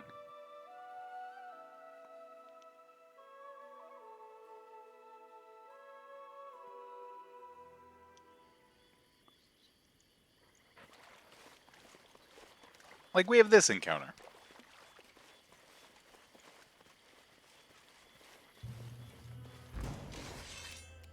You know, with a troll. That's not any easier. Listen. It's easier if I say it's easier. Actually, I was waiting to see it to then stealth. It's like a level 8. That's quitter talk. In all seriousness, it can kill us? It hits like a truck, yeah. But the hope is they'll hit the Eidolon like a truck first. That everyone else can take advantage of that.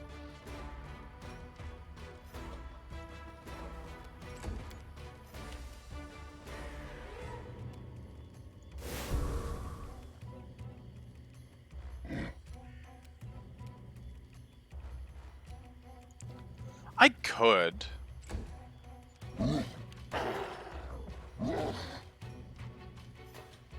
Okay. There we go.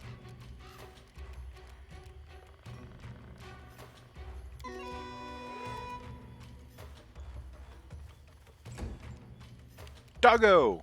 I choose you!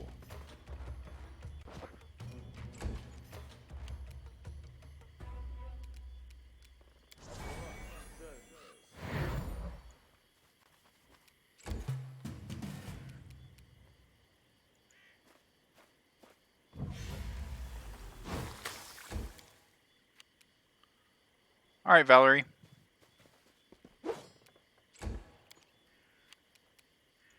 This is gonna suck so much.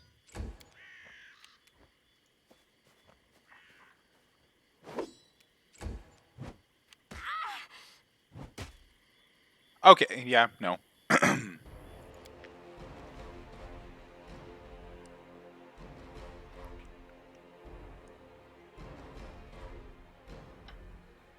Okay. So not this one. I did not, and I could do that. It's just swarms. I hate swarms. Could have sworn there was something over here for some reason. Oh well. Not a big deal. Clashing swords, hours despairing, vows made in silence, hoping and daring. Ugh, that rhyme is rubbish. I know all the words. Why is it so hard to put them together?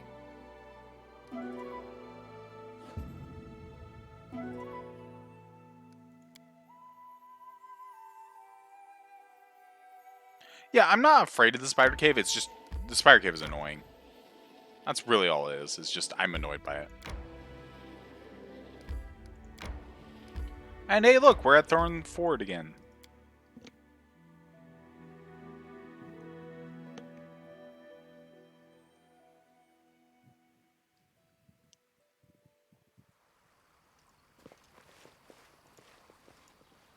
I know, right? Don't frighten me.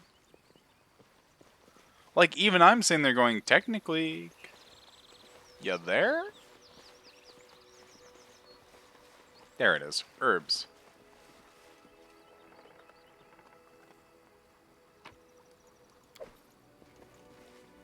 That's all it is. I just forgot to do that.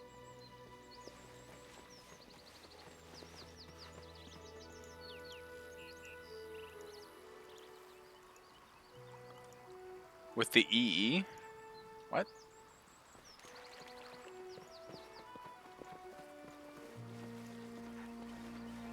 Enhanced edition. Yeah, you can. Because the swarms are later. Yeah.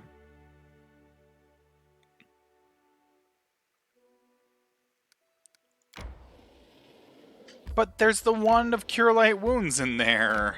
And if you want that, you do have to deal with the swarms. And I do want that. That is indeed a thing that I want to possess.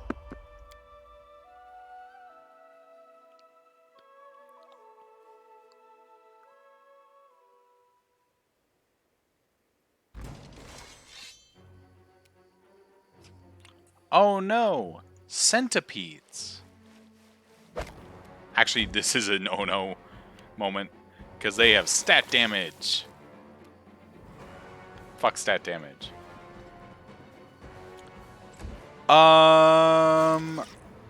I don't know if you can talk to him beforehand. Can you talk to him before you have the dreams? You can? Oh, okay. Well, in that case, yeah, shit. I thought you had to wait till you had the dreams. It's a little metagamey, but also that's an extremely annoying condition, so yes. Yeah, okay. I mean, that's fine.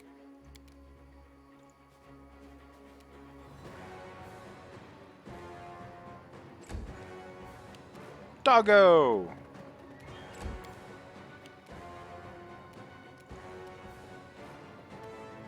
Okay, that works.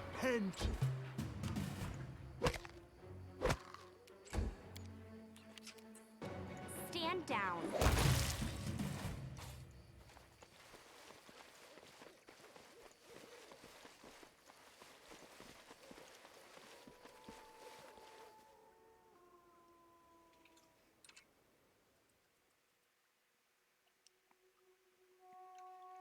I'm a survivor. Yeah, in that case, then yeah, screw it. I'm going this way.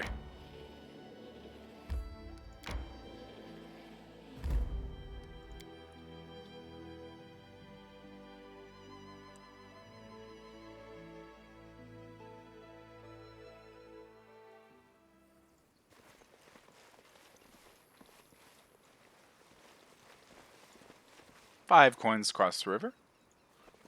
These coins once held a rope bridge. Small house burnt down a dozen years ago. Potion of resist cold.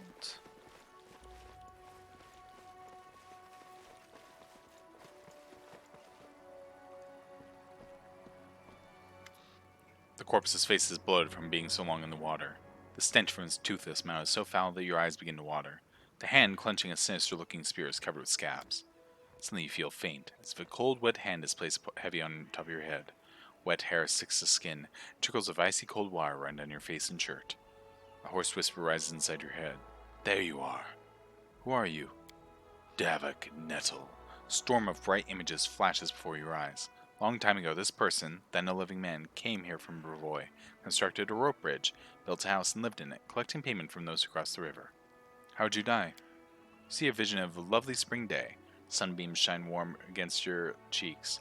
3 men approach the house by the bridge, one of them wearing an antlered helm. The Stag Lord. Angry faces, a quarrel, the glint of an unsheathed sword. Suddenly the Stag Lord's greedy eyes are twisted by surprise. Master of the house has unleashed his hounds. A burning smell stirs you awake to the sound of loud barking.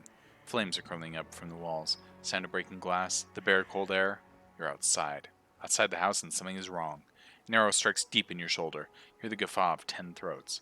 You run, already in the middle of the bridge. The man in the antlered helm cuts one of the ropes, and an ear-splitting scream fills the air. What do you want from me? See a vision of a man wearing an antlered helm. Your muffled groan, and the helm drops to the ground with a loud thud. Your hands are covered with hot blood. Too much blood. Death to the Stag Lord. Don't you hate when someone asks you to do something you were going to do anyway? It makes me want nothing to do. Want to do nothing, just spite them. Why must I be the one who does it? Feel invisible fingers, cold as stone, draw aside a wet strand of your hair from your forehead. Becoming undead, such a horrible fate. Zetchryn Ray would want me to help you find peace. The dead man bows his head. For a moment, a vision of a peaceful rural cemetery appears before your eyes. Can you kill the Stag Lord yourself? The Stag Lord has avoided this place ever since. I shall meet your vengeance upon the Stag Lord. Come later. Take the spear. Yeah, as mentioned, Renee is a paladin of Zetchryn Ray.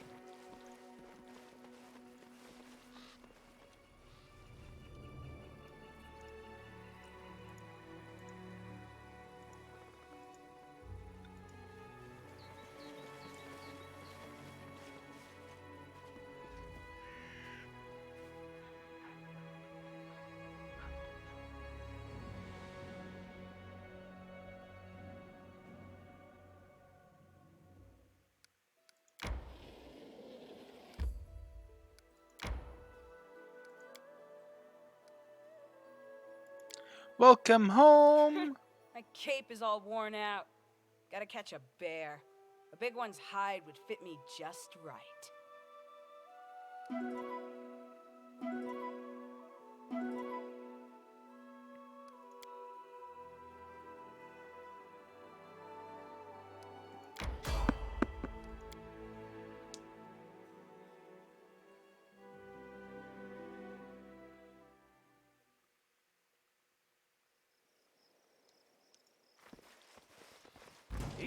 Bandits! Charge!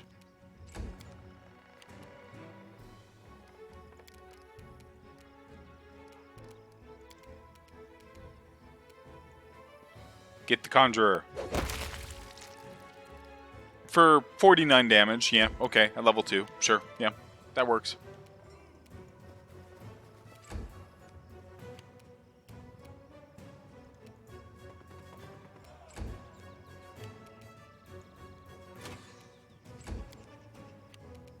This should do it.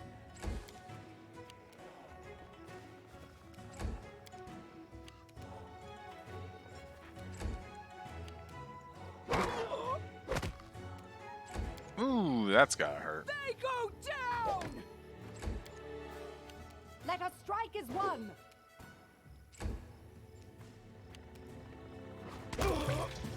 And the dog finishes him off. I will take that crossbow and that scroll of snowball.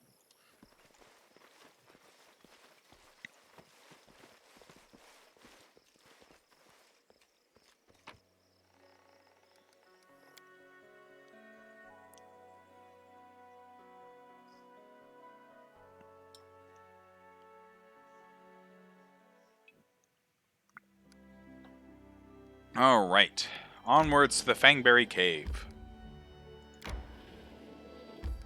Onwards to Torment.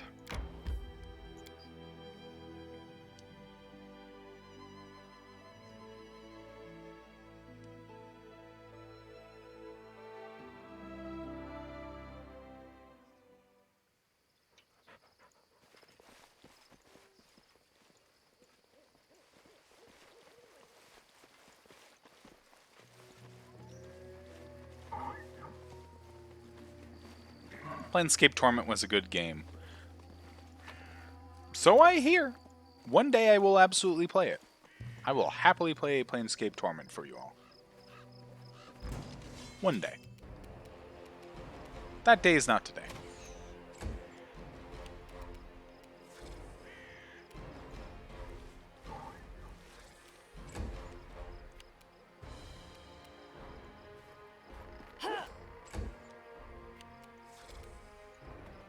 Go ahead, dog. Charge!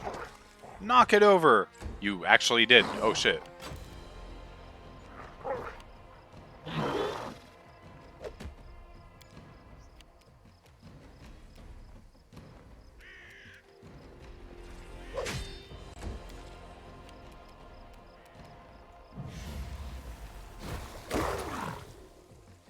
There we go.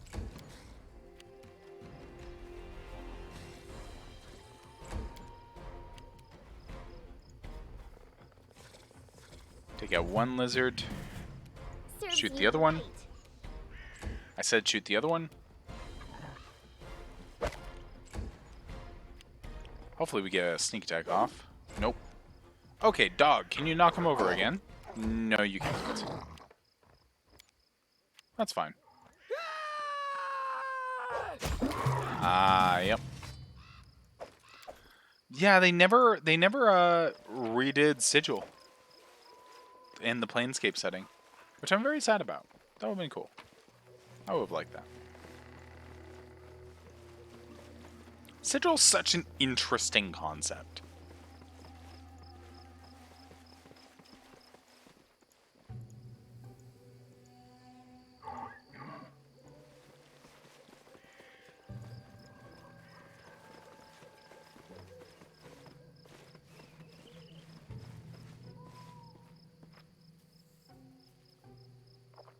Yeah, you can.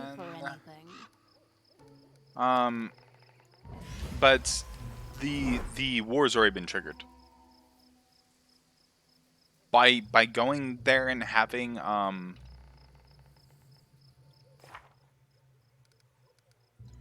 having them there, yeah, the war's already begun.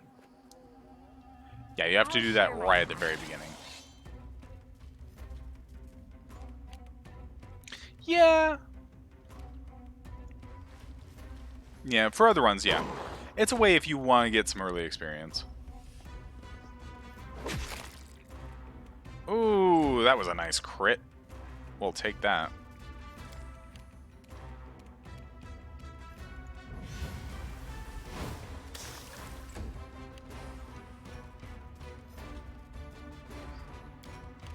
Yeah.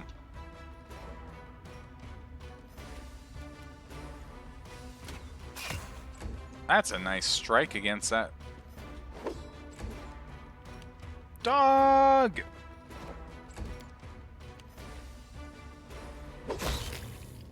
There we fucking go. It's a nice hit. Harim can bless.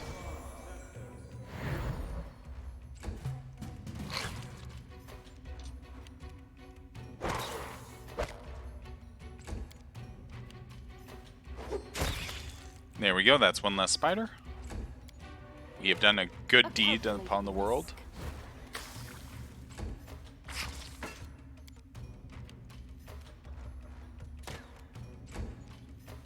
Do not falter. Come on. Bring it. I'll take that. We take those.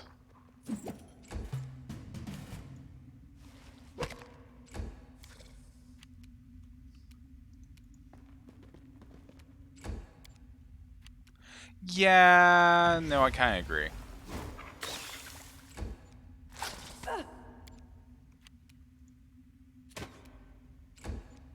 You do kind of have to have the artwork. Dog, please hit.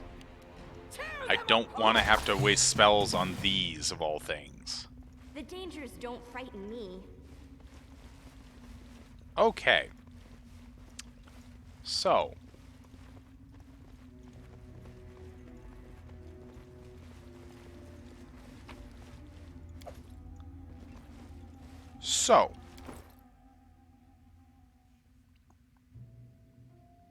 Who has good fortitude? You do, and you do. You both have good fortitude. That said, here in a second. Welcome to the ever-burning torch.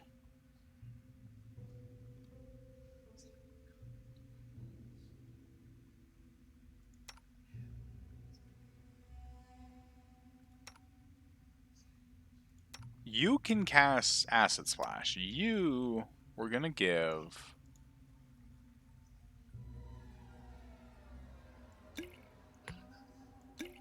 2 vials there. We're gonna give you...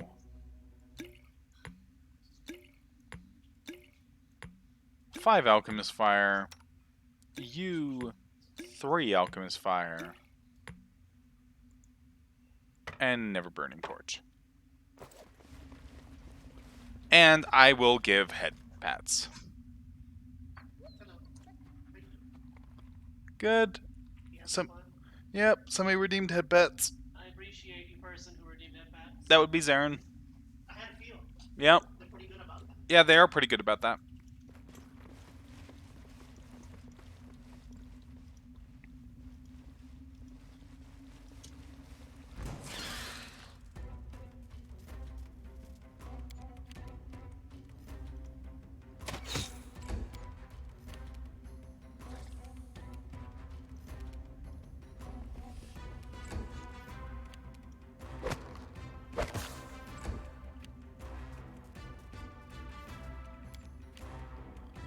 Yeah, there is no button for Zetch head pats because that would mean that we would need Millie to give me head pats, and Millie's not always here for every stream.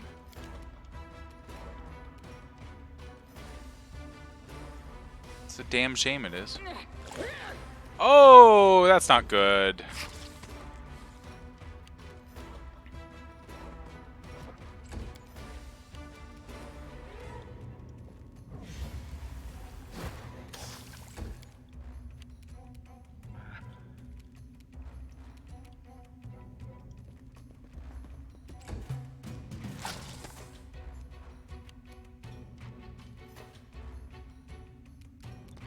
Inspire Courage.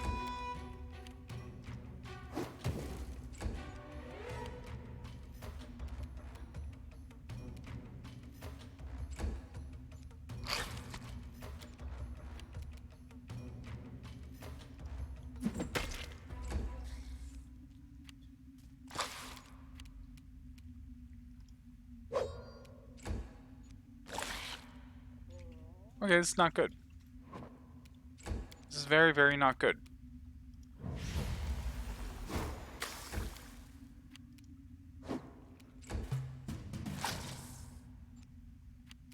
Shoot him.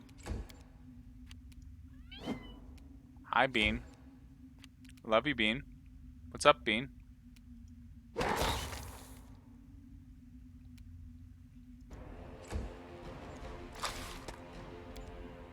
What a waste. You do indeed, Hero Bean. Bean is now on my desk. Hi, Bean.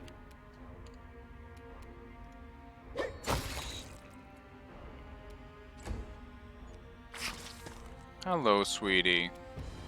What's up? What do you want? I know you want something. Yeah. Do you want to say hi to my people? Is that what you want?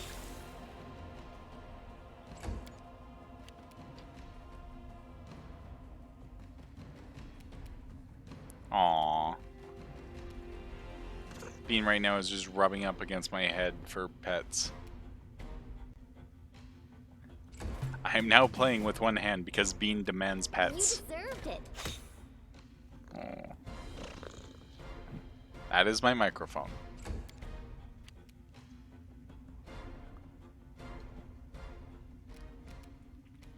You offend me.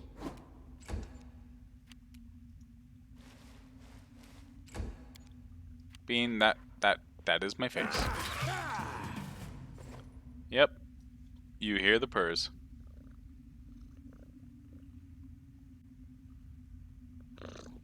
Oh. Yep, that is a microphone. Do not rub against the microphone. It causes weird noises for people. Then they have to deal with the fact that there's weird noises.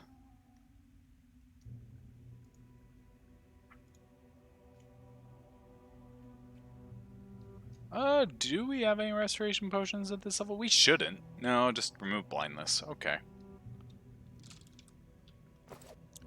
We just have to deal with the stat damage.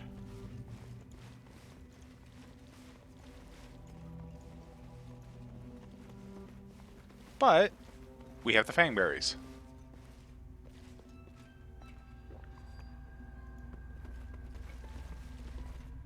Now, let us press on for a wand of cure light wounds.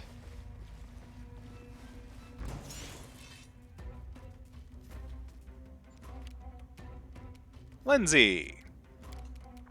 Hi, Bean. I'm gonna... Yeah, you go ahead and pet. Okay. Lindsay, throw the alchemist fire.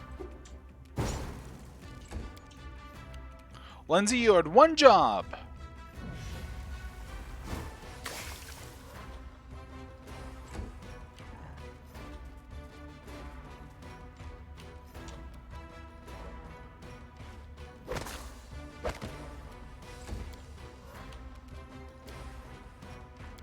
I forgot all about Harim. I forgot all about, like, giving him anything to fight with. Hold on. Here. This spell's purpose is different.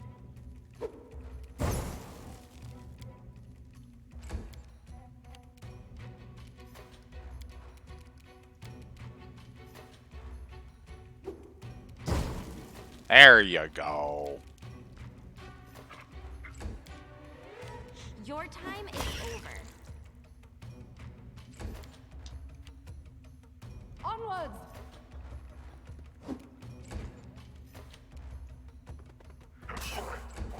Angry doggo.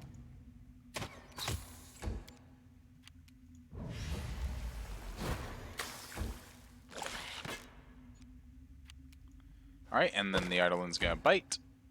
Okay. Might be in the clear. For this section. I go down!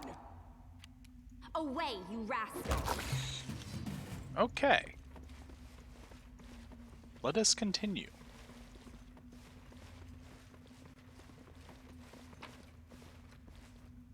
Wand of Cure Moderate Wounds. That was even better than I thought. But we can't leave it at that, can we? Oh no. No, we can't. There's more treasure to be had. And more experience. Mostly more experience.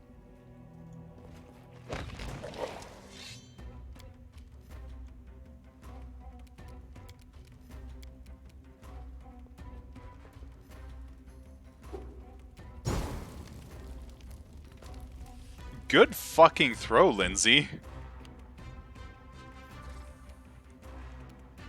Way to go.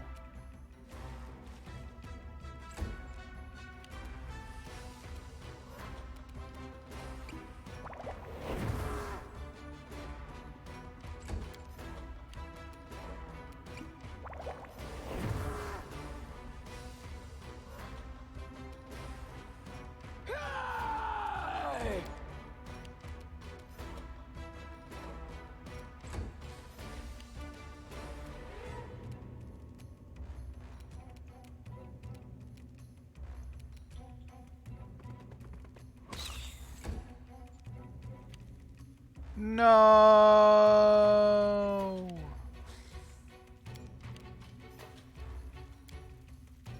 Hi, Bean. Aw, you're licking my hand. Why am I suspicious of you?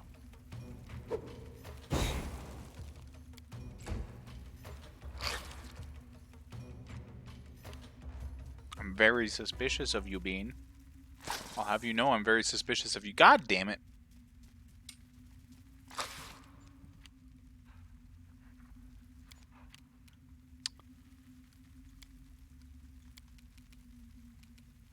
Well.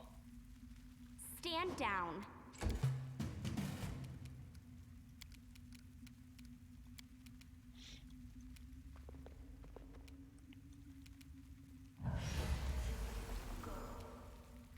Oh, it's immune to your piercing screen. They are apparently immune to sound.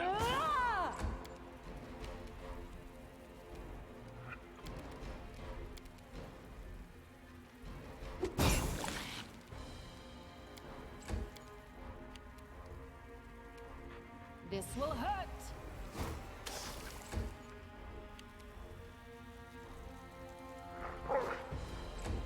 I'll survive.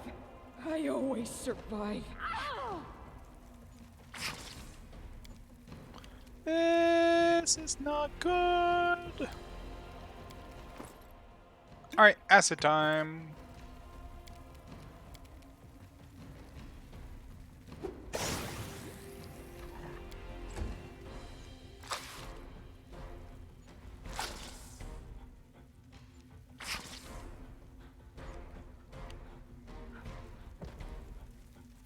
This was not part of the plan.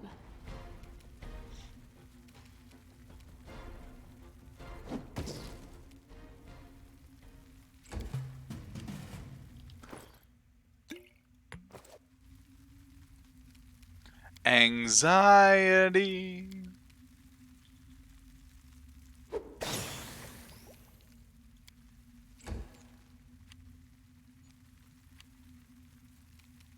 Literally can't do anything. Okay.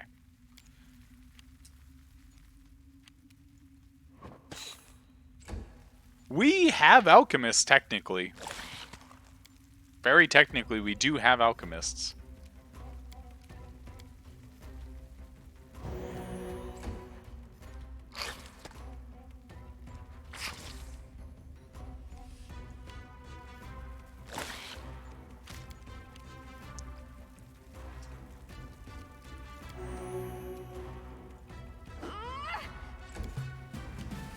It's just one's sickened and one's, you know, not doing anything. Can you magic missile it? You failed. Okay.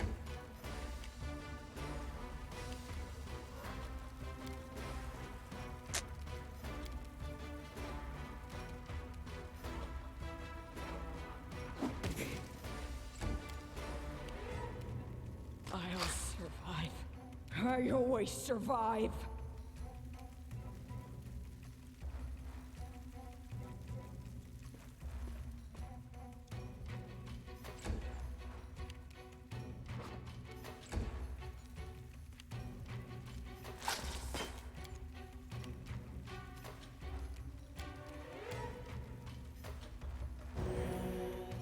Keep everyone up.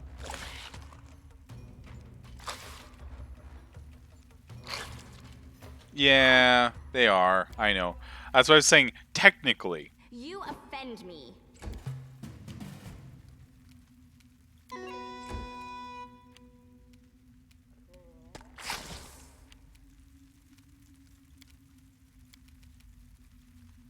They can do this, though. Throw anything.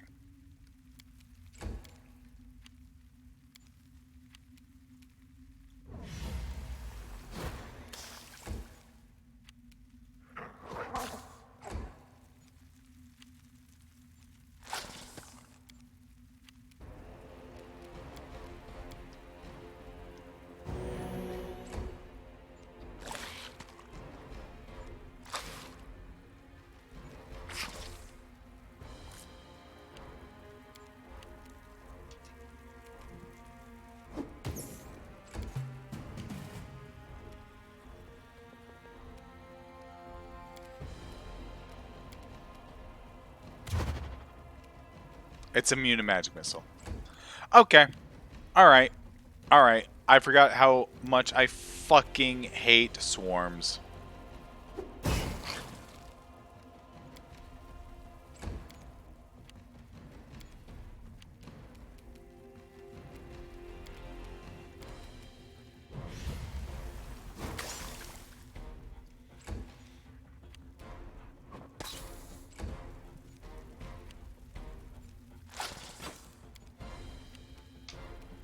Do you have any more? You do not.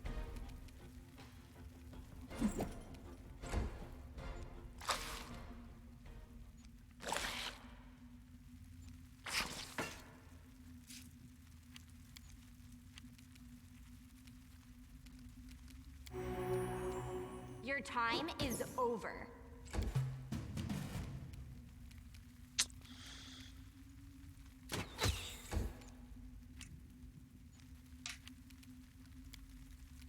One more.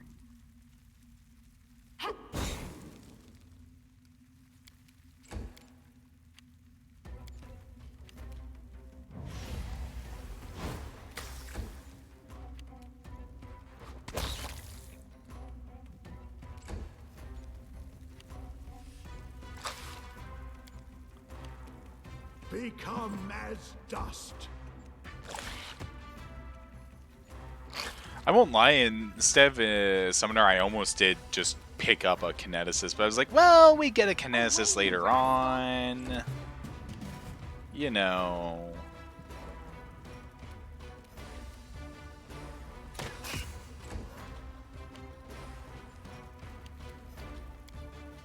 I wish I could loot Amiri right now. Stay behind me. Amiri has our other bombs. Alright, okay, what are my options here?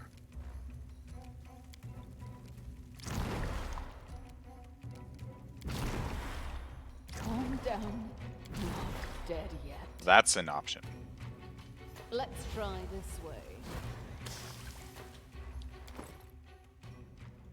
Oh my god, we can. That's bullshit, but I'll take it. Hammer space, let's go!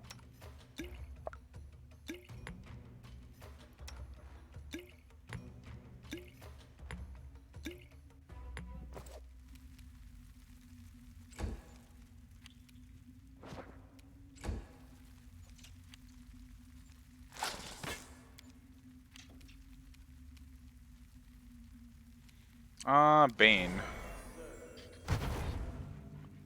They're all immune to Bane. Okay. You know, yeah, they're just immune. Alright.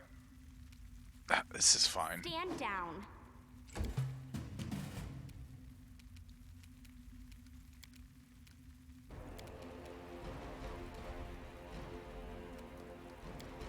Ear-piercing scream on the giant spider. There you go.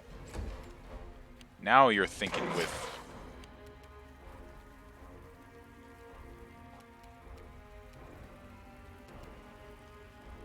Okay.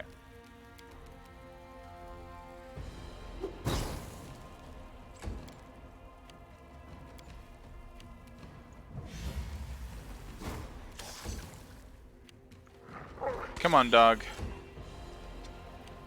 Dog is the real MVP.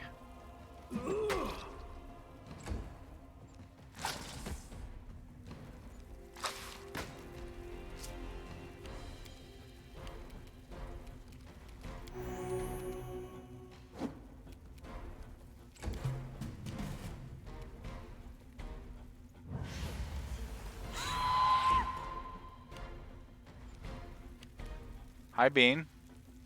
Can you... There you go. Bean just stood up and just, like, took up my entire view. I'm just like, I love you, Bean.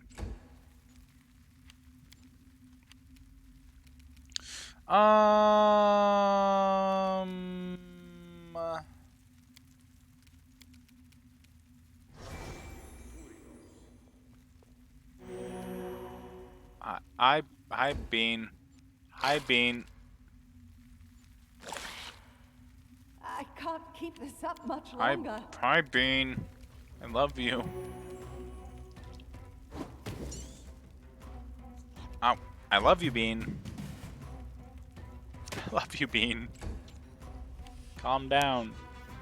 I'm right here. I love you, Bean. Stop. Please. Please stop.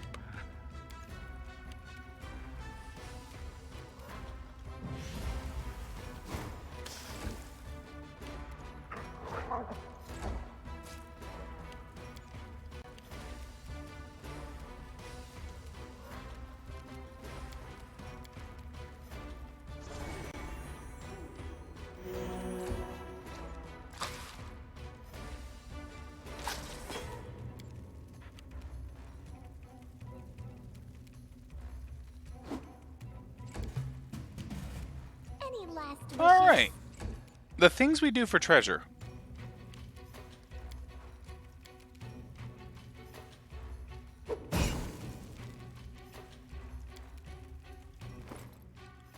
Does anyone else have any? Anyone at all? No, okay.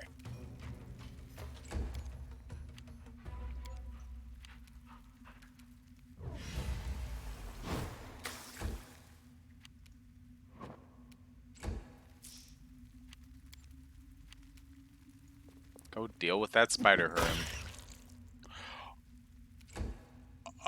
Okay. You dealt with it. That is indeed what I asked.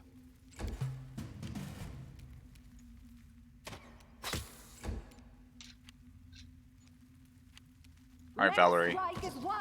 Yeah, 1 damage. 1 damage.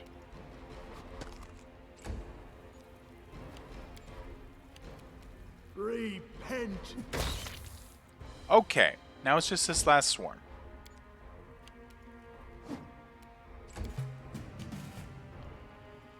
Fire the crossbolt. Do not falter. This should do it. Dog, go look around. I don't know.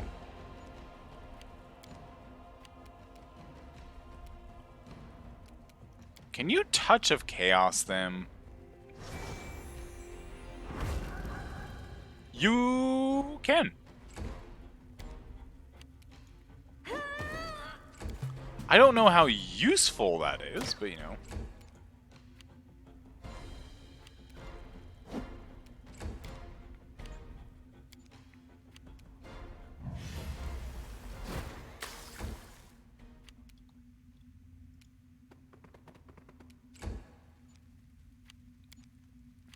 Your life ebbs low.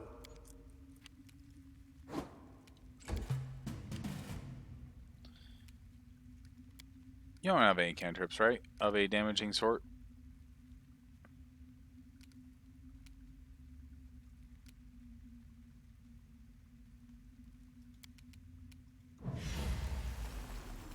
They're immune to flare.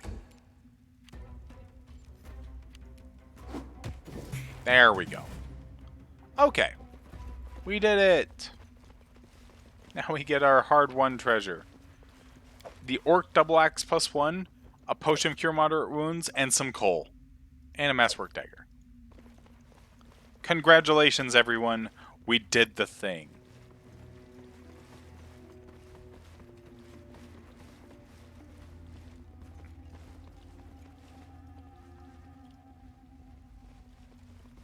Was that necessarily worth it? No! Wait. Time to rest for a couple weeks? Couple days, yeah. But, we can also, in theory... Oh, he doesn't even have lesser at this level. Welp!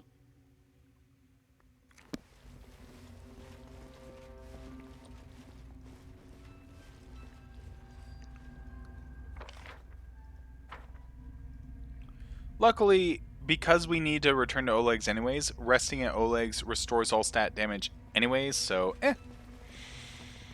So, ow! Ow! Fuck! Ow! Cat, You cannot claw my elbow. My elbow is not a scratching post. Sorry everyone for that. Just suddenly the cat reached up to just start like using my elbow as a scratching post. I'm so sorry about that.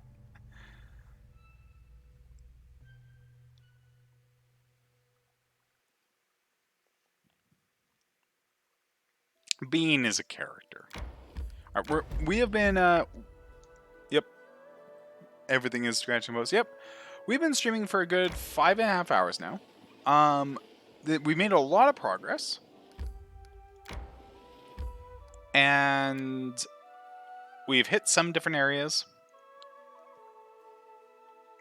Turning this in, I think, is a good place to stop for now before we hit some of the major story beats next. Let's give everyone their weapons back.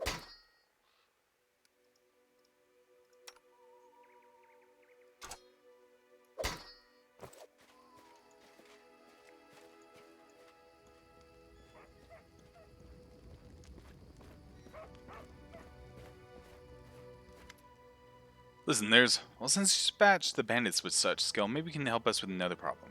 There's a feral swine living here in the woods. Not a normal wild pig, we're talking about a vicious boar.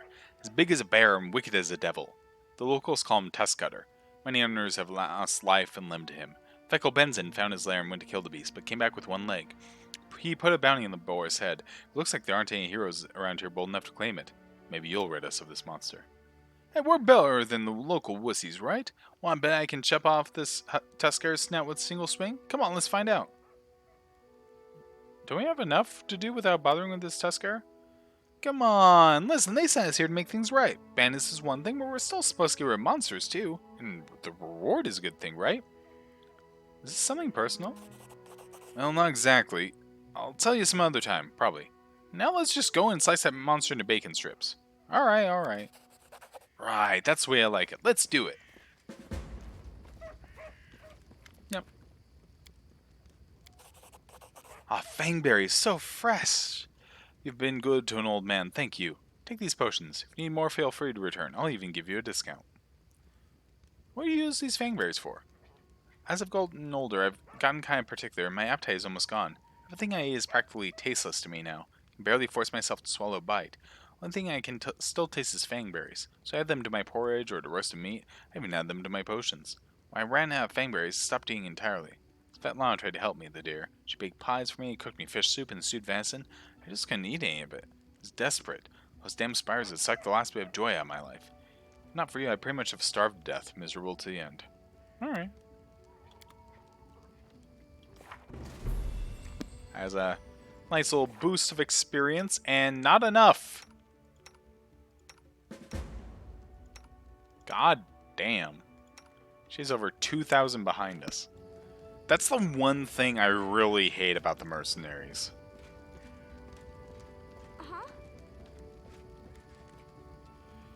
Alright. Yep. They do indeed. That's a nice choice. How may I serve you? Services you offer. And sell you various divine spell scrolls. Quite useful even if you don't have anyone in your party who can read them. When you're in the settlement, or indeed any place with a cleric willing to help, you need only open your bag and choose the scroll you wish to cast. I'll be happy to read it for you. Take care out there in the wilderness. The scroll is useless without someone who can read it. Use the scroll on your journeys, you'll need a spellcaster's magical training covers such spells, or someone skilled in magical devices. Tell me about the visions that led you to the Temple of the Elk. It's odd. Perhaps Erastil requires my personal presence at the temple. But I'm sure he pointed to this place for a reason. Please, sure about that level 2 merc. They're always one level below you. That's thing, is there always a level below you?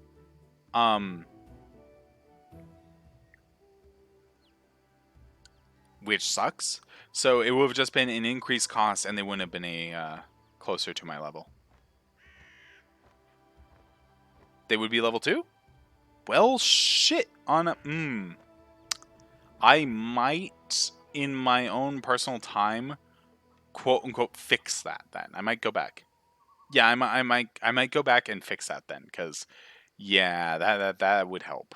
I'll pay the extra 500 gold for level 2. That's not too bad. Yeah, I'd pay the extra 100 gold for level 2, or 500 gold for level 2. It's 2,500. Oh God. Ah, Jesus. Yeah, that's a different story then. Never mind. Find the Temple of the Elk. I've pieced together its location from what I can remember of my visions. I have a rough idea of where to look for the sanctuary, somewhere in the North Nile marshes. However, I don't possess the strength to walk this path myself. Do not reject my plea, good traveler, and I'll repay you as best I can. In these dark times, people rarely help each other without compensation. May Erastil forgive us all. But I am sure my healing abilities will be useful to you.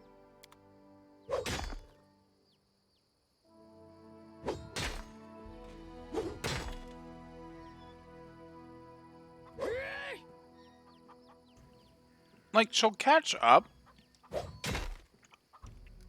In a sense, that 2,000 matters less and less, but How may I serve you? What exactly would you like to know? My story? Why not? You deserve to know it. I am a priest of Erastil, and Galt is my homeland. You can imagine what it's like following the teachings of the Stag God in a realm torn by discord and strife. Rebellion and suspicion are the pillars of Galt. Led by Erastil, I tried to guide my flock to embrace tranquility and balance, and guard them from hasty judgment, until I fell from grace myself. Foolish, foolish old Jod. My misdeeds cast a shadow over my life and service.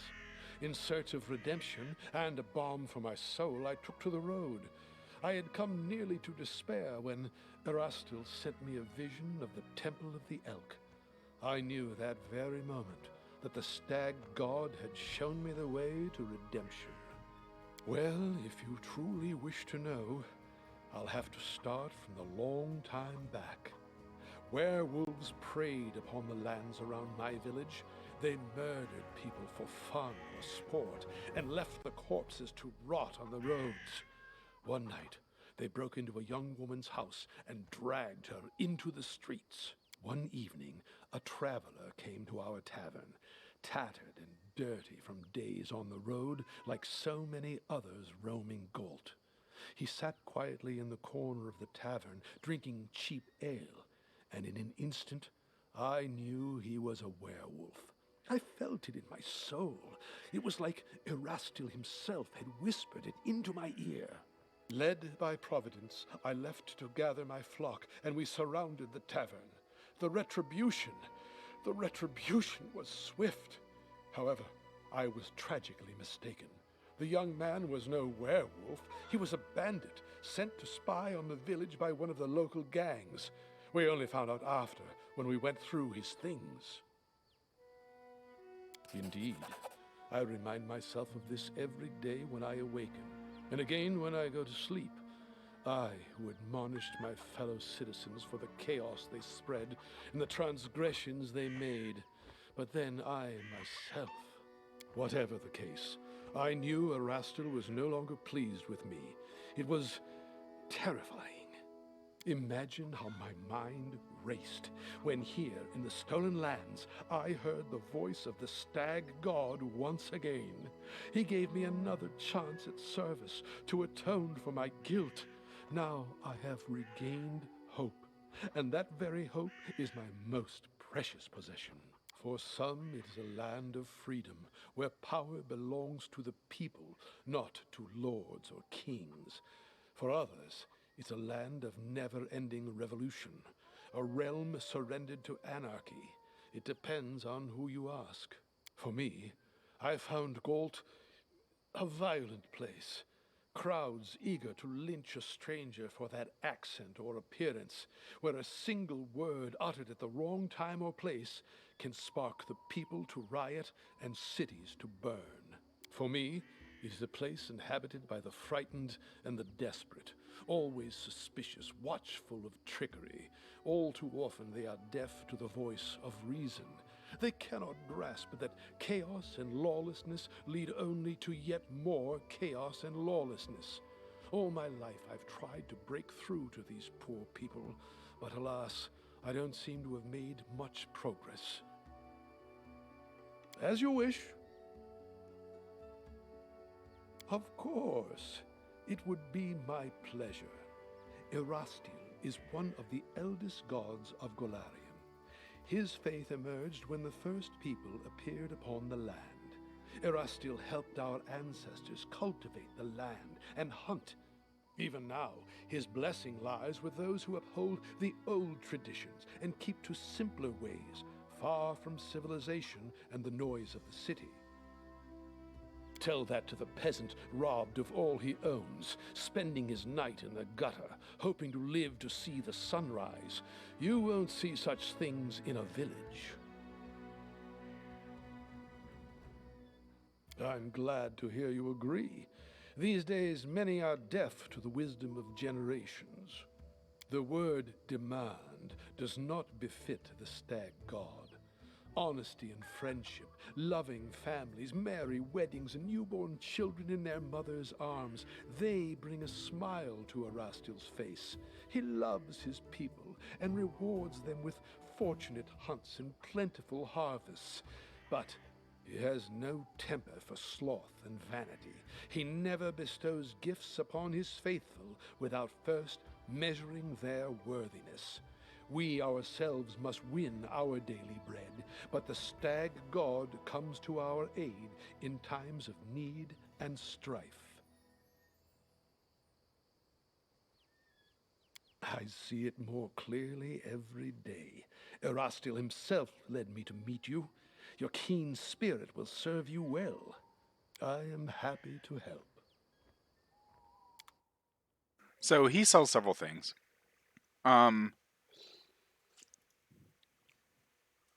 Mostly scrolls though, and ways to get like diamond dust, etc. I'm gonna go ahead and offer him some stuff though. Got all that squared away. I'll share my path.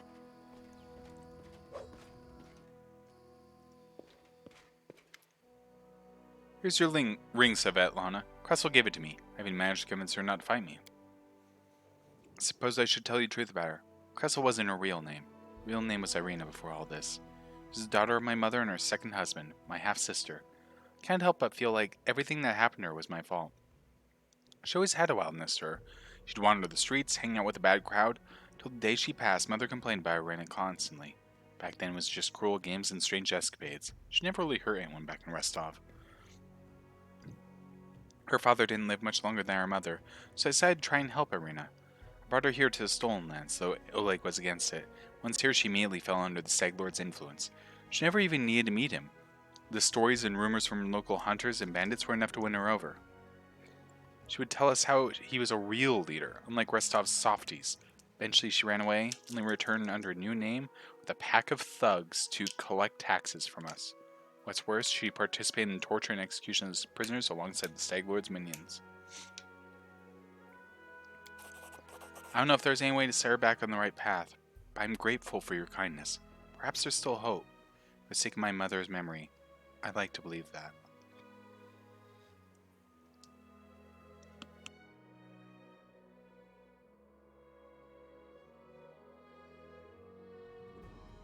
You can play as a human in Wrath of the Righteous.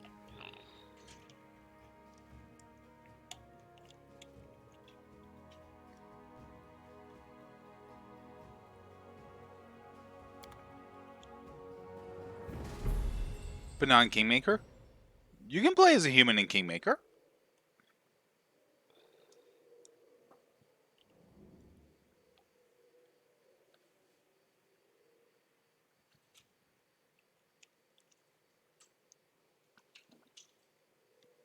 I don't follow, actually. Oh, I gotcha. Okay.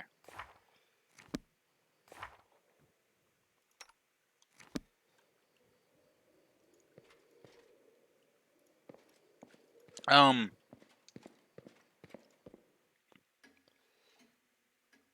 I think the expanded races mod adds Kitsune, but I'm not sure. I'm sure they will rip some of the Kitsune files though from Wrath for the for use in Kingmaker though. So have faith, it'll happen eventually. In any case, we've been streaming for a good long while, and yeah, that is a good place to leave it off for right now. We're almost to level 3, and our summoner is almost to level 2. So we'll have plenty of time to catch things up and to take on the Stolen Lands. When we hit level 3, we'll be able to take on the Stag place. You, Paladin. Yeah, well, I put it... Hey, thank you for the follow, Lawful Evil. Yeah, I put it up to a vote for my people on my Discord as to what we'd play. And they chose Paladin. And I was like, okay.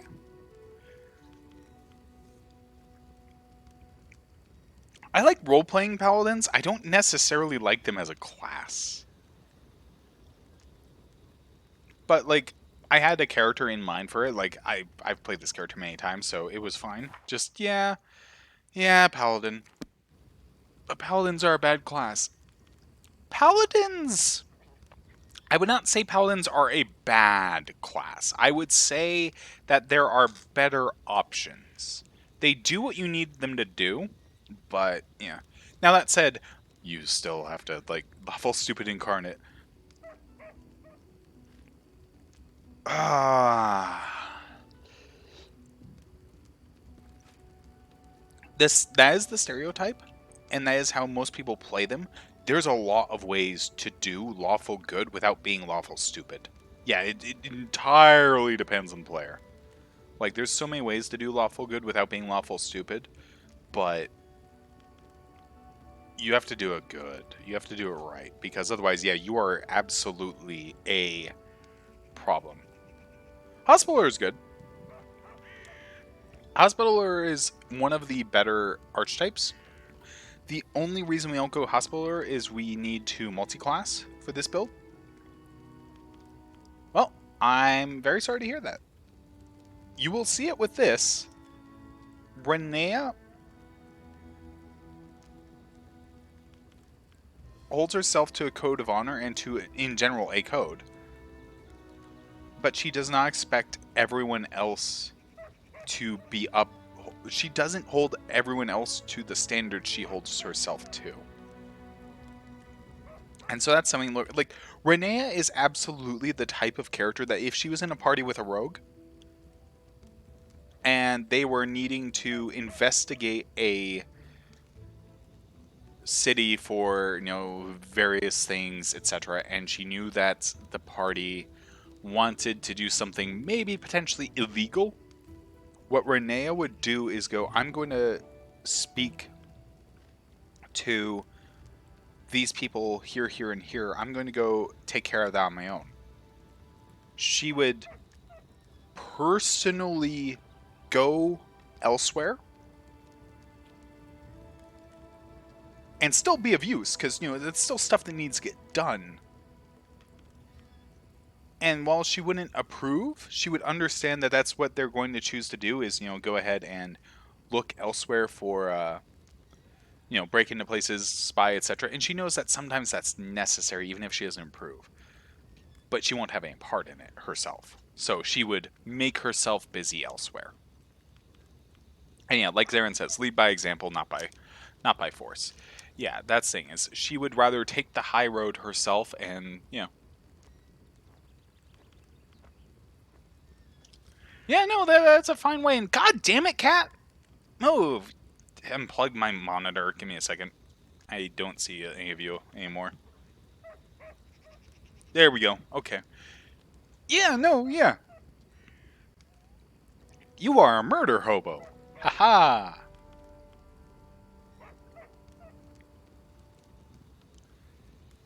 Yeah, it's...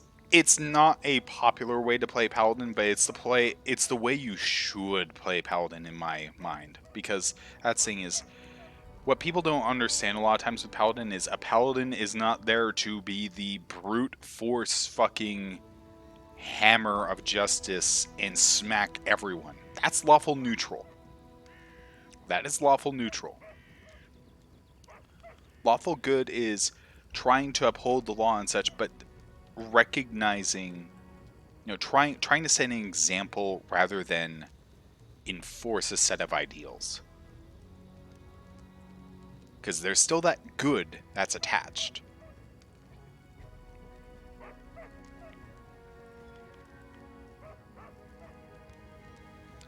And even Renea, as naive as she is, if she truly believed that there was no redeeming someone, like if she had a dangerous criminal who she knew there was no way they could redeem themselves or anything else like that, she would kill them.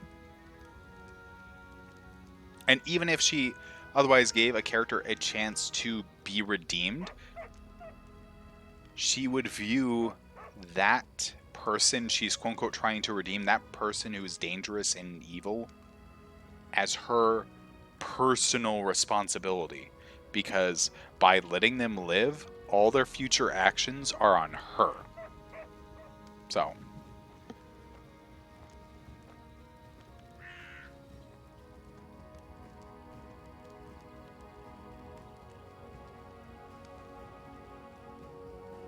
yeah. And characters like that are fun too. Like, I have characters like that. I absolutely have characters like that. Renea is just my most absolutely sickeningly sweet, good character I have. And it's very hilarious after my run through Wrath of the Righteous, where I was playing someone very much meticulously utilitarian and leading towards evil. Yeah, she's whipped. No, yeah, Renea is an absolute, just adorable little cinnamon roll. And she's fun to play, but it's also very much it can be a little bit hard to play at times because she holds herself to such a stupidly high standard that many of my favorite tactics, like I play rogues and bards a lot. Like if I were a D&D character, my alignment is probably chaotic neutral or chaotic good. So going lawful is a little hard for me. Stupid only dates chaotic good players. Yeah. Well, you say that, but she was absolutely coming onto my commander who is lawful evil.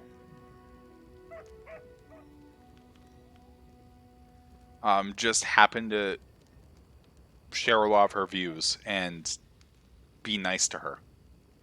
Share many of her views that weren't completely chaotic.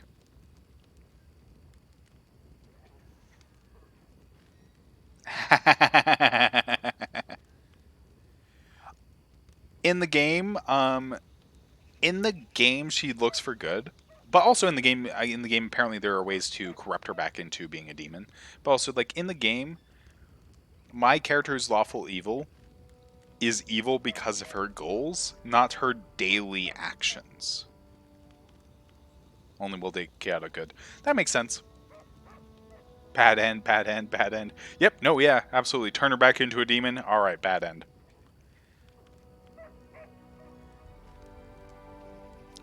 I mean, sounds fun. Alright. Anyways, we've been playing for a long time. We're going to play more Kingmaker. Don't worry about that. We'll play more likely tomorrow after work, but for right now, we're going to call it here. Oh, yeah, no, that makes sense. Makes perfect sense. Yeah. Take care, everyone. Thank you so much for watching, and we will see how our lovely little paladin here eventually becomes a, well, a baroness. Love this slowly shifting towards neutral. I'm like, but we didn't do anything chaotic. That's not how choosing neutral good changes you. God damn it. Anyways, take care.